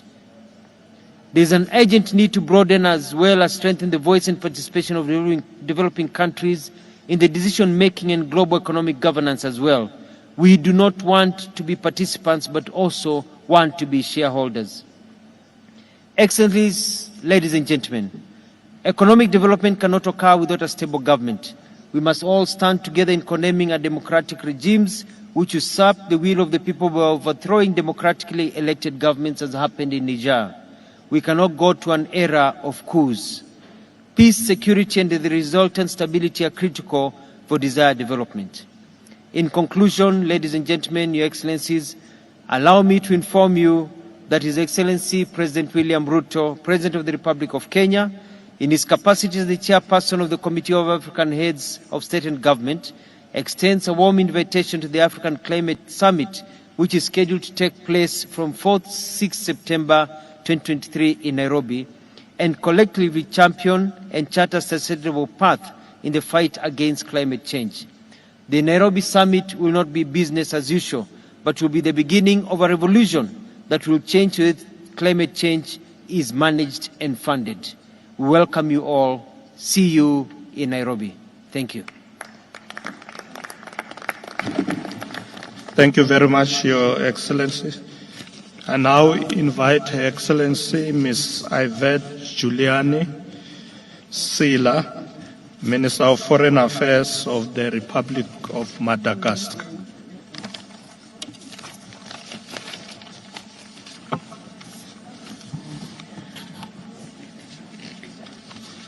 Excellences, Monsieur Cyril Ramaphosa, Président de la République d'Afrique du Sud et Président d'exercice des BRICS. Excellences, Messieurs les chefs d'État des pays du BRICS, Excellences, Messieurs les chefs d'État et de gouvernement, Monsieur le Secrétaire général des Nations Unies, honorables délégués, Mesdames et Messieurs. Mes premiers mots s'adressent à Monsieur le Président, car je voudrais exprimer les profonds regrets de son Excellence Monsieur Ange Rajoelina, Président de la République de Madagascar, qui aurait voulu honorer personnellement cet important rendez-vous avec les leaders des BRICS, du BRICS+, et des chefs d'État de l'Afrique. Permettez-moi ainsi de transmettre ses vœux de plein succès pour les dialogues BRICS-Africa à Outreach, qu'il considère comme une grande opportunité pour manifester notre volonté commune de solidarité, de respect mutuel, de coopération fructueuse. Je voudrais ensuite remercier le gouvernement et le peuple sud-africain pour l'accueil chaleureux ainsi que l'hospitalité réservée à la délégation malgache et à moi-même depuis notre arrivée à Johannesburg. J'aimerais également saluer le leadership de la République d'Afrique du Sud pour l'organisation réussie de cette rencontre internationale d'envergure à laquelle nous avons le plaisir de prendre part. Ces pays jettent une lumière particulière sur le continent africain et les pays du Sud. À un moment où le monde a besoin de solidarité, d'action collective et de réponses communes face aux défis émergents et partagés. Le thème choisi, tout d'abord, est un thème pertinent qui répond aux préoccupations du temps présent. Le thème est un thème opportun et porteur puisqu'il reflète nos aspirations ainsi que les résultats voulus et attendu pour une croissance et un développement durable pour tous. Ce thème reflète un souci d'équité face aux inégalités. Ainsi, une croissance accélérée doit être équitablement partagée. Transformer les économies du continent en vue de créer plus de richesses. À ce titre,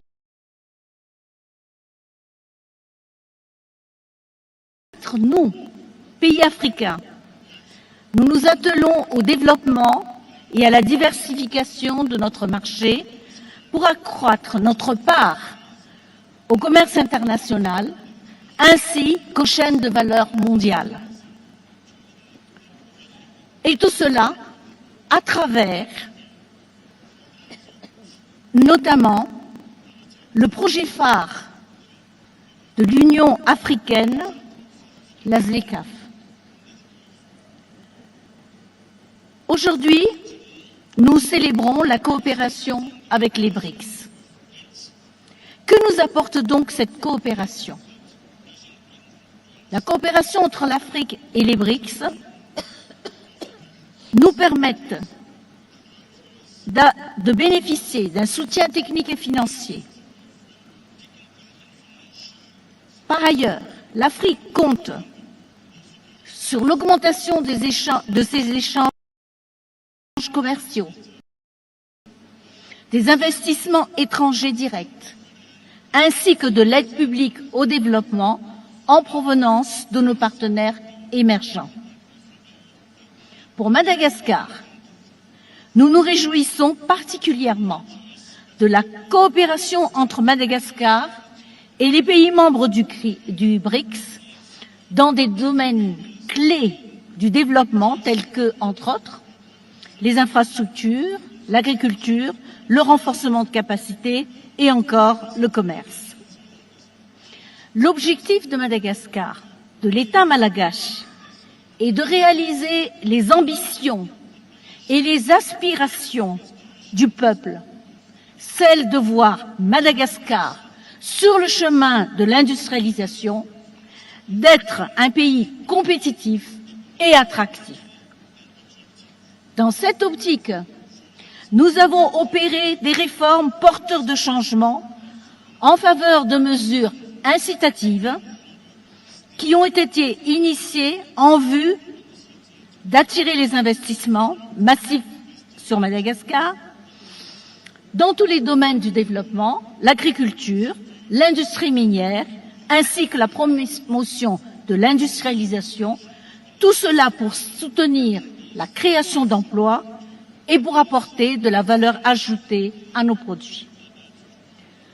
L'Afrique regorge de richesses. L'Afrique possède des ressources inimaginables et inestimables. Les pays du BRICS et les pays du Sud gagneraient donc à travailler étroitement de concert dans une confiance mutuelle. Dans l'industrie minière, par exemple, Madagascar projette de travailler avec les pays de l'Afrique. Tout à l'heure a été évoquée la nécessité de changer de paradigme. Mais changer de paradigme, c'est oser le changement avec audace. Osons également penser avec audace. En effet, la financiarisation à outrance de l'économie exclut nos sociétés et nos économies de l'économie mondiale. Heureusement que l'Afrique se cherche de nouveaux partenaires pour satisfaire ce facteur de réussite, c'est l'accès au financement. L'Afrique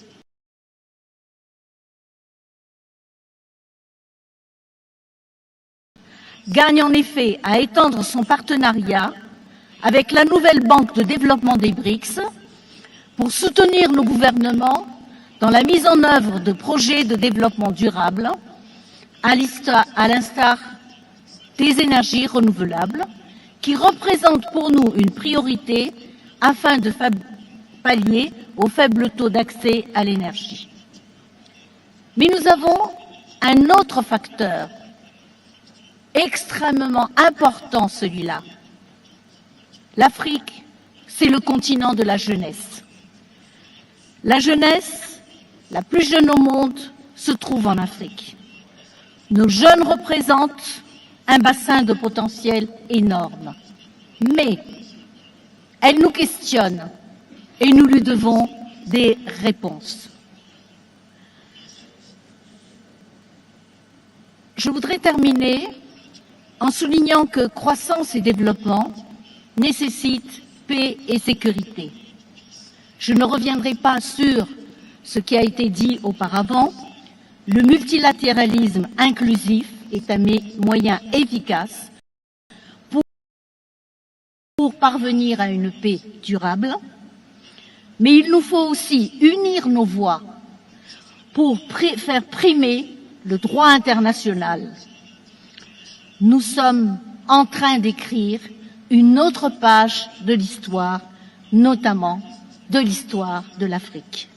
Je vous remercie.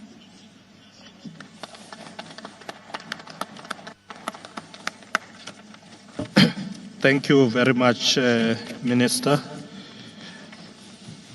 I now invite His Excellency Mr. Alan Kanu, Minister of Land Transport and Land Rail, Foreign Affairs, Regional Integration and Trade of the Republic of Mauritius. Thank you, Chair.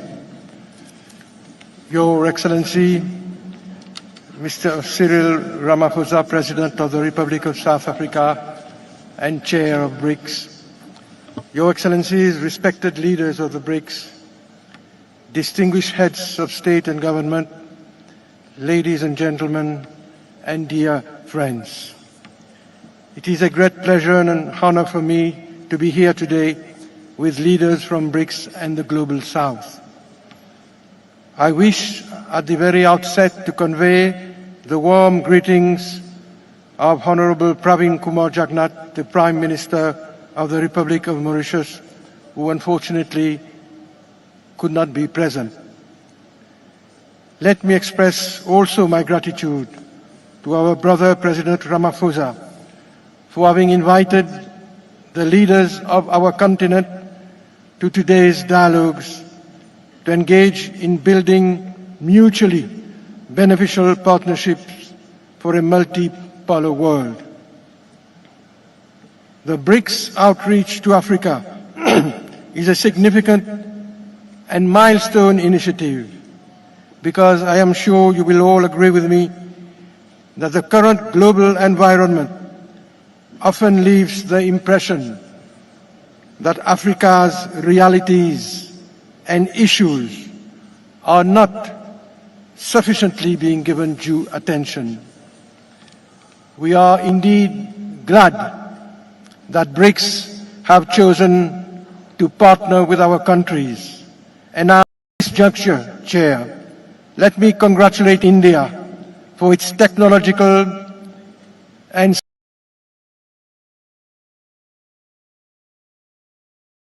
scientific prowess demonstrated by the successful Chandrayaan mission landing on the moon. I do so, Chair, because it is heartwarming to see that these vibrant economies, which are now driving the world into the future, have faith in partnering with Africa and Africans. Chair, for having established that nationally driven development processes are possible, BRICS provides an inspiration to Africa. It has created a real impact through its commitment for an equitable international order, enabling the emergence of Global South. In this regard, the Republic of Mauritius looks forward to the complete decolonization of Africa and the eradication of the last vestiges of colonialism. Chair, the wide interest to join BRICS, as expressed during our debates since this morning, shows its growing economic and political relevance. And its decision toward expansion, as was announced this morning by the President of South Africa, will instill the organization with more clout. Mr. Chairperson, Excellencies, the presence of BRICS alongside Africa is a game changer. It will establish a political and economic architecture conducive to the development of our continent based on a just and an equitable governance system.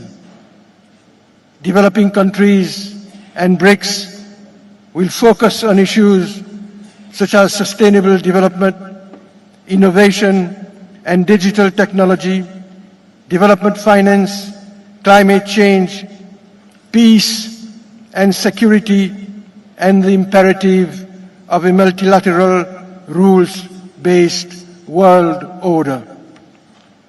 This collaboration, Chair, will not only address the complex realities of our continent, but also the multiple challenges of the vulnerable African small island developing states, the SIDS.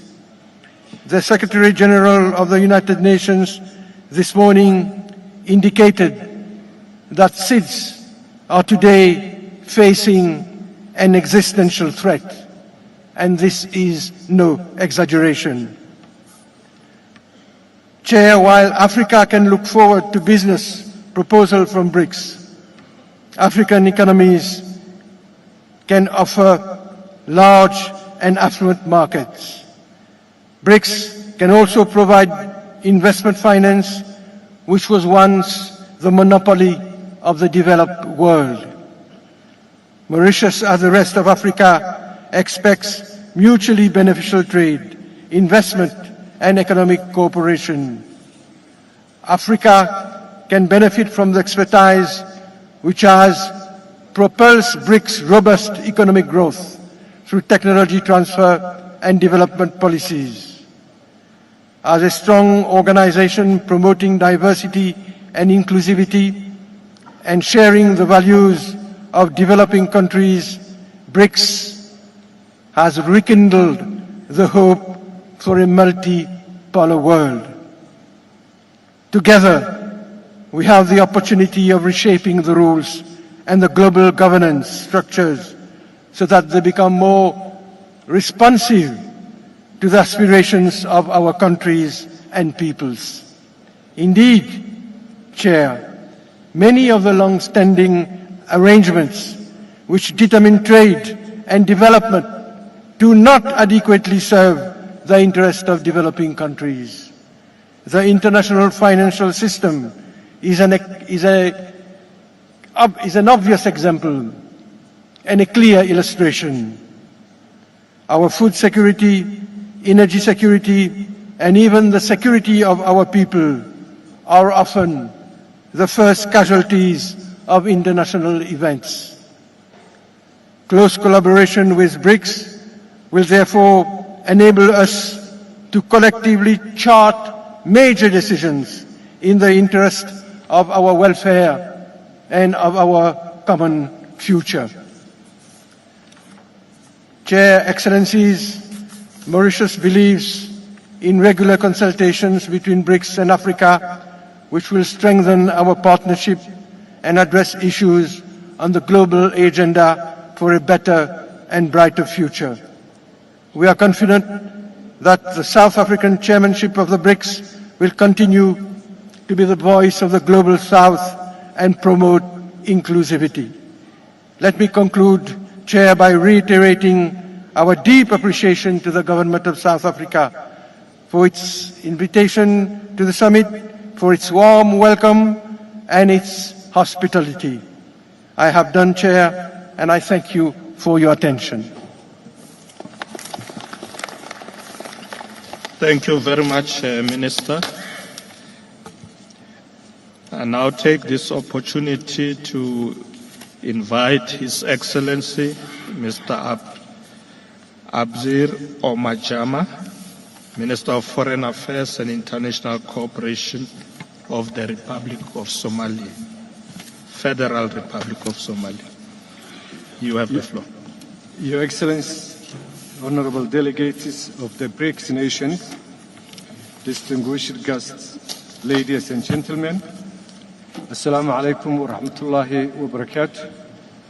It's an honor to address before you today as the Minister of Foreign Affairs and International Cooperation of the Federal Republic of Somalia.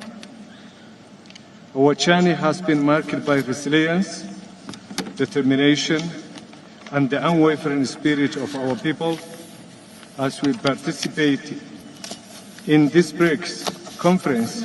We are reminded that collaboration and mutual understanding hold the key to forging a brighter future that transcends borders and benefits all humanity. In Somalia, we are gradually transforming the scars of our past into stepping stones towards progress. Our economy is emerging as a beacon of hope, a testament to the boundless potential that resides within each of our nations. Through perseverance and strategic planning, we have cultivated an environment where innovation thrives and opportunities abound for our citizens. This forum provides a befitting platform where nations converge to deliberate, share experience, and forge partnerships.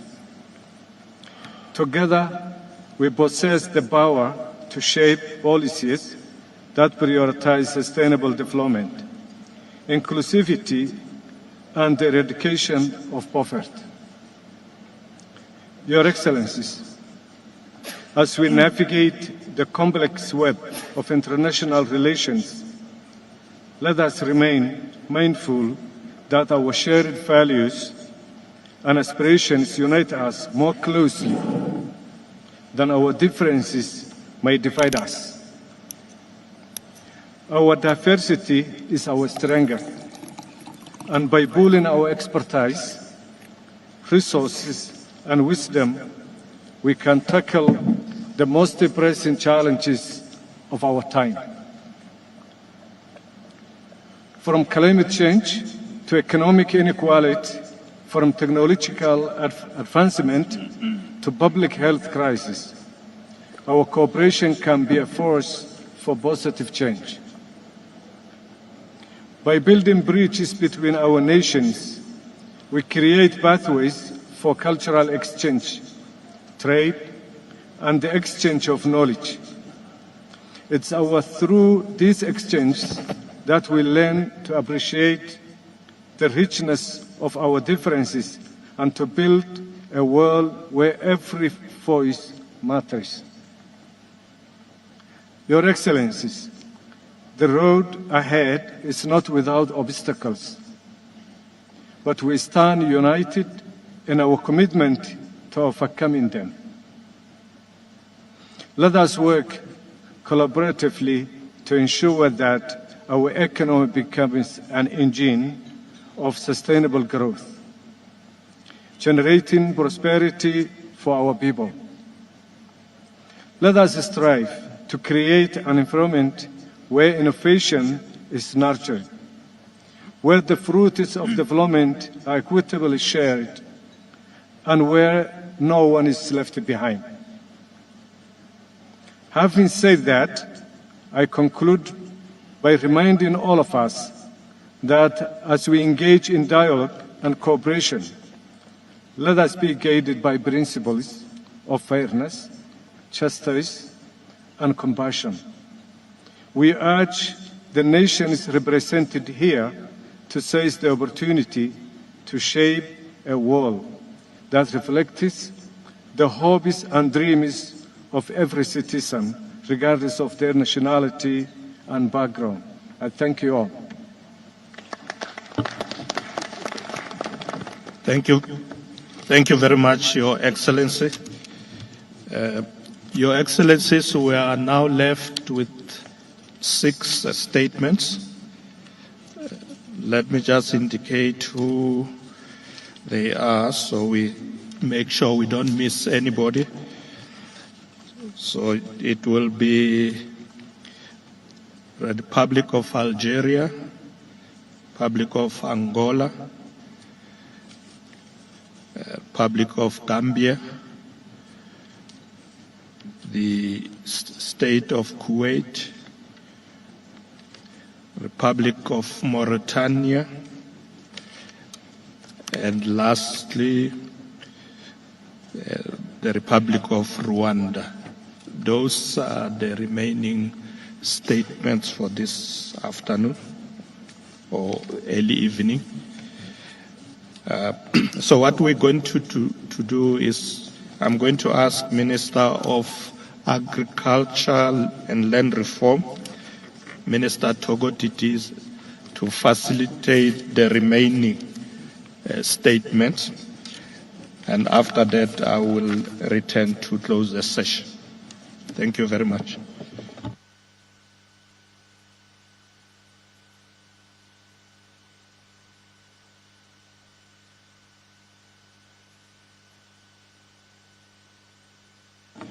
Thank you very much, Deputy.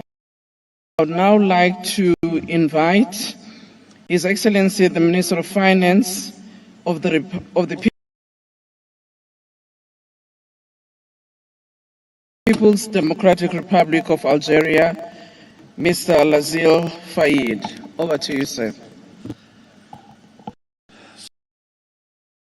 سيد الرئيس، أصحاب السمو والمعالي والسعادة، أيها السيدات والسادة الأفاضل، اسمحوا لي في البداية أن أنقل لكم تحية الأخوية لرئيس الجمهورية الجزائرية السيد عبد المجيد تبون، وأخص بالذكر قادة الدول مجموعة البريكس وعلى رأسهم أخيها رئيس جنوب إفريقيا ماتاميلا سيريل رامافوزا على دعوته الكريمة للمشاركة في هذا المنتدى، حيث تناقش أهم الرهانات العالمية المترابطة وترتسم معالم مستقبل واعد لتعاون وتضامن الدوليين.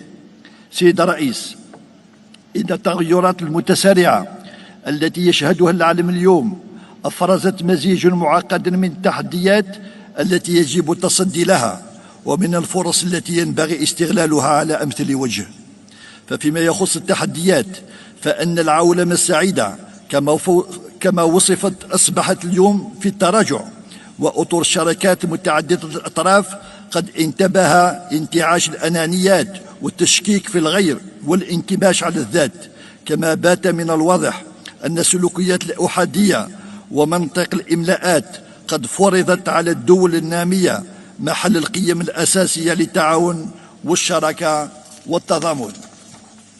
أمام هذه التجاذبات فإن الموضوع الذي اختارته رئاسة جنوب إفريقيا لهذا الاجتماع يستوقفنا جميعا ليعبر على ضرورة الملحة لإعادة الترتيب النظام الدولي من منظوم الاستدامة والشمولية من خلال الارتكاز على مبادئ العدالة والإنصاف والتعددية القطبية المتناسقة.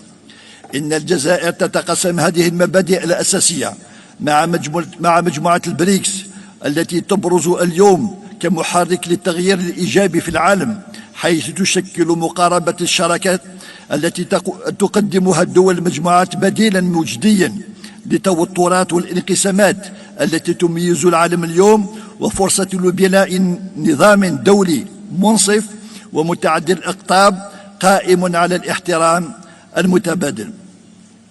إن التاريخ يشهد بأن الجزائر كانت فتليعة الدول التي رفعت من أجل بناء نظام عالمي اقتصادي جديد أكثر عدالة، حيث أقرت بلادي بمناسبة انعقاد الجمعية الرابعة لحركة عدم الانحياز بالجزائر في سبتمبر 1973 بأن جميع وسائل التحكم في الاقتصاد العالمي هي حكر على أقلية من الدول المتقدمة، داعيا بذلك إلى نظام دولي قائم على مبادئ العدالة والإنصاف.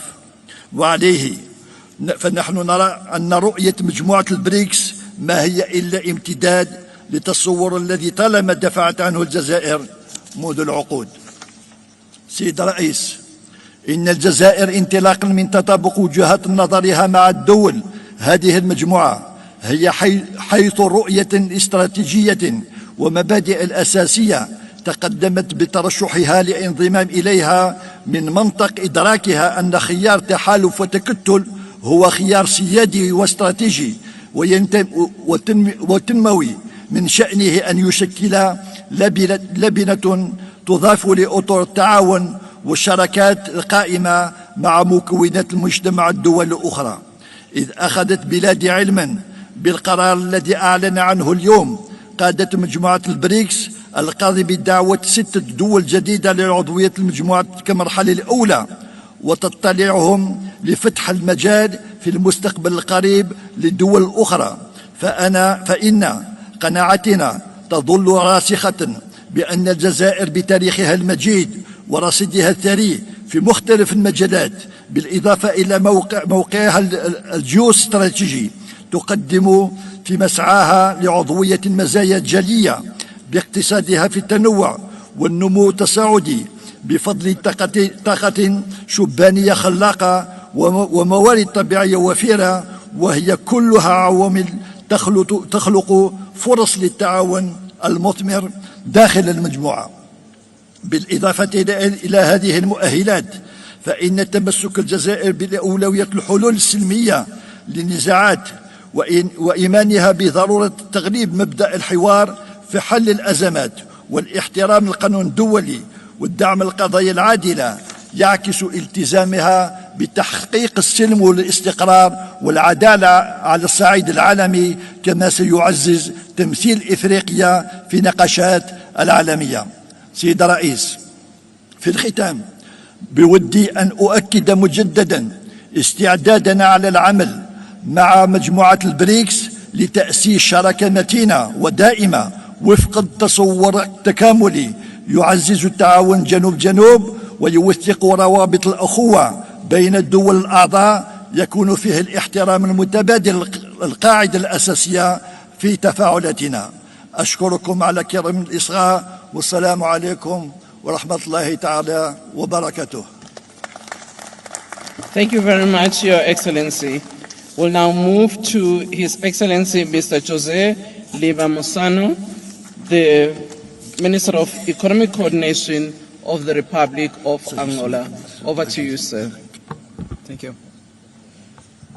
Sua Excelência, Sr. Cyril Ramaphosa, Presidente da República da África do Sul, Excelências Chefes de Estado dos BRICS, Excelências Chefes de Estado e de Governo, Ministros e representantes de organizações internacionais, altos funcionários e membros do corpo diplomático, minhas senhoras e meus senhores. Em nome de Sua Excelência, Sr. João Manuel Gonçalves Lourenço, Presidente da República de Angola, gostaria de agradecer a Vossa Excelência, Sr. Presidente Cyril Ramaphosa, pelo convite e pela calorosa hospitalidade que nos foi reservada. Compreendemos que a realização deste importante encontro sobre a extensão BRICS-Africa e diálogo BRICS Plus, que nos coloca reunidos aqui hoje, reconhece a oportunidade para uma cooperação multilateral e equilibrada e o fortalecimento de parcerias mutuamente vantajosas entre países e comunidades que perseguem objetivos comuns de desenvolvimento socioeconómico.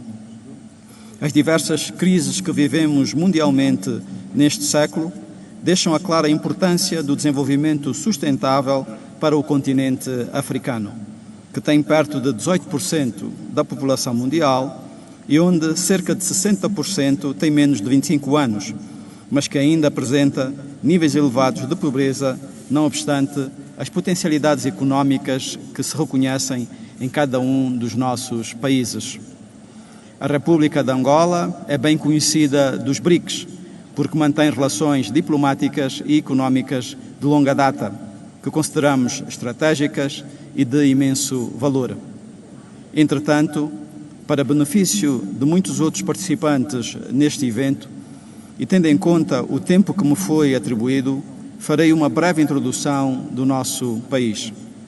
Angola é o 7º maior país da África, com uma área territorial de 1,2 milhões de quilómetros quadrados, contando com cerca de 34 milhões de habitantes.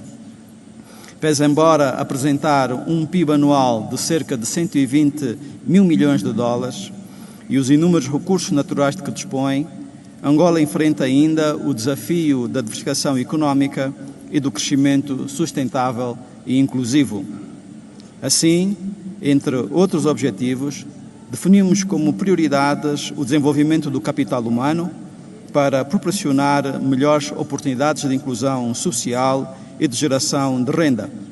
E temos na segurança alimentar o veículo estruturante de prosperidade nacional. Engajamos-nos na melhoria da nossa infraestrutura de base em todas as dimensões, que também concorre para a dinamização da nossa indústria. E implementamos diversas reformas macroeconómicas nos últimos 5 anos, tornando Angola mais acessível e atrativa ao investimento.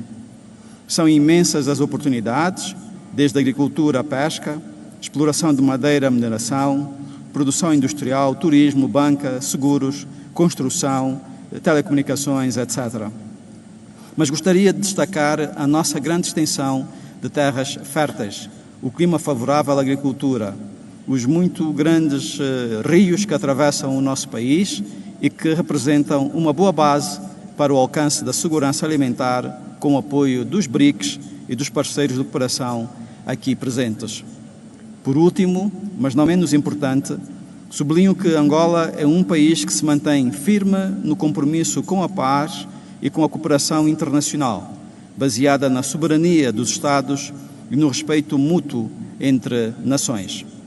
Gostaria de terminar esta minha breve nota estendendo um convite para visitarem Angola e explorar as oportunidades que temos para partilhar no espírito da plataforma BRICS. Muito obrigado. Muito obrigado.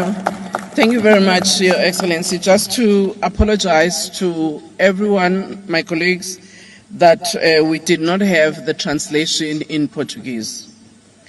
Thank you very much. We now move to His Excellency Mr. Boubacar Osmania Diouf, the Minister of Trade, Industry, Regional Integration and Employment of the Republic of the Gambia. Over to you, sir. Your Excellencies, Heads of State of BRICS countries, Your Excellencies, Heads of State from African countries, Your Excellency, the United Nations Secretary General, Honorable Ministers here present, members of the Diplomatic and Consular Corps, ladies and gentlemen. It is indeed an honor and privilege to join the BRICS family as representative of His Excellency Adama Barrow, President of the Republic of the Gambia, who could not attend the summit due to other domestic commitments. Please allow me, on behalf of His Excellency, the President, to thank President Ramaphosa of South Africa for inviting the Gambia to attend the BRICS-Africa Outreach and BRICS Plus dialogue. In addition, I want to take this opportunity to further thank the President of South Africa and the people of South Africa for the hospitality and excellent facilities accorded me and my delegation since my arrival in this beautiful city of Johannesburg. Chairperson, BRICS nations have become a strong engine of South-South cooperation. The most significant outcome of the emergence of BRICS is the shift they have brought to the balance of power in global affairs. The past decade has steadily accelerated commercial and strategic engagements between BRICS and Africa. The BRICS countries constitute Africa's largest trading partners and are home to their newest investors. BRICS has nourished Africa's economic emergence and elevated the continent's contemporary global positioning. A BRICS-Africa partnership would be important for Africa's journey towards structural transformation, to achieve green industrialization, and to leapfrog towards cleaner technologies. For sustainable and inclusive development, we must pursue a transformational agenda that is aimed at reconciling economic growth with ecological limits and social equity. Chairperson, ladies and gentlemen, the 15th summit of the BRICS is happening at a time when the world is facing multiple crises ranging from post-COVID-19 pandemic impacts, climate change, to geopolitical crisis with untold suffering for our people, threatening global peace and stability. We must therefore be resolute in confronting this crisis with all our strength and resources at our disposal. As an inclusive formation of developing and emerging economies that are working together, BRICS-Africa partnership would provide a strong foundation for global peace and security. The partnership must focus on addressing the increasing levels of poverty, inequality, and underdevelopment, as they are the biggest challenges facing the African continent for the longest. Africa is at crossroads between fragile economic growth and determination to race towards industrialization. The continent's structural transformation towards more value-added activities and modern jobs is often deflected by a dominant primary extraction sector, and this presents more major challenges. Many of the ingredients needed for structural transformation will also be useful in fighting climate change and charting a course that is aligned with the continent's aspiration for inclusive green growth. BRICS currently plays an increasingly prominent role in world trade, investment, finance, and governance. Globally, you represent more than 40% of the population, 25% of GDP, and 50% of economic growth. BRICS can therefore have a significant impact on the African continent by offering opportunities and alternative pathways for aligning economic growth in adapting similar comprehensive innovation and approaches for economic transformation. In conclusion, Madam Chair, I want to thank President and the people and all those in the BRICS family for inviting us to this very important forum and giving us the opportunity to share our thoughts. I thank you for your kind attention. Thank you very much, Your Excellency.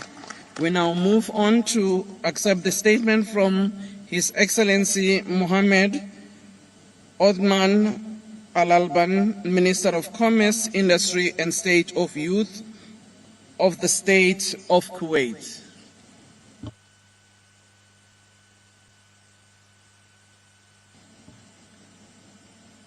Over to you, sir.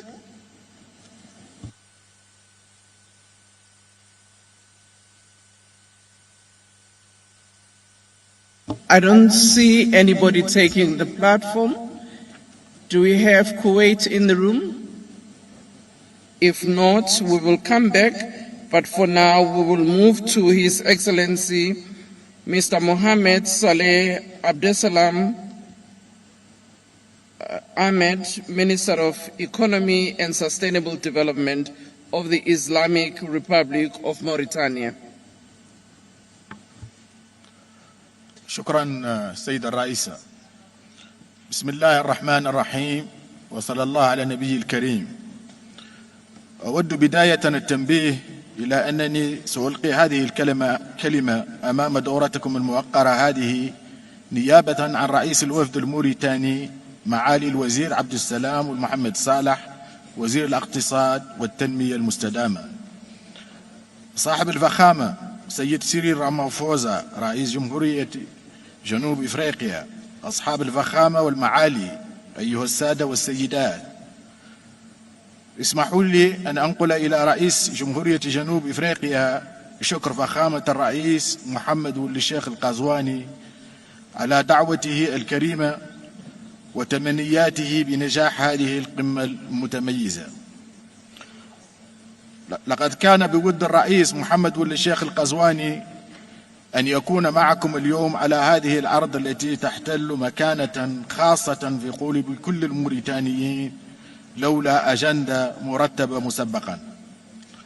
أصحاب الفخامة والمعالي، أيها السادة والسيدات، إن انعقاد قمة بريكس هذه في ظل ما يجتاح العالم من أزمات أمنية واقتصادية وبيئية جسيمة لدليل على الإرادة القوية المشتركة لهذه الدول للعمل مع الجميع وخاصة قادة القارة الإفريقية من أجل توطيد السلم والدفع بالتنمية.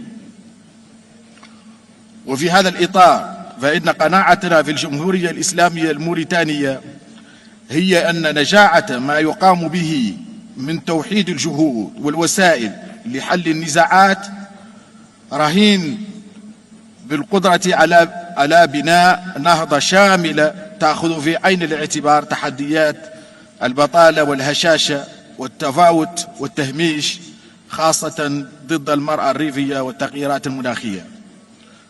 أصحاب الفخامة والمعالي، أيها السادة والسيدات، إن الأمن مسؤولية الجميع، فلا دوام لأمن ينبني على حساب أمن الآخرين، ولن يكون من أمن مستديم إلا في ظل أمن الجميع. ولذا فإننا في الجمهورية الإسلامية الموريتانية ندعو في كل النزاعات إلى حل سلمي أساسه القانون الدولي ويأخذ بعين الاعتبار هواجس ومصالح كل الأطراف، ويؤسس لاستقرار وأمن دائمين يشيدان لتنمية مستدامة. إن أجندة التنمية المستدامة التي أطلقتها الأمم المتحدة في 2015 تشكل إطارا مرجعيا يمكن لنا جميعا الاستناد عليه لرفع كل هذه التحديات التنموية. في هذا الصدد يمكن لمجموعة بريكس التي تمثل 25%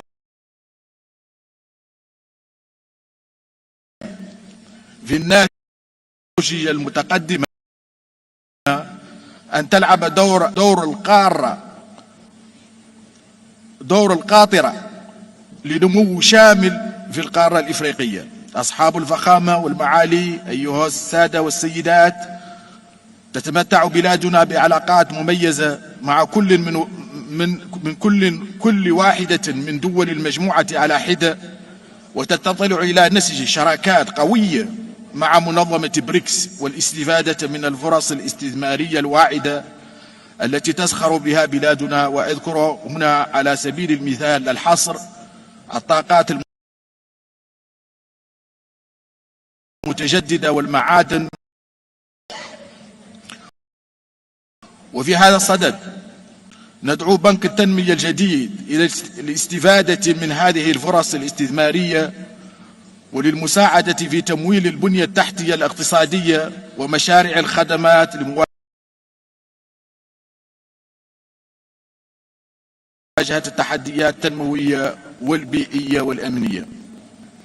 أصحاب الفخامة والمعالي، أيها السادة والسيدات، وهكذا فقد انتهجت الحكومة الموريتانية سياسة متكاملة وشمولية وتشاركية تهدف إلى ضمان الاستقرار السياسي والأمني ومحاربة الفقر وتعزيز اللحمة الاجتماعية من أجل تنمية مستدامة وخضراء تؤسس لتحول بيئي وطاقوي يأخذ بعين الاعتبار تحديات التغيرات المناخية. لقد واكبت هذه الإصلاحات المؤسساتية خلق إطار ملائم للاستثمار وتشجيع مناخ الأعمال ودعم المبادرات الخاصة، وإننا لواثقون من أن كل هذه الإصلاحات ستعطي نتائج هامة وقد بدأت بالفعل تؤتي أكلها، حيث نعول كثيرا على أن نهنئ فخامة الرئيس راموفوزا والحكومة والشعب الجنوب إفريقيين على عقد هذه القمة الناجحة وعلى جودة تنظيمها وعلى حسن الاستقبال وكرم الضيافة. وأشكركم والسلام عليكم ورحمة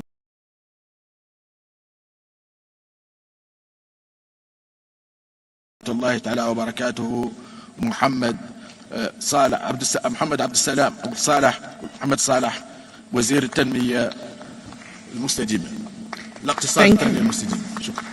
Thank you very much, Your Excellency. I now would like to call upon His Excellency Professor Nchuti Manasseh, Minister of State in the Ministry of Foreign Affairs and International Cooperation of the Republic of Rwanda. Over to you, sir. Your Excellency, the President of the Republic of South Africa, Cyril Ramaphosa, His Excellencies, Heads of State and Government, Excellencies, Heads of Delegation, ladies and gentlemen, all protocols observed. On behalf of His Excellency Paul Kagame, the President of the Republic of Rwanda, I want to extend our heartfelt congratulations to the people of South Africa for its gracious welcome and for hosting this esteemed gathering.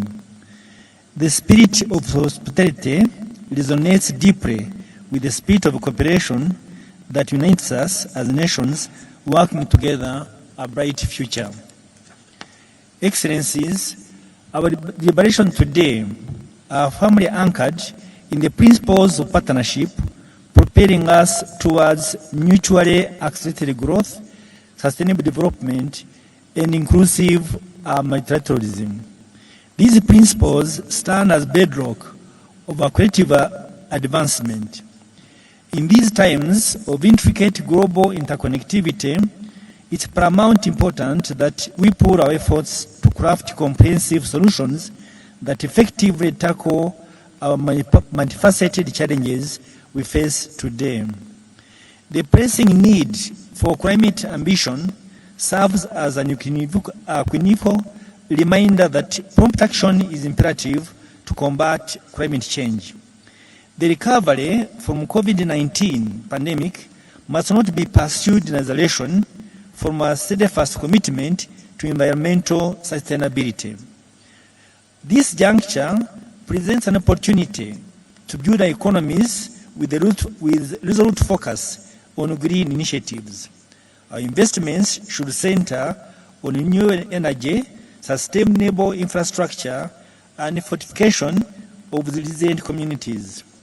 Excellencies, while we deliberate on the pivotal subjects, we must not overlook the profound digital divide that persists between our countries in the global landscape. The pandemic has undoubtedly spotlighted the stark inequalities in technology access and internet connectivity. Bridging this digital chasm is a prerequisite step to ensure equitable participation for our nations, particularly those most vulnerable in this digital age. This inclusivity allows the broadening of access to education resources and the benefits to technological advancement. Esteemed leaders, the matter of financing or development remains a pressing concern. The global economic recovery mandates sustainable investments, necessitating collective efforts to establishing financial mechanisms that are not only impartial and transparent, but also responsive to the needs of developing nations. This imperative entails addressing issues inclusive growth. Excellencies, on the part of African governments should take responsibility for their internal securities so that we avoid self-inflicted security issues that end up harming our people and also our development in the process. In this case, amid our endeavors, we must remain mindful of the profound contribution of women and girls, let us acknowledge their pivotal role in the process of the development, and that empowerment of women is an assurance for the full participation of our economic agents in our development agenda. Excellencies, to conclude my remarks, I wish to extend our invitation to all of you to join us in Kigali in June 2024 for the third meeting of the least developed countries, landlocked countries, in small island developing states known as Kigali Program Action. Through it, we aim to propel our shared objectives of inclusive global economic recovery and sustainable development. I thank you for your kind attention. Thank you very much, Your Excellency. I would like to check whether he's still here. If not, I would like to thank all of you, Your Excellencies, for the interventions that you have made, and I would like to call upon our Deputy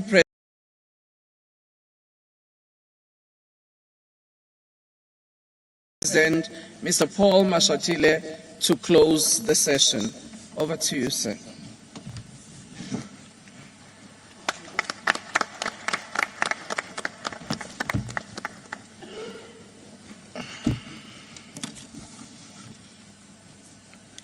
Thank you very much, Minister.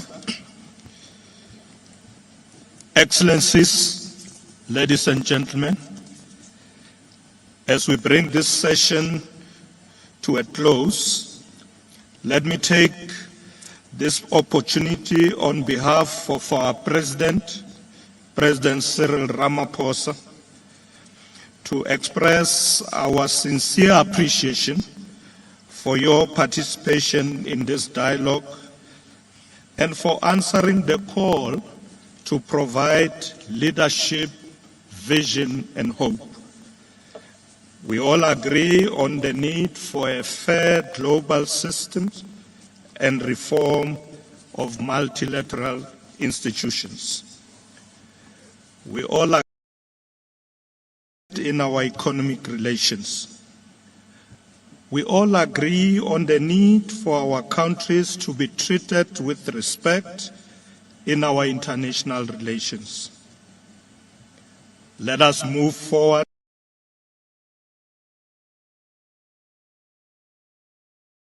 united in our effort to address our common global challenges.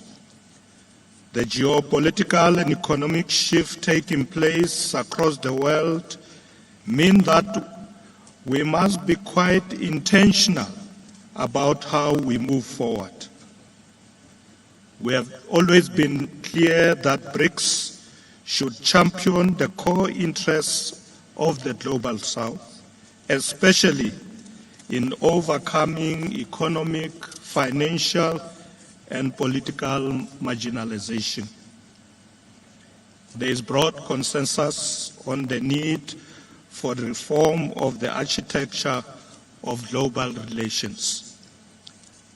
Without that reform, the vision we set out will not be realized. We need to increase the representation of Africa and the South in all global structures. There should be nothing about us without us.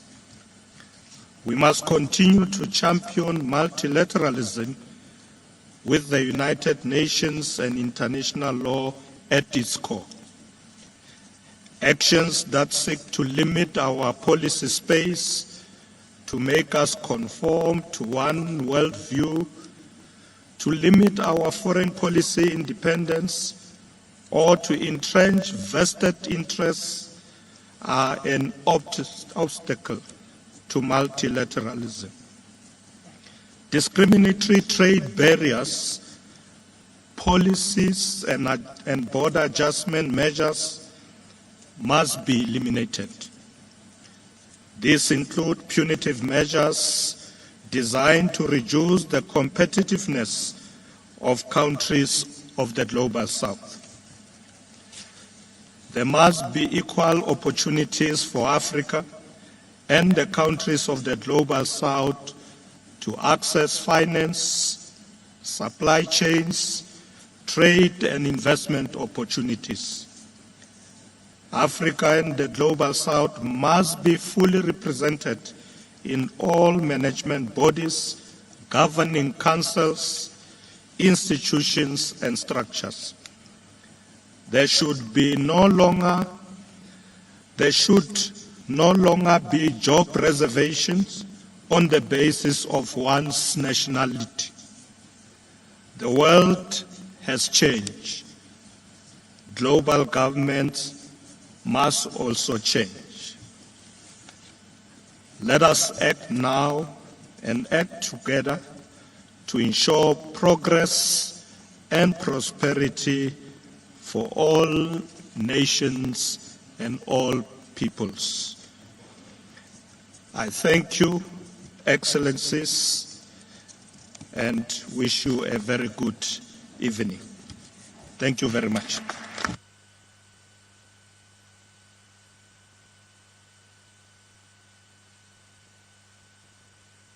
The session is adjourned. Congratulations. We nearly stayed. I could see you are still sitting down. With your support. Yeah. Thank you. Oh.